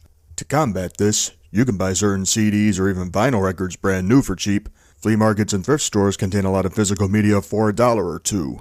When I started my physical media collection in November 2024, I started off with a box TV for $5, a DVD player for $10, a VCR for $5, and a few VHS tapes and DVDs. At my local thrift store, I was buying VHS tapes for $0.10 a piece. I was buying DVDs for $2 a piece. At my flea market, I was buying a lot of DVDs for $1 a piece. In April, I started buying Blu-ray discs, some of them as cheap as $2 a piece. That is remarkable that I saved hundreds of dollars going to the flea market and thrift stores for entertainment. Clothes are another reason why thrift stores and flea markets are rising in foot traffic mainly amongst younger folks. Paying $60 for a pair of blue jeans or $40 for a dress shirt at a retail store is outrageous. Why do that when you could get a nice shirt at the thrift store, not a Goodwill mind you, for a couple of dollars? And if you wear slacks like I do, why not buy a pair of slacks for $5 at the thrift store? The only clothes that you are required to wear brand new are underwear, socks, and t-shirts. Dress shirts, pants, and even shoes are alright to buy at a thrift store. The new stuff would be best bought at a discount retail store. Second trick, communication. Due to the fact that smart technology is expensive and at times unreliable, there are cheap and effective ways to communicate with people. Flip phones still exist for $30 or less if you were to buy a prepaid phone from, let's say, Straight Talk. You own the phone, all you do is buy the minutes of your choosing. But if you don't want a flip phone with internet, $30 a month for minutes is a pretty cheap option. But let's say you want a home phone. There are only 4 phone companies that do not require internet for a landline. US Mobile, AT&T, Community Phone, and Consumer Cellular. The trick to this is ask the companies questions and read the fine print. Some phone companies will trick you after a couple of months. Stationery is another trick, as paper is still cheap. Writing utensils are cheap, and stamps, even though they have gone up in price the past couple of years, are still cheap. Better than buying a $1,500 iPhone while paying a $140 a month phone bill. As for in the home, if you are not in the mood to yell for someone's name or you are too sick to take care of yourself, tin cans and a string is the cheapest communication in the home. You folks may think this is silly, but it does work. There are thousands of videos on YouTube on how to create this cheap in-home system.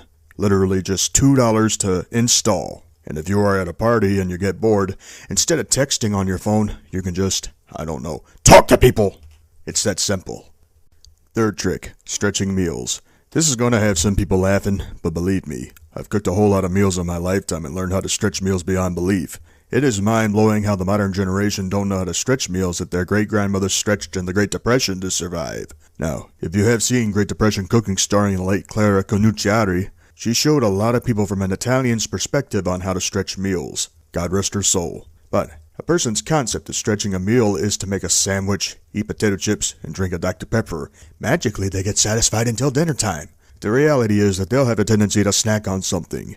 That is not stretching a meal, that's being a stupid cheap ass. One of the easiest recipes to stretch is meatloaf. All you do is get some ground beef, preferably 7327 ground beef, an egg or two, salt, garlic powder, paprika, and grits. Why grits? To keep the meatloaf from shrinking. Grits are basically there to absorb the fat and water content from the meat to keep it from shrinking. Yes, it does taste grainy, but the grits help stretch the meatloaf to make it last longer. It's a superior way to stretch meatloaf than using cornflakes or oats. Grits are the most absorbing grain to use for this recipe. If you like Italian food like spaghetti and meatballs, you know that meatballs shrink to half its size before you put the meatballs in the spaghetti sauce. But here's a trick to keep the meatballs from shrinking. That's right, grits again. So you flavor the meat with salt, garlic powder, Italian seasoning, and add eggs and then roll meatballs into the grits. Then you cook the meatballs in the oven. Once the meatballs are cooked, the meatballs stay the same size. Now here's the hilarious part. Regardless of how runny the spaghetti sauce is, the grits from the meatballs will soak up excess moisture and thicken the spaghetti sauce effortlessly.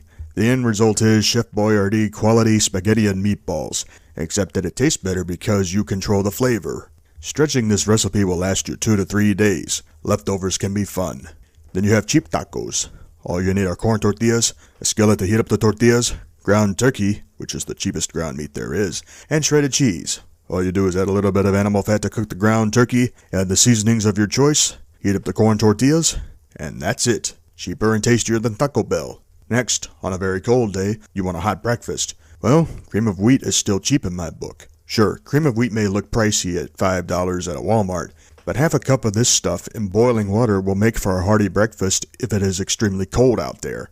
After the hot wheat is cooked, add lard and a teaspoon of brown sugar for flavor. Finally, beans, rice, and chicken. This is the cheapest home recipe if you have chicken thighs. You can slow cook the beans of your choice in a crock pot all day long. Add salt, onions, and lard to the beans. With rice, you can add salt while the pot is boiling, then add lard minutes after the rice is completely cooked. Then you can cook chicken thighs in the oven. A standard plate of this is worth $2 or $3. You'll have enough leftovers for 2 or 3 days. By stretching meals, it increases your odds of long-term food security, reducing your dependency on going to the supermarket every month. Fourth trick, coffee cans for a bank. Remember when you folks were kids and your parents bought you a piggy bank to teach you patience and financial responsibility? What if I told you that old people that resented banks used a variable of choices for their banks? Old farmers used cigar boxes to stash cash. Old widows used cookie jars for their bank. Then you had old school hillbillies use jugs to deposit their coins. Why? Because they know how greedy banks are. Sure, there are laws that now regulate banks, but banks will still use legal loopholes to screw you over, like involuntarily closing your bank account when you emerge from hard times and you want to cash a check. Well, that plan is a waste now that you are no longer a member of that bank. So you start your own bank by using empty cans of coffee and store X amount of dollars a month. You do not pull the money out of it unless there is an emergency or until you believe that the times have gotten better. The purpose of this coffee can bank experiment is to test your patience from a fiscal standpoint. Let's say, for instance, you wanted to save $20 a week for the whole year. Alright, so you get paid every week working a basic job. You put $80 in a can of coffee while budgeting your money accordingly. 6 months down the line, you run into a little financial issue. Well, $80 a month times 6 months is $480. That could be more than enough unless you made a very dumb mistake like gambling or loaning money to people that suck at money. That's on you. That $480 could have been used if you got a pay cut from your company. Another example of a coffee can for a bank is that if you outright bought a project house for $25,000 and fixed it up, now you want to save up for an early retirement. You know you won't die a millionaire or such, but at least you'll be able to pay bills when you draw a retirement check or a private pension from the company that you worked for. You won't have to worry about bank glitches that destroy your cash flow. You won't have to worry about your bank getting shut down because an empty coffee can is your bank. You don't have to worry about money being taken out of your coffee can due to interest. Bankers are the biggest con men in the world. Same with brokers on Wall Street and the crypto market. So the trick is put X amount of dollars in the coffee can every month during the hard times. That way when the good times are there, you have a long-term financial security.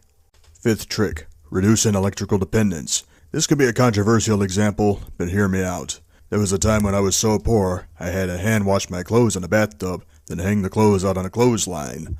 They say that if you don't have a washer and dryer, you are ultra poor. Well, in third world countries, a washer and a dryer is considered a luxury item. Now, I personally don't mind washing my clothes and wringing them out by hand, but I think everybody agrees that drying clothes in the dryer in the summertime is a waste of money. Obviously, the best time to use the dryer is late autumn until early spring. If the air is dry where you live in the summer, hanging clothes out on a clothesline will save you hundreds of dollars in electricity for the next several months.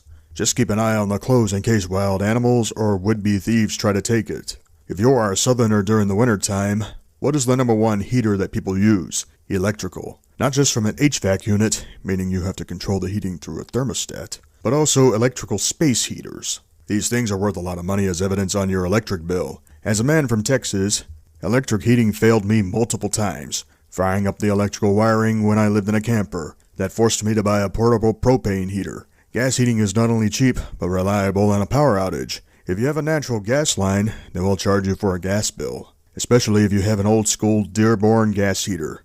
I use propane tanks, which cost me $17 to fill during the cold period. Using an Ozark Trail gas heater for 2 years, I saved a lot of money on heating compared to an electrical heater. It kept me warm during the Gulf Coast blizzard of 2025 and provided me heat regardless if I had power or not. Even when it was 20 degrees outside, it felt nearly 60 degrees inside. $17 for 4 days of continuous heating through propane as opposed to $100 a month in electrical heating. If you are a person living in a small space, you don't need an electrical range. You could easily get a small propane stove, hook up a propane bottle, open the window for propane venting, then cook a meal on that particular stove just for pennies on the dollar. Now I know some of you in the comments section will ask, wait a minute Bourg, what if I want to bake? You could always build yourself an outdoor oven or use a pan trick to make cornbread or biscuits without an oven. Cooking without an electrical range could easily save you $100 a month in electricity. Finally, window awnings and screens. Window awnings are perfect during the spring and autumn months because if the temperatures are in the 80s, an awning will deflect a lot of the heat. With window screens, you can get a fresh breeze without bugs getting into your house or apartment. But if you do not want to run a box fan nor your air conditioner during March, April, May, October, and November, you could save a good $50 per month during those months. By reducing your electrical dependence this way, you could potentially save $1,000 or more a year on your electrical cost. Final trick. Knitting and sewing.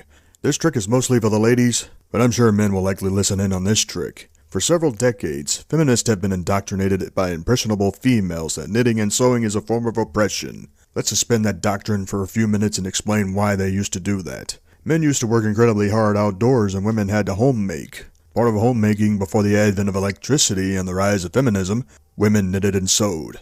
Every year they knitted blankets and sweaters for the winter time. Socks were also knitted with incredibly high quality compared to modern socks.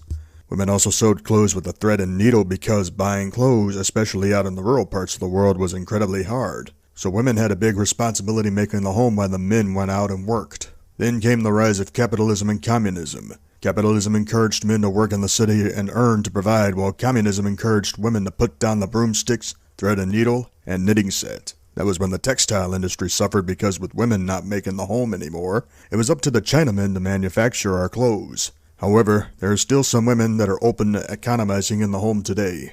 So for those looking for ideas, invest in a yarn or whatever color you want. If you want to knit a colorful blanket in time for the winter season, come up with a design and watch tutorials on how to develop a knitting pattern. If you want to knit a sweater, draw a design and make measurements before you knit. Socks will also require measuring. If you want to knit your own pillowcases, that's a good thing as well. Face it, blankets of today are of much lower quality than what your great-grandmothers can make at home by knitting them. There are the things that I could have mentioned like buying furniture, basic appliances and such, but I'll leave that up to you folks. But if you insist on finding bargains for furniture, grab yourself a local thrifty nickel ad or read the classified from your local newspaper. Maybe stop by at your nearest thrift store for furniture. Sometimes you can find a good couch over there. Take for instance this love seat. I paid $70 in cash for this lovely piece of furniture. I own it. Better than paying $600 for a couch at a furniture store that looks like absolute trash.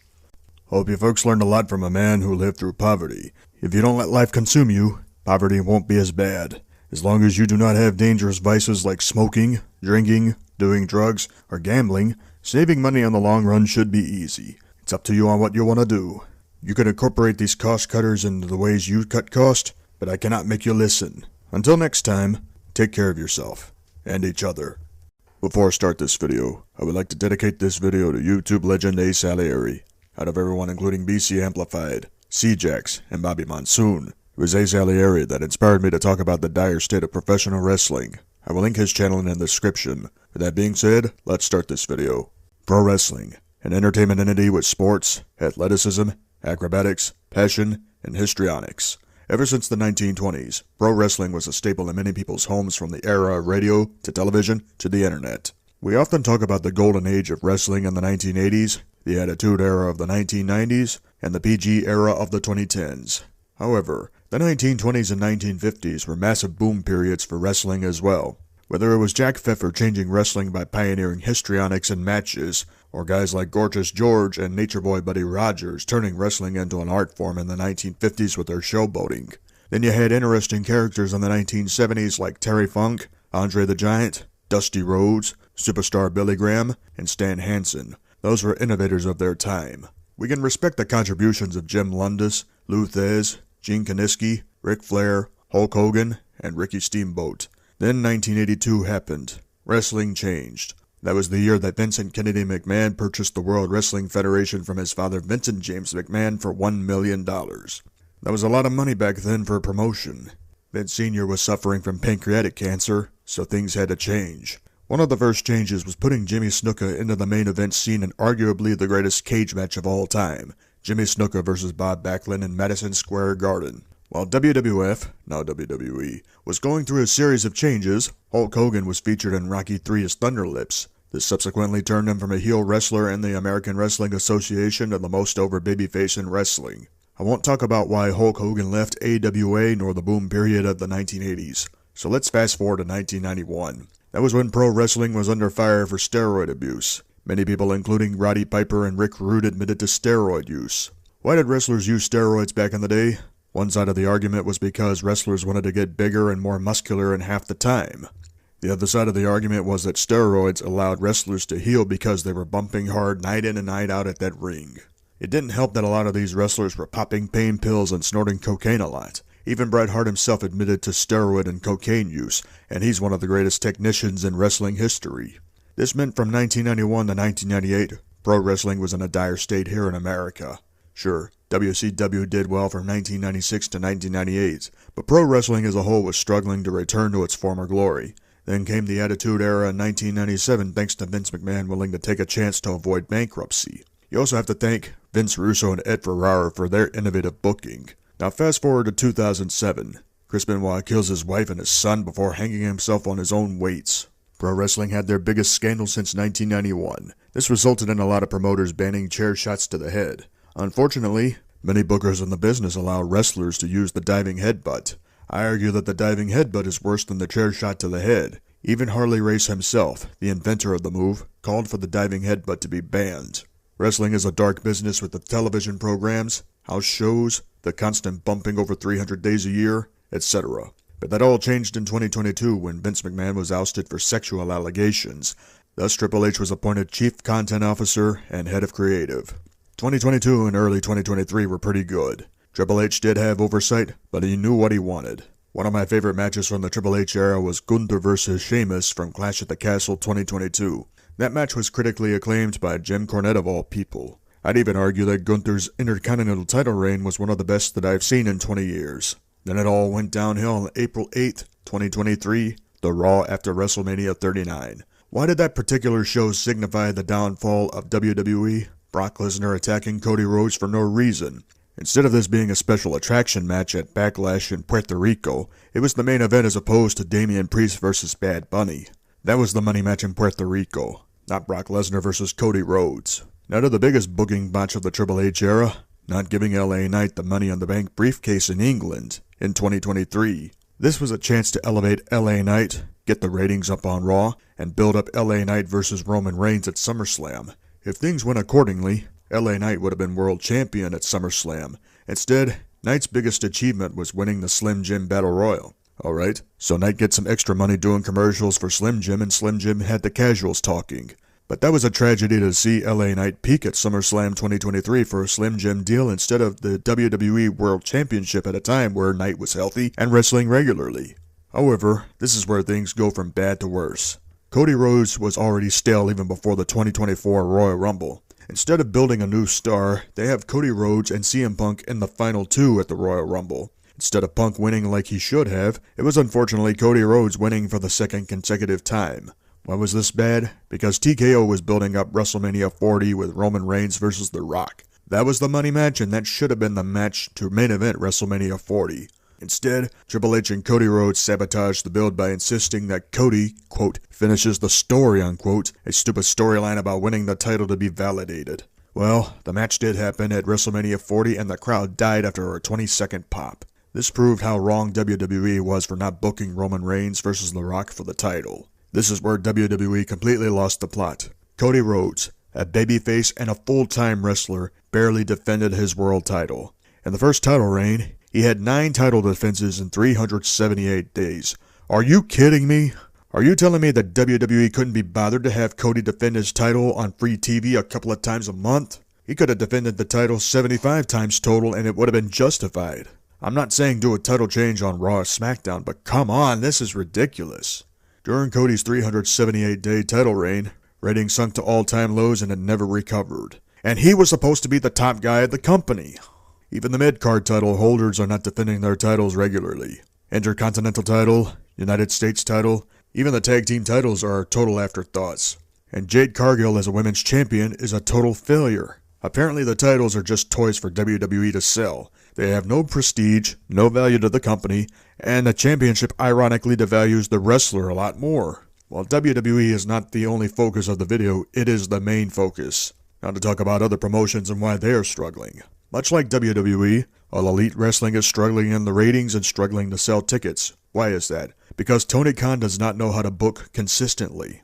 Sure, some wrestlers do get over and others cannot connect with the crowd, turning off casual viewers on television. Another reason why AEW is struggling is because wrestlers are bumping way too much, flipping and diving too much, and their work rate is too fast for the crowd to digest. It's a perfect example as to why wrestlers need to dumb down their movesets so the audiences can genuinely react. The National Wrestling Alliance came close to prominence years ago when they initially had a TV deal with the CW network. Then unfortunately, a cocaine segment was greenlit on a pay-per-view, pissing off executives of the CW, so NWA lost their television deal. While the NWA's booking is alright, it is not where it should be in order to compete with AEW and TNA. Speaking of total non-stop action wrestling, their debut on AMC was a disaster. This is not a good look for a company that has struggled in the ratings from the time TNA debuted on Fox Sports Network in 2004. Then came the Spike deal in 2005, leading to a fresh audience hungry for innovative wrestling. 2009 was peak TNA. Then Dixie Carter made the massive mistake of hiring Hulk Hogan, a man past his prime and couldn't wrestle. Another major mistake was going up against WWE's Monday Night Raw in 2010. They never recovered. They almost went bankrupt after AJ Styles left TNA. Even the local promotions are struggling because in every promotion, wrestlers are obsessed with spots, flips, and dives. Because wrestlers don't want to craft their art of selling, the art of storytelling, the art of character development. Many wrestlers do not want to slow it down nor put holds on as much. This is unfortunately the standard in pro wrestling today. I mean, we can blame the internet and smartphones for taking away the magic of wrestling, but we also have to hold wrestlers and bookers accountable for disrespecting and exposing the business. WWE Unreal pulled back the curtain and ruined the illusion of pro wrestling. That's a great reason why people are watching real sports out of protest, golf being a prime example with ratings up on local TV. There's also a reason why people are willing to leave their house and go find real live entertainment, because pro wrestling is dead! That's all I will say about that. Until next time, take care of yourself, and each other. Restaurants, eating establishments that we want to dine in on occasionally. However, hyperinflation, COVID-19, and incompetence in the restaurants have forced people regardless of generations to cook. People that never cooked in their childhoods are forced to look at videos learning how to cook foods properly to avoid illness. It is insane to think about how we used to go to dining establishments to not have to cook because let's face it, we can't live on ramen noodles, hot dogs, bologna sandwiches, and a bag of potato chips. Back in the 1980s and 1990s, fast foods were immensely popular on a shoestring budget. Dine-in restaurants transitioned from authentic recipes to processed recipes just to generate profit. How do we get to a point where people are forced to cook meals from scratch? Well, we have to go back to the 1980s.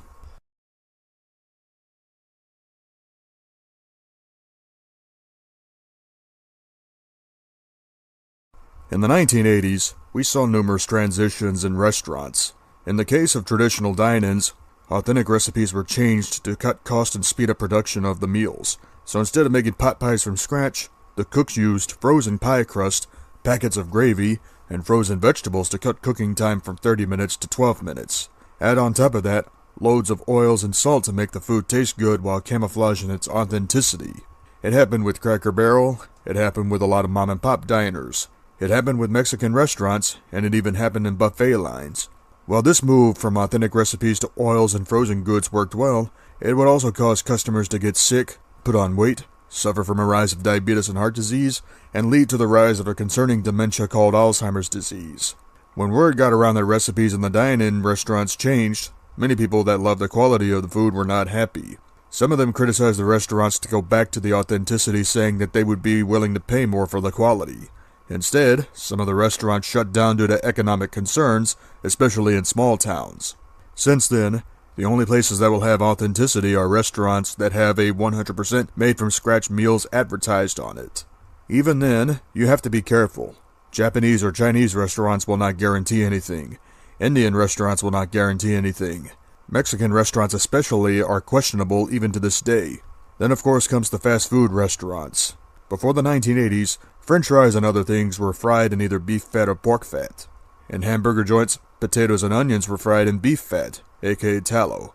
Not only was the fat stable when fried, but beef fat also had nutrients. Those nutrients were cooked into the French fries and onion rings, giving them a wonderful taste, and hardly anyone gained weight eating those.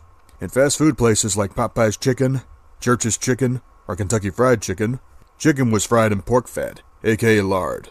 Lard was also nutritious due to the vitamin D content and the monounsaturated fat content. What happened in the 1980s? Vegetable oils and shortening. Why? The saturated fat and cholesterol dogma. The McGovern Report in 1977 reported theories about consuming saturated fat increasing cholesterol, thus clogging your arteries, cerebrovascular disease, among other diseases. In other words, you could get a heart attack, a stroke, and other afflictions. Scientists that asked for more time to investigate the saturated fat hypothesis were denied by Senator George McGovern of South Dakota. That was how the food pyramid would be created. Butter, lard, bacon grease, beef fat, and full-fat dairy were considered evil. So the food service industry over time changed from beef fat for cooking French fries and lard frying meals like chicken, beef cutlets, etc. Every restaurant would use vegetable oil. The problem with vegetable oil was that fried foods were too greasy and didn't taste good. French fries were limp and bland even with salt. Fried chicken did not have the crispy quality and the taste even with the spices there. From the 1980s to the 2000s, sugar was accepted and fat was demonized. Fast forward to 2008 when a gentleman named Tom Naughton made a response documentary to the famous Super Size Me called Fathead. It would turn out that saturated fat and cholesterol were actually essential nutrients, while processed carbs and trans fats were the cause of heart disease. Any restaurants that used animal fat to fry their foods would be demonized. Case in point, the Heart Attack Grill of Las Vegas, Nevada. Numerous people died of heart attacks at the Heart Attack Grill, but I gotta give John Basso credit for being honest. In my opinion, whoever eats out and suffers a heart attack or gains weight is the fault of the consumer, not the restaurant. The consumers need to educate themselves before going out to eat if they are concerned. There are healthier options. There are vegetarian restaurants, vegan restaurants, etc. Since the 1980s, it's hard to find restaurants in which each meals are cooked from scratch. Not even pizza parlors make their pizzas from scratch anymore. But now we are going to get to what started the downfall of fast food restaurants.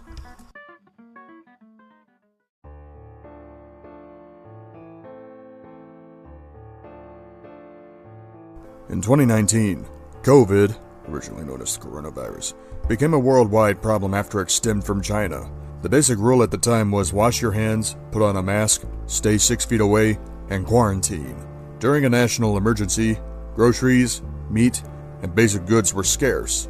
People had to work at home to fulfill office quotas. Construction work was highly regulated. Fast food restaurants had to shut down their dining areas, infuriating people that were not in a hurry to get to places while eating. The national emergency forced those that were self-reliant for a long time to depend on the government with emergency food stamps for the time being.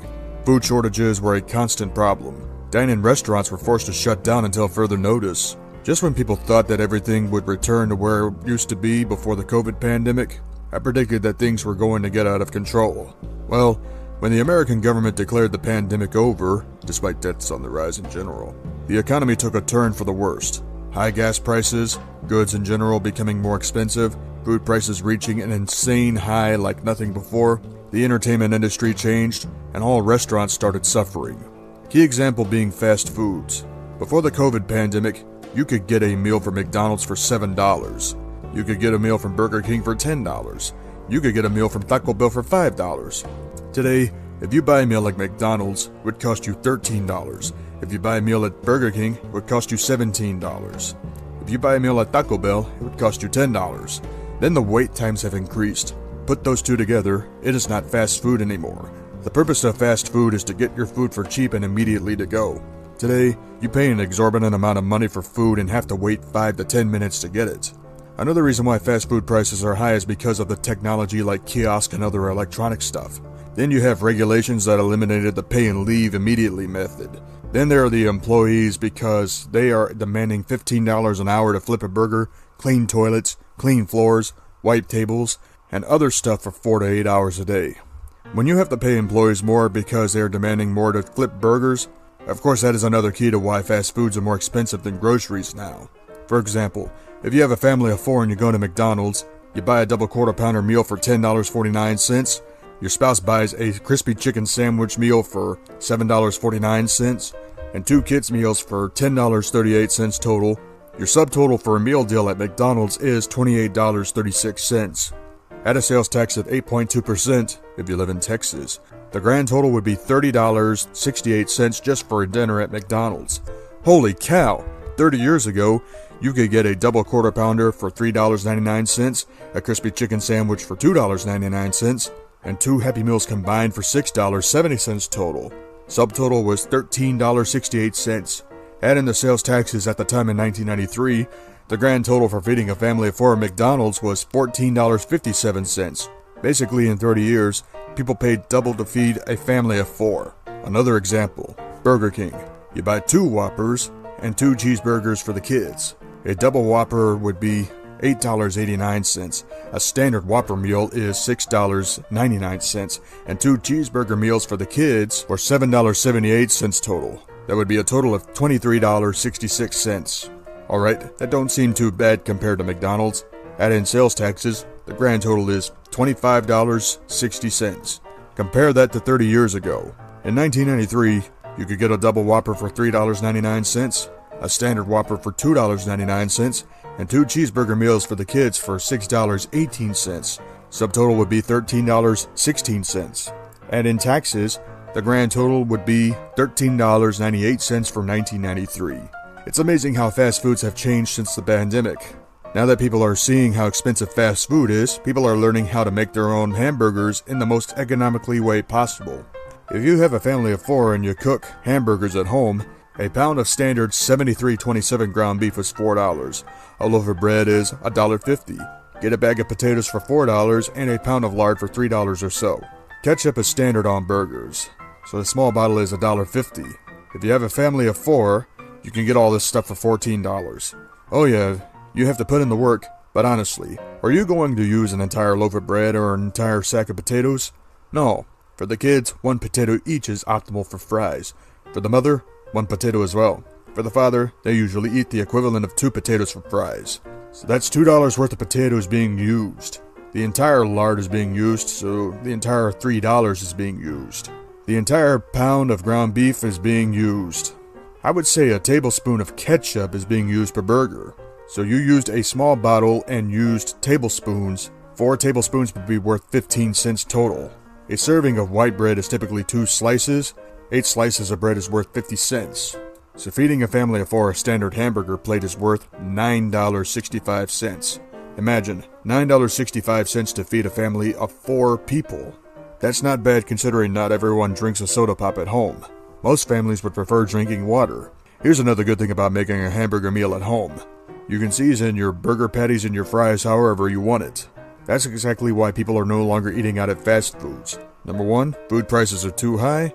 Number 2, gas prices are still high even if they are going down. Number 3, home cooking always tastes better because you control the flavor.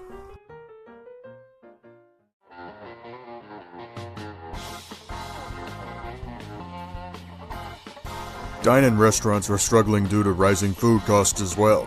This is not only affecting the cooks, but it also affects the waiters, the waitresses, etc. When the price of fresh vegetables, fresh meats, and other stuff needed for authenticity of the meals are too high, they either have to cut costs by using frozen foods or canned goods.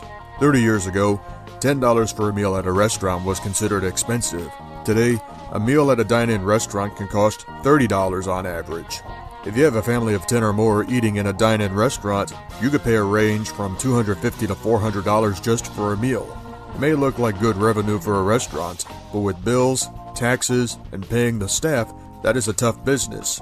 And if a waiter gets a $20 tip as opposed to a $50 or $100 tip, then that is a bad day for business. The local diners where you could have gotten a double cheeseburger meal for $3 about 30 years ago will cost you $15 now. No one wants to fill their gas tanks for $25 to go to a diner for a $15 double cheeseburger meal or $25 for a T-bone steak meal. Hyperinflation, taxes, and regulations post-COVID pandemic is unbelievable. For poor guys like myself that live on little, it is unacceptable that I can no longer go to a Waffle House, a McDonald's, and Whataburger anymore. They are unaffordable, just like ribeye steaks are unaffordable unless you can search for a frozen pack on a local meat market for $8. Seafood is unbelievably expensive. If you go to a seafood restaurant or a Cajun restaurant, shrimp and crawfish are becoming harder to get compared to 30 years ago. Regulations have made it difficult to acquire these things. To make matters even worse, buffet lines have sacrificed a lot of quality just to keep prices affordable. 30 years ago, you could go to Golden Corral for a dinner buffet for $4.99. Today, a dinner buffet at Golden Corral is $12.99, maybe more. Imagine $13 to fill your plate with all the stuff you like. Then you feel lousy afterward for spending that kind of money. Not to mention, much like Asian buffet lines or the Mexican buffet lines, the food tastes horrible. Everyone is taking notice that restaurants all around, not just the fast foods, have a terrible taste to them. So not only are we paying more money for convenience, but the foods to our convenience does not taste good anymore.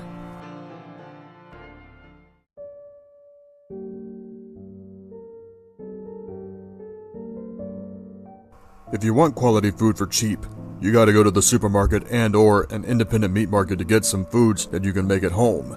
Remember, when you make your own quality meals, you are in control of the recipe. Because it's pretty obvious the food in restaurants today is different compared to pre-COVID food. Thank you for watching, ladies and gentlemen. For several decades, we were warned by doctors about the dangers of processed meats and how eating meat in general increases the likelihoods of cancer. While yes, people have eaten meat and died from cancer, there are a variable of reasons why they died of cancer.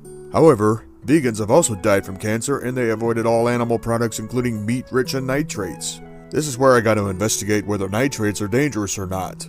This video is going to blow your minds, so sit back and relax as I talk about nitrates. Long before the advent of bologna, turkey slices, ham slices, pepperoni, etc., processed meats came about when hunters were tired of meat rotting so quickly. When an animal got killed, they would gut the animal, cut up the parts, hang the meat when the blood dried out, salted it, and let the meat sit until it dried out entirely. While that did help, the meat still had a tendency to spoil. So the brilliant minds during the hunter-gatherer era created a nutrient derived from a plant called nitrates. They somehow made something combining the two nutrients to preserve meats. Those meats would be stored in a good area that lasted several months. That was how processed meats were made. Fast forward to the advent of processed meats in local delicatessens all over Europe. You have bologna sausage from Italy, which was a more processed edition of mortadella. You have sliced ham, sliced turkey, salami, pastrami, pepperoni. What do these meats have in common aside from the majority of them being cheap? That's right, sodium nitrates. What do canned meats also have in common? Sodium nitrates. The purpose of these nitrates are to keep meat from spoiling so we have easier access to protein. A lot of people looking to lose weight have been indoctrinated to cut the fats and calories altogether. The problem is that not all calories are equal. In the case of a gram of fat, it equals 9 calories. In the case of a gram of protein, it equals 4 calories. In the case of a gram of carbohydrates, it also equals 4 calories. Protein takes a while to digest for energy. Carbohydrates are instant depending on the level of fiber in the carb and the question it has. Sugar, instant energy. White flour, gradual energy. Fiber-dense foods, takes a while to digest. Fat digests smoothly, giving you sustainable energy. That is why on a ketogenic or carnivore diet, 70% of your calories have to come through fat. Is there sugar in processed meat? Well, a little. What you gotta do is find the processed meats with the least amount of sugar on a carnivore diet. Otherwise, losing weight will be a tough task. You're better off eating processed meats than, let's say, a frozen TV dinner, fruits, or vegetables. What I will say about vegetables will be controversial later on, so stay tuned. Now, why did doctors and other medical experts conclude that processed meats like bologna, ham, turkey, pepperoni, and others cause cancer? They believe the diet rich in sodium nitrates inhibited the functions of organs and caused polyps in your colon. While people have died of colon cancer, other factors have to be considered. Do you smoke? Do you drink? Do you do drugs? How much processed sugar do you consume on a daily basis? Do you consume antioxidants? And more importantly, does your diet consist of junk foods, including foods cooked with acrylamides? Well, if you research the dangers of smoking, it has been proven that smoking increases your risk of cancerous polyps by 61%. There's your major red flag. People, please quit smoking. Now wait a minute, if there's no proof that nitrates cause cancer, what else does? Simple answer, sugar.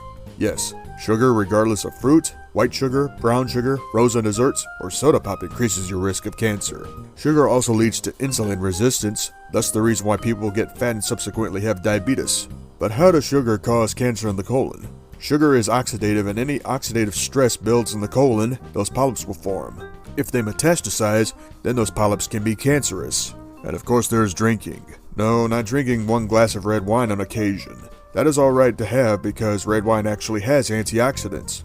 But if you drink more than 2 glasses a day, that is a detriment to your colon. If you consume a lot of alcohol regardless of what it is, the alcohol will ferment and oxidize in your colon, increasing the risk of colon polyps. Depending on the amount of alcohol you consume can increase your risk of those polyps being cancerous. So to summarize, smoking, drinking, consuming sugar, and exposure to chemicals, regardless of what industry you work in, are the more likely reasons to give you colon cancer than consuming foods with nitrates.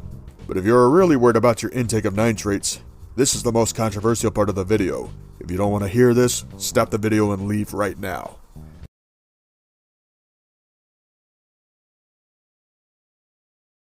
If you are still here, brace yourselves. Eating fruits and vegetables contains nitrates. Now wait a minute, aren't fruits and vegetables good for us? Well, I'm not saying you can't have either of them. Fruit isn't inherently bad for you. I mean, you could have berries in season, you could have a watermelon in season, except they have sugar and nitrates. Let's say sodium nitrates are in meat, and then there are nitrates in fruit. The amount of nitrates in meat average 150 parts per million.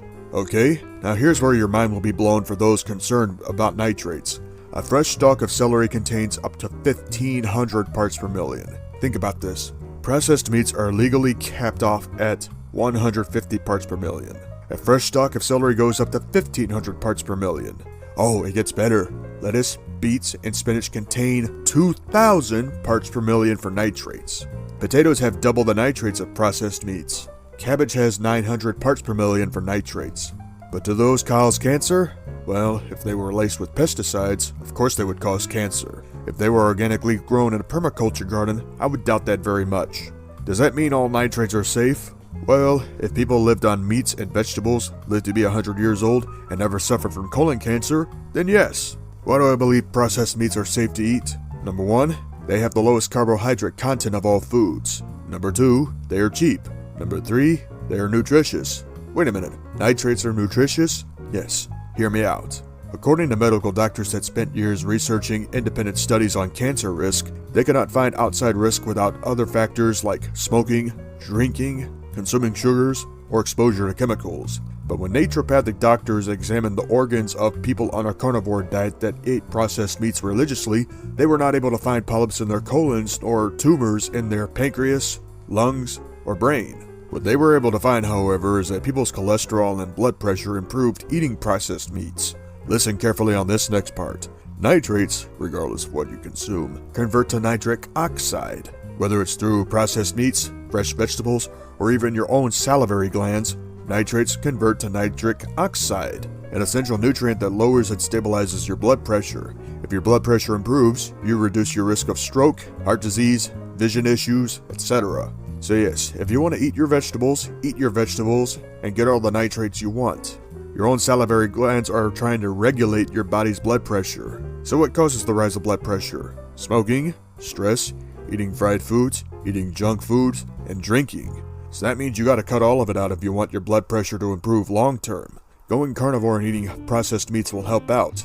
Enjoy your bologna, hot dog franks, canned ham, sliced turkey, liverwurst, pastrami, roast beef, and all that other good stuff. Sausage links, bacon, potted meat, it's all good for you. If you are concerned about nitrates, quit eating fruits and vegetables. They are already poisonous anyway. Salt your food to taste. But if you enjoy processed meats, get an adequate amount of salt along with optimal nitrates to keep your blood pressure in check. I know, I need to lay off the poor man's hamburgers and try to lose weight again.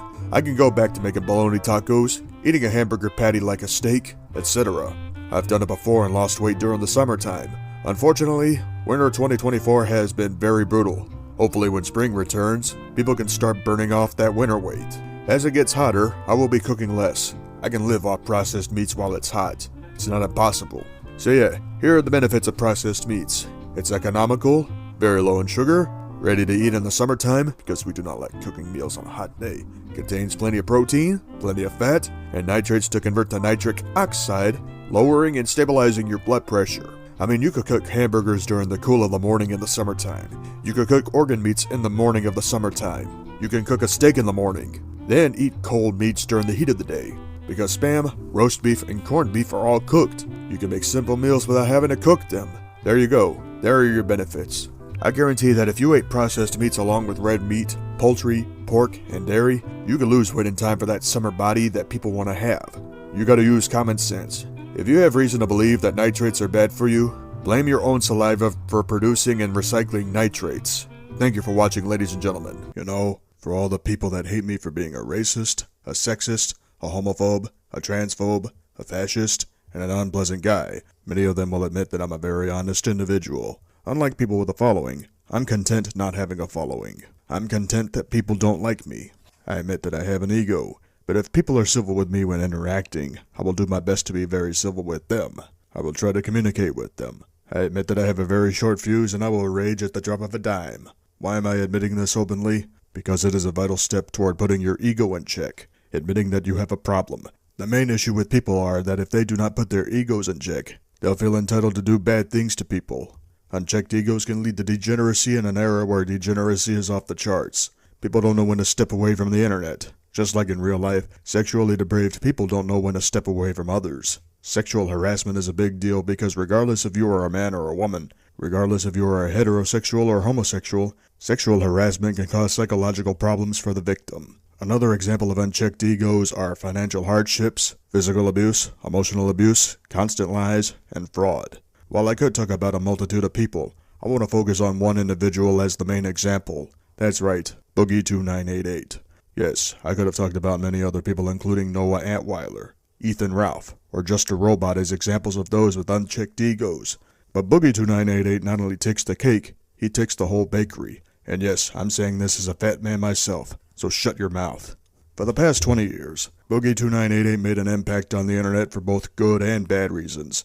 Good reasons being the Francis character and giving us life lessons. There was a time before Boogie's ego was out of control that he warmed up to people like a Mr. Rogers. Then it all came crashing down in 2018 when a lady named Des left Boogie citing irreconcilable differences.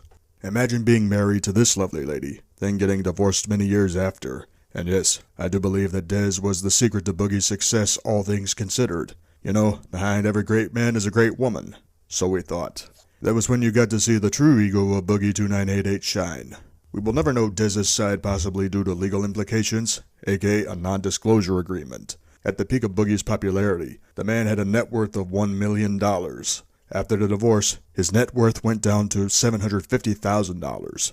Then it went down to $150,000 for a few reasons. Today, Boogie is in massive debt. This unchecked ego cost Boogie everything, forcing him to humiliate himself on Lolcow Live to survive. If the divorce humbled Boogie, he could have used that money to pay off his house first. Then any money afterward could have gone toward remodeling the house, putting it up for sale, because Boogie's celebrity status would have gotten the house sold. Buy a house out in the countryside, homesteading that new house, and selling Boogie merch for sustainable income. If Boogie did that instead of investing in crypto and spending the majority of his money on prostitutes, Boogie would not have had to humiliate himself for pocket change on Lolcow Live. Listen, I'm broke. I freelance work to earn. That's how I pay my bills and feed myself. Even so, I lived on the same property since June 2009. I paid off that house a decade ago. It is homestead. Sure, I've gone through hard times like the floods of Hurricane Harvey and Tropical Storm Imelda. I've gone through financial hardships due to incompetent people not accepting responsibility for their failures.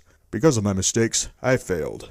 But I learned not to trust anyone ever since. That's how I'm able to survive on very little. Let me remind you, a decade ago, 2016 mind you, Boogie was worth $1 million. He could have used that good chunk of money to pay off his house, then used the rest of his money investing in merchandise to make a comfortable living. When a broke man who freelance works to earn is smarter than a man who had money and then lost it all, you know you fucked up hard. The sad part of Boogie is that Arkansas women were willing to have a good time with him for free, yet he wanted sex with prostitutes from Los Angeles, California. That was Boogie's biggest financial goof. Sure, Boogie may have invested in cryptocurrency, which is a scam like Wall Street and the banks, but the majority of his money went toward prostitutes. That is a prime example of an unchecked ego. If you have money and you crave sex with people that get it on for a living, you have massive insecurities. Again, women from Arkansas would have given Boogie some fun in bed for free considering his celebrity status. Hell, there are some women all over America that will give a man a good time regardless if they are broke. It depends on how honest the broke man is, whether the broke man can take care of himself, and if the broke man is self-reliant in hard times. I personally do not care if a woman wants to have a good time with me, but I'm not wasting my time pursuing a woman, especially at my age. I'm more focused on paying my bills and feeding my fat ass. If a woman wants me, she'll make the move, not me. I know I did videos on Boogie2988 on my Mr. Bergolini channel a while ago, but seeing how far downhill Boogie went after he got caught scamming people with Fatty Coin, it is a monumental embarrassment. Lying about having cancer, using the money from a Fatty Coin scam to buy a semi-glutide injectable, aka Ozempic or something, to lose weight. Boogie is in his 50s and he still won't accept responsibility for his health. Some of the things Boogie did against common sense and logic still baffle me. Buying a crap ton of games, eating junk food all the time, owning several arcade cabinets, having to degrade himself for pocket change just to rage on camera, etc. It is absolutely pathetic how Boogie pissed away everything. And he had the unmitigated gall to scam his own fans to end up where he ended up since. There's a time to walk away from the internet. Boogie2988 is not only an insult to content creators, but he's an insult to broke men across the world. That is the price of an unchecked ego. Being entitled to do what you want at the detriment of others and yourself. Ego destroyed a man that provided millions of people entertainment in hard times. Ego destroyed a man's marriage with a woman who was genuinely caring and oversaw the books. Ego entitled a man to spend $250,000 for pleasure that meant nothing in the end. And ego put the man in hard times due to his reckless behavior and spending habits. Hope you folks that are watching this video will learn a thing or two. If you want to know how to survive poverty, I will link the video in the description because there are ways to survive. By following those examples, you could have joy in poverty. Boogie, on the other hand, will not understand how badly he put himself in that situation. But for the people living in hard times, it does not have to be this way for you. I doubt Boogie will watch this video, but let's assume that he does watch this video. Can he reverse his financial downfall? Well, he can if he does the following. Own up to your financial failures. Eat better and go for some walks. Don't spend a whole lot of money on stupid shit. Sell some of your animals. Sell stuff that is costing you a lot of money to have in the long run. Manage everything you earn. Sell that big house of yours. Move to the countryside and homestead. Sell Boogie merch. While this is difficult for Boogie given that his celebrity status is on life support, if he can own up to his failures, quit feeding so many damn animals, quit spoiling his young fiancé, because I think he's getting married at some point, and sell merch to make a living, he can reverse his financial failures. But given that he scammed his audience instead of telling the truth, I don't know if he can reclaim his former glory. For you content creators that are broke, do not be like Boogie. Stay humble, put your foot down, and take charge of your own life. Please watch my video on the tricks to surviving poverty if you want to have a better life long term.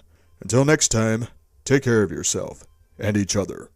Over the past several years, I've come to discover numerous things. Number 1, entertainment in general is sinking.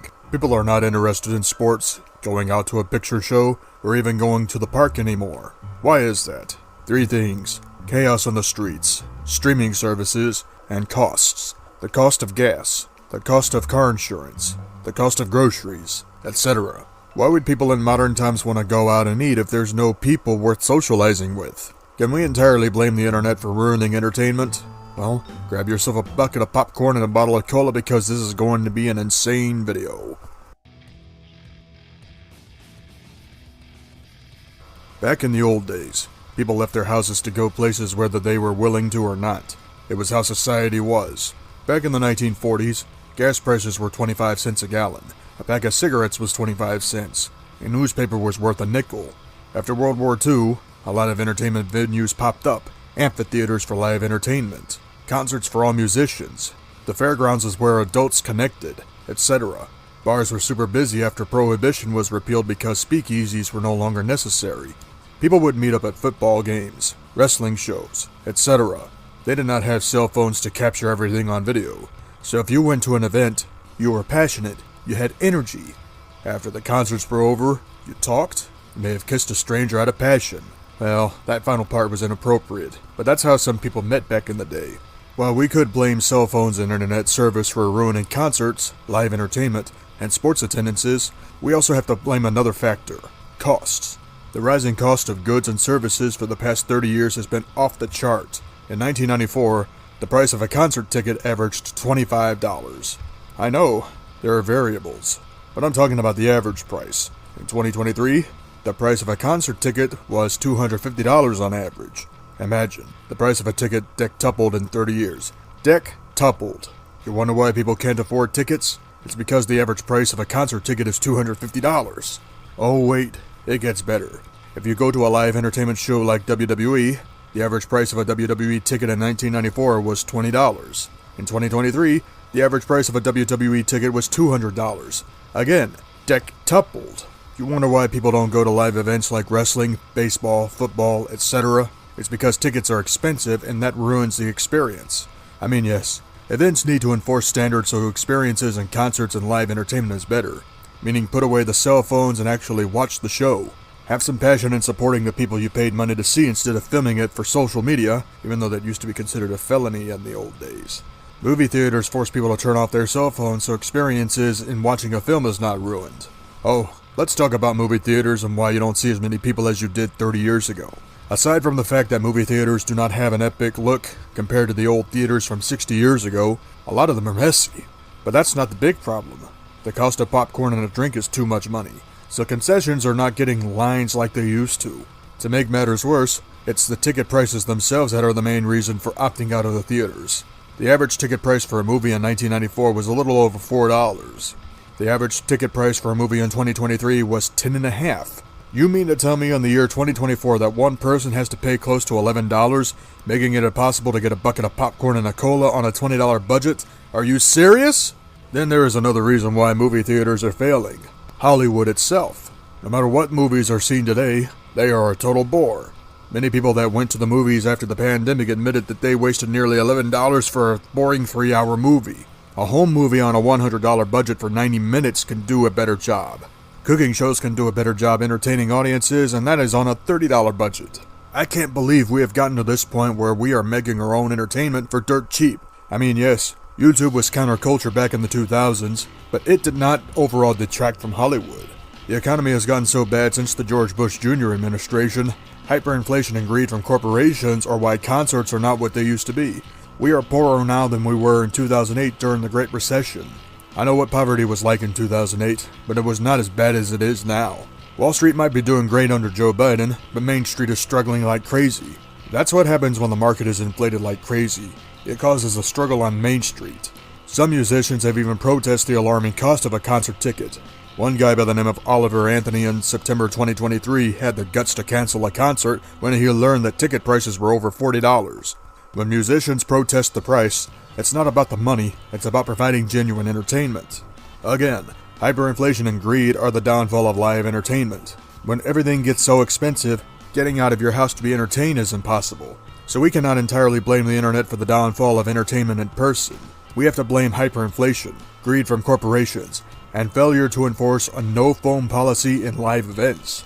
People having access to phones during live shows ruin the experience and drains the energy from the crowd. If security confiscates all the phones until the concert is over, the experiences are better. Same with sporting events. Streaming services in general are on the rise. However, there is a shift in services that can be a long-term detriment to premium services. Free streaming services are giving you more choices to access films without paying a dime. Sure, the only negative about free streaming services is if you have to sit through commercials like you did with local TV 40 years ago. I will get to that soon. With free streaming services, not only can you watch obscure movies that are entertaining, but also Oscar-winning classics like Shawshank Redemption, The Green Mile, and Forrest Gump. Pluto TV, a free alternative to cable, not only gives you shows to watch for free, but you can also watch certain movies on demand for free. Tubi is the alternative to Netflix, and they have fantastic content that you won't have to whip out credit cards for every month. Because cable is going downhill and the free streaming services are rising, another factor is reviving itself for the first time in 40 years. Local TV. People in 2024 are buying antennas to look at their flat screens to access the local news, game shows, comedies, etc. But why is local TV on the rise for the first time in 40 years? Excellent question. Because people want to watch the news. People want to watch sports games for free. People want to be entertained. Believe it or not, local television is starting to captivate viewers for the first time since 2007. Free streaming services, ironically, is helping with local TV's revival. Now we have to talk about the dark side of entertainment. The only bad of being a hermit.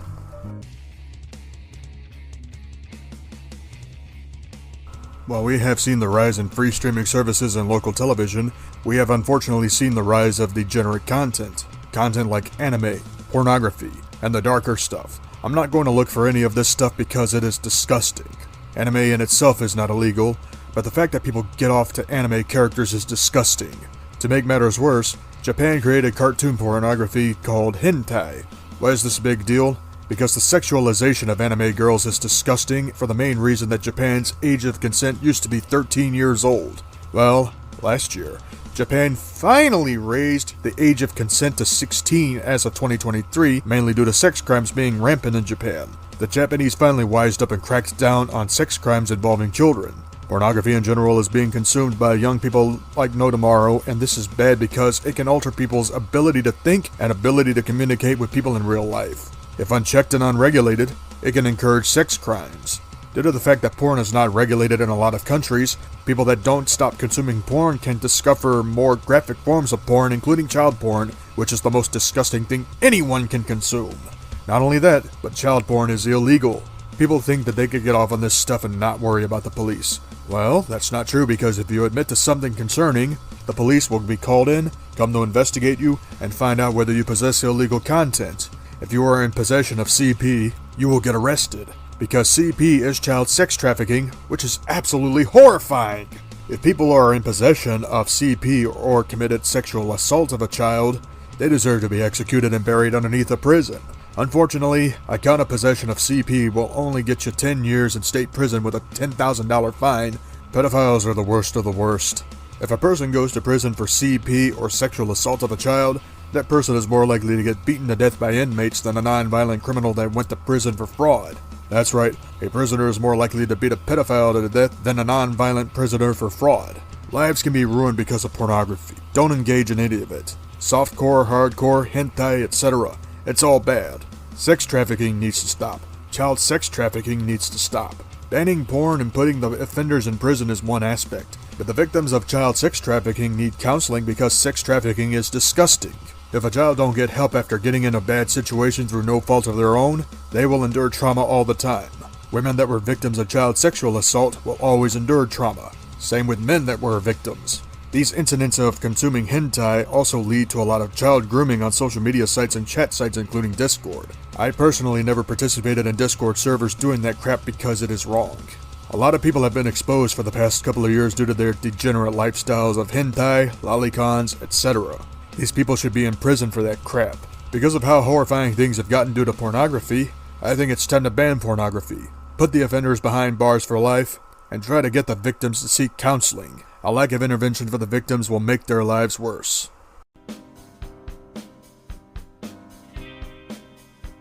Now look, I was never a fan of Donald Trump. While prices were exceptionally low during the Trump era, he took a lot of flack. Because Trump did a lot of wrong during his presidency that screwed over the common man. Even hardcore Republicans will admit that Trump could have done a lot more. Trump lost the election to Joe Biden under controversial circumstances in 2020. Considering Biden's history with many nations, hyperinflation was an inevitability. After putting an embargo on Russia, prices went through the roof. Gas prices hit $5 a gallon. Eggs were $8 a dozen. Ground beef was $6 a pound. Bills rose astronomically. How do you folks expect to support the economy if the economy is in a tailspin due to hyperinflation? Biden's policies caused this economic tailspin we know as Bidenomics. This is worse than Reaganomics because Ronald Reagan exercised his corporate spokesman nonsense to screw over the common man in the 1980s. In fact, Reaganomics caused 2 recessions. First recession in 1981, second recession in 1987.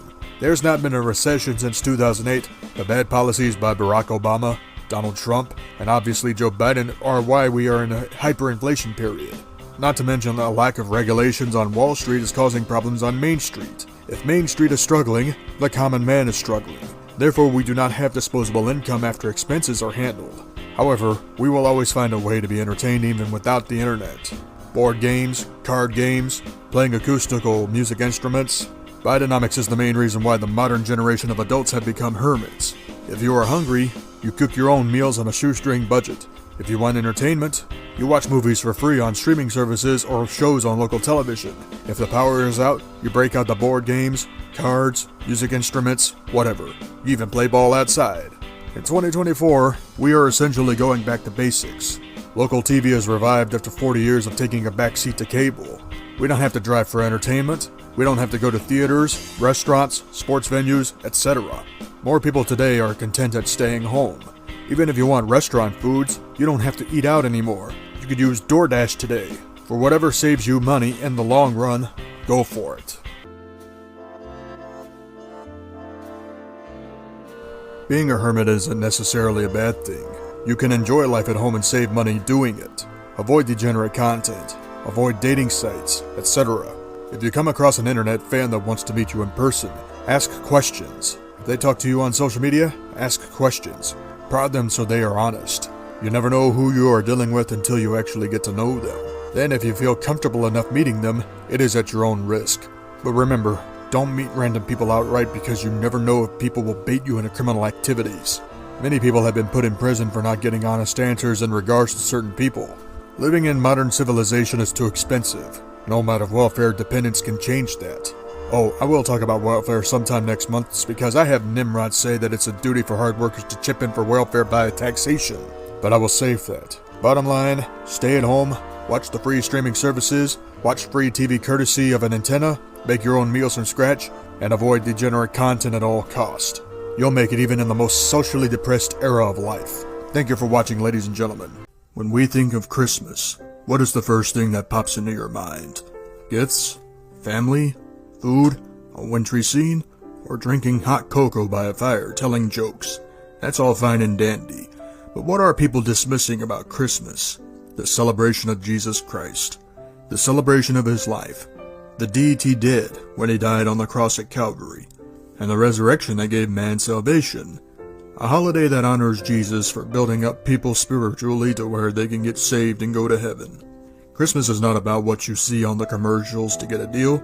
It's not about the hours it takes to wrap up presents and put underneath a tree that will have to be burned after the holidays are over. The crass commercialism of Christmas isn't about appreciating the Lord Jesus nor family, but the crass commercialism is about encouraging materialism. Most of them are not usable, so instead of keeping it simple, the materials pile up. Then storage becomes an issue.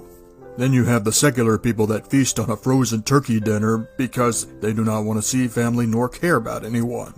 The ones that value materials over their brothers, sisters, cousins, aunts, uncles, parents, or even grandparents.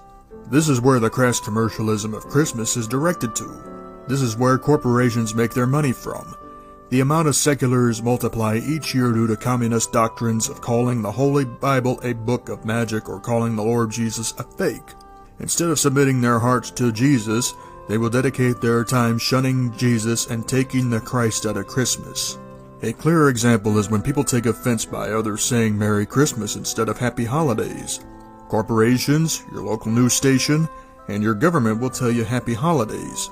When you say to the seculars Merry Christmas, they do not like it. So they tell you to say Happy Holidays or Merry Xmas, but they do not want to hear Merry Christmas and Happy New Year. The sheer ineptitude of the seculars around Christmas is mind-boggling. Then you have the anti-holidays, the ones that want Christmas and New Year's not to be celebrated anymore because their life sucks. The ones that lobby for all businesses to be open on Christmas Day and Easter Sunday. That's how far their hatred for the Lord Jesus goes in modern society. Well, for anyone that wants to take the Christ out of Christmas, I want you to keep this in mind. No matter who the people were that indoctrinated you about their social views, do not ruin Christmas for someone else. Be appreciative of those, regardless of their social views. Call your family members. Try to find a middle ground with them. And if they invite you to their Christmas party, keep your attitude in check and spend time with them. Don't waste your time sitting in the corner eating a frozen turkey dinner when you could see family and eat well.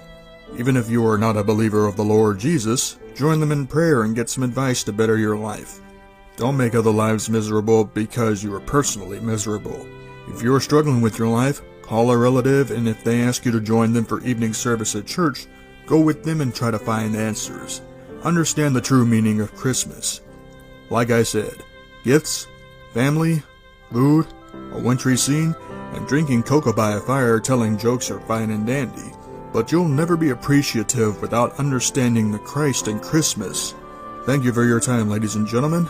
Merry Christmas and God bless you.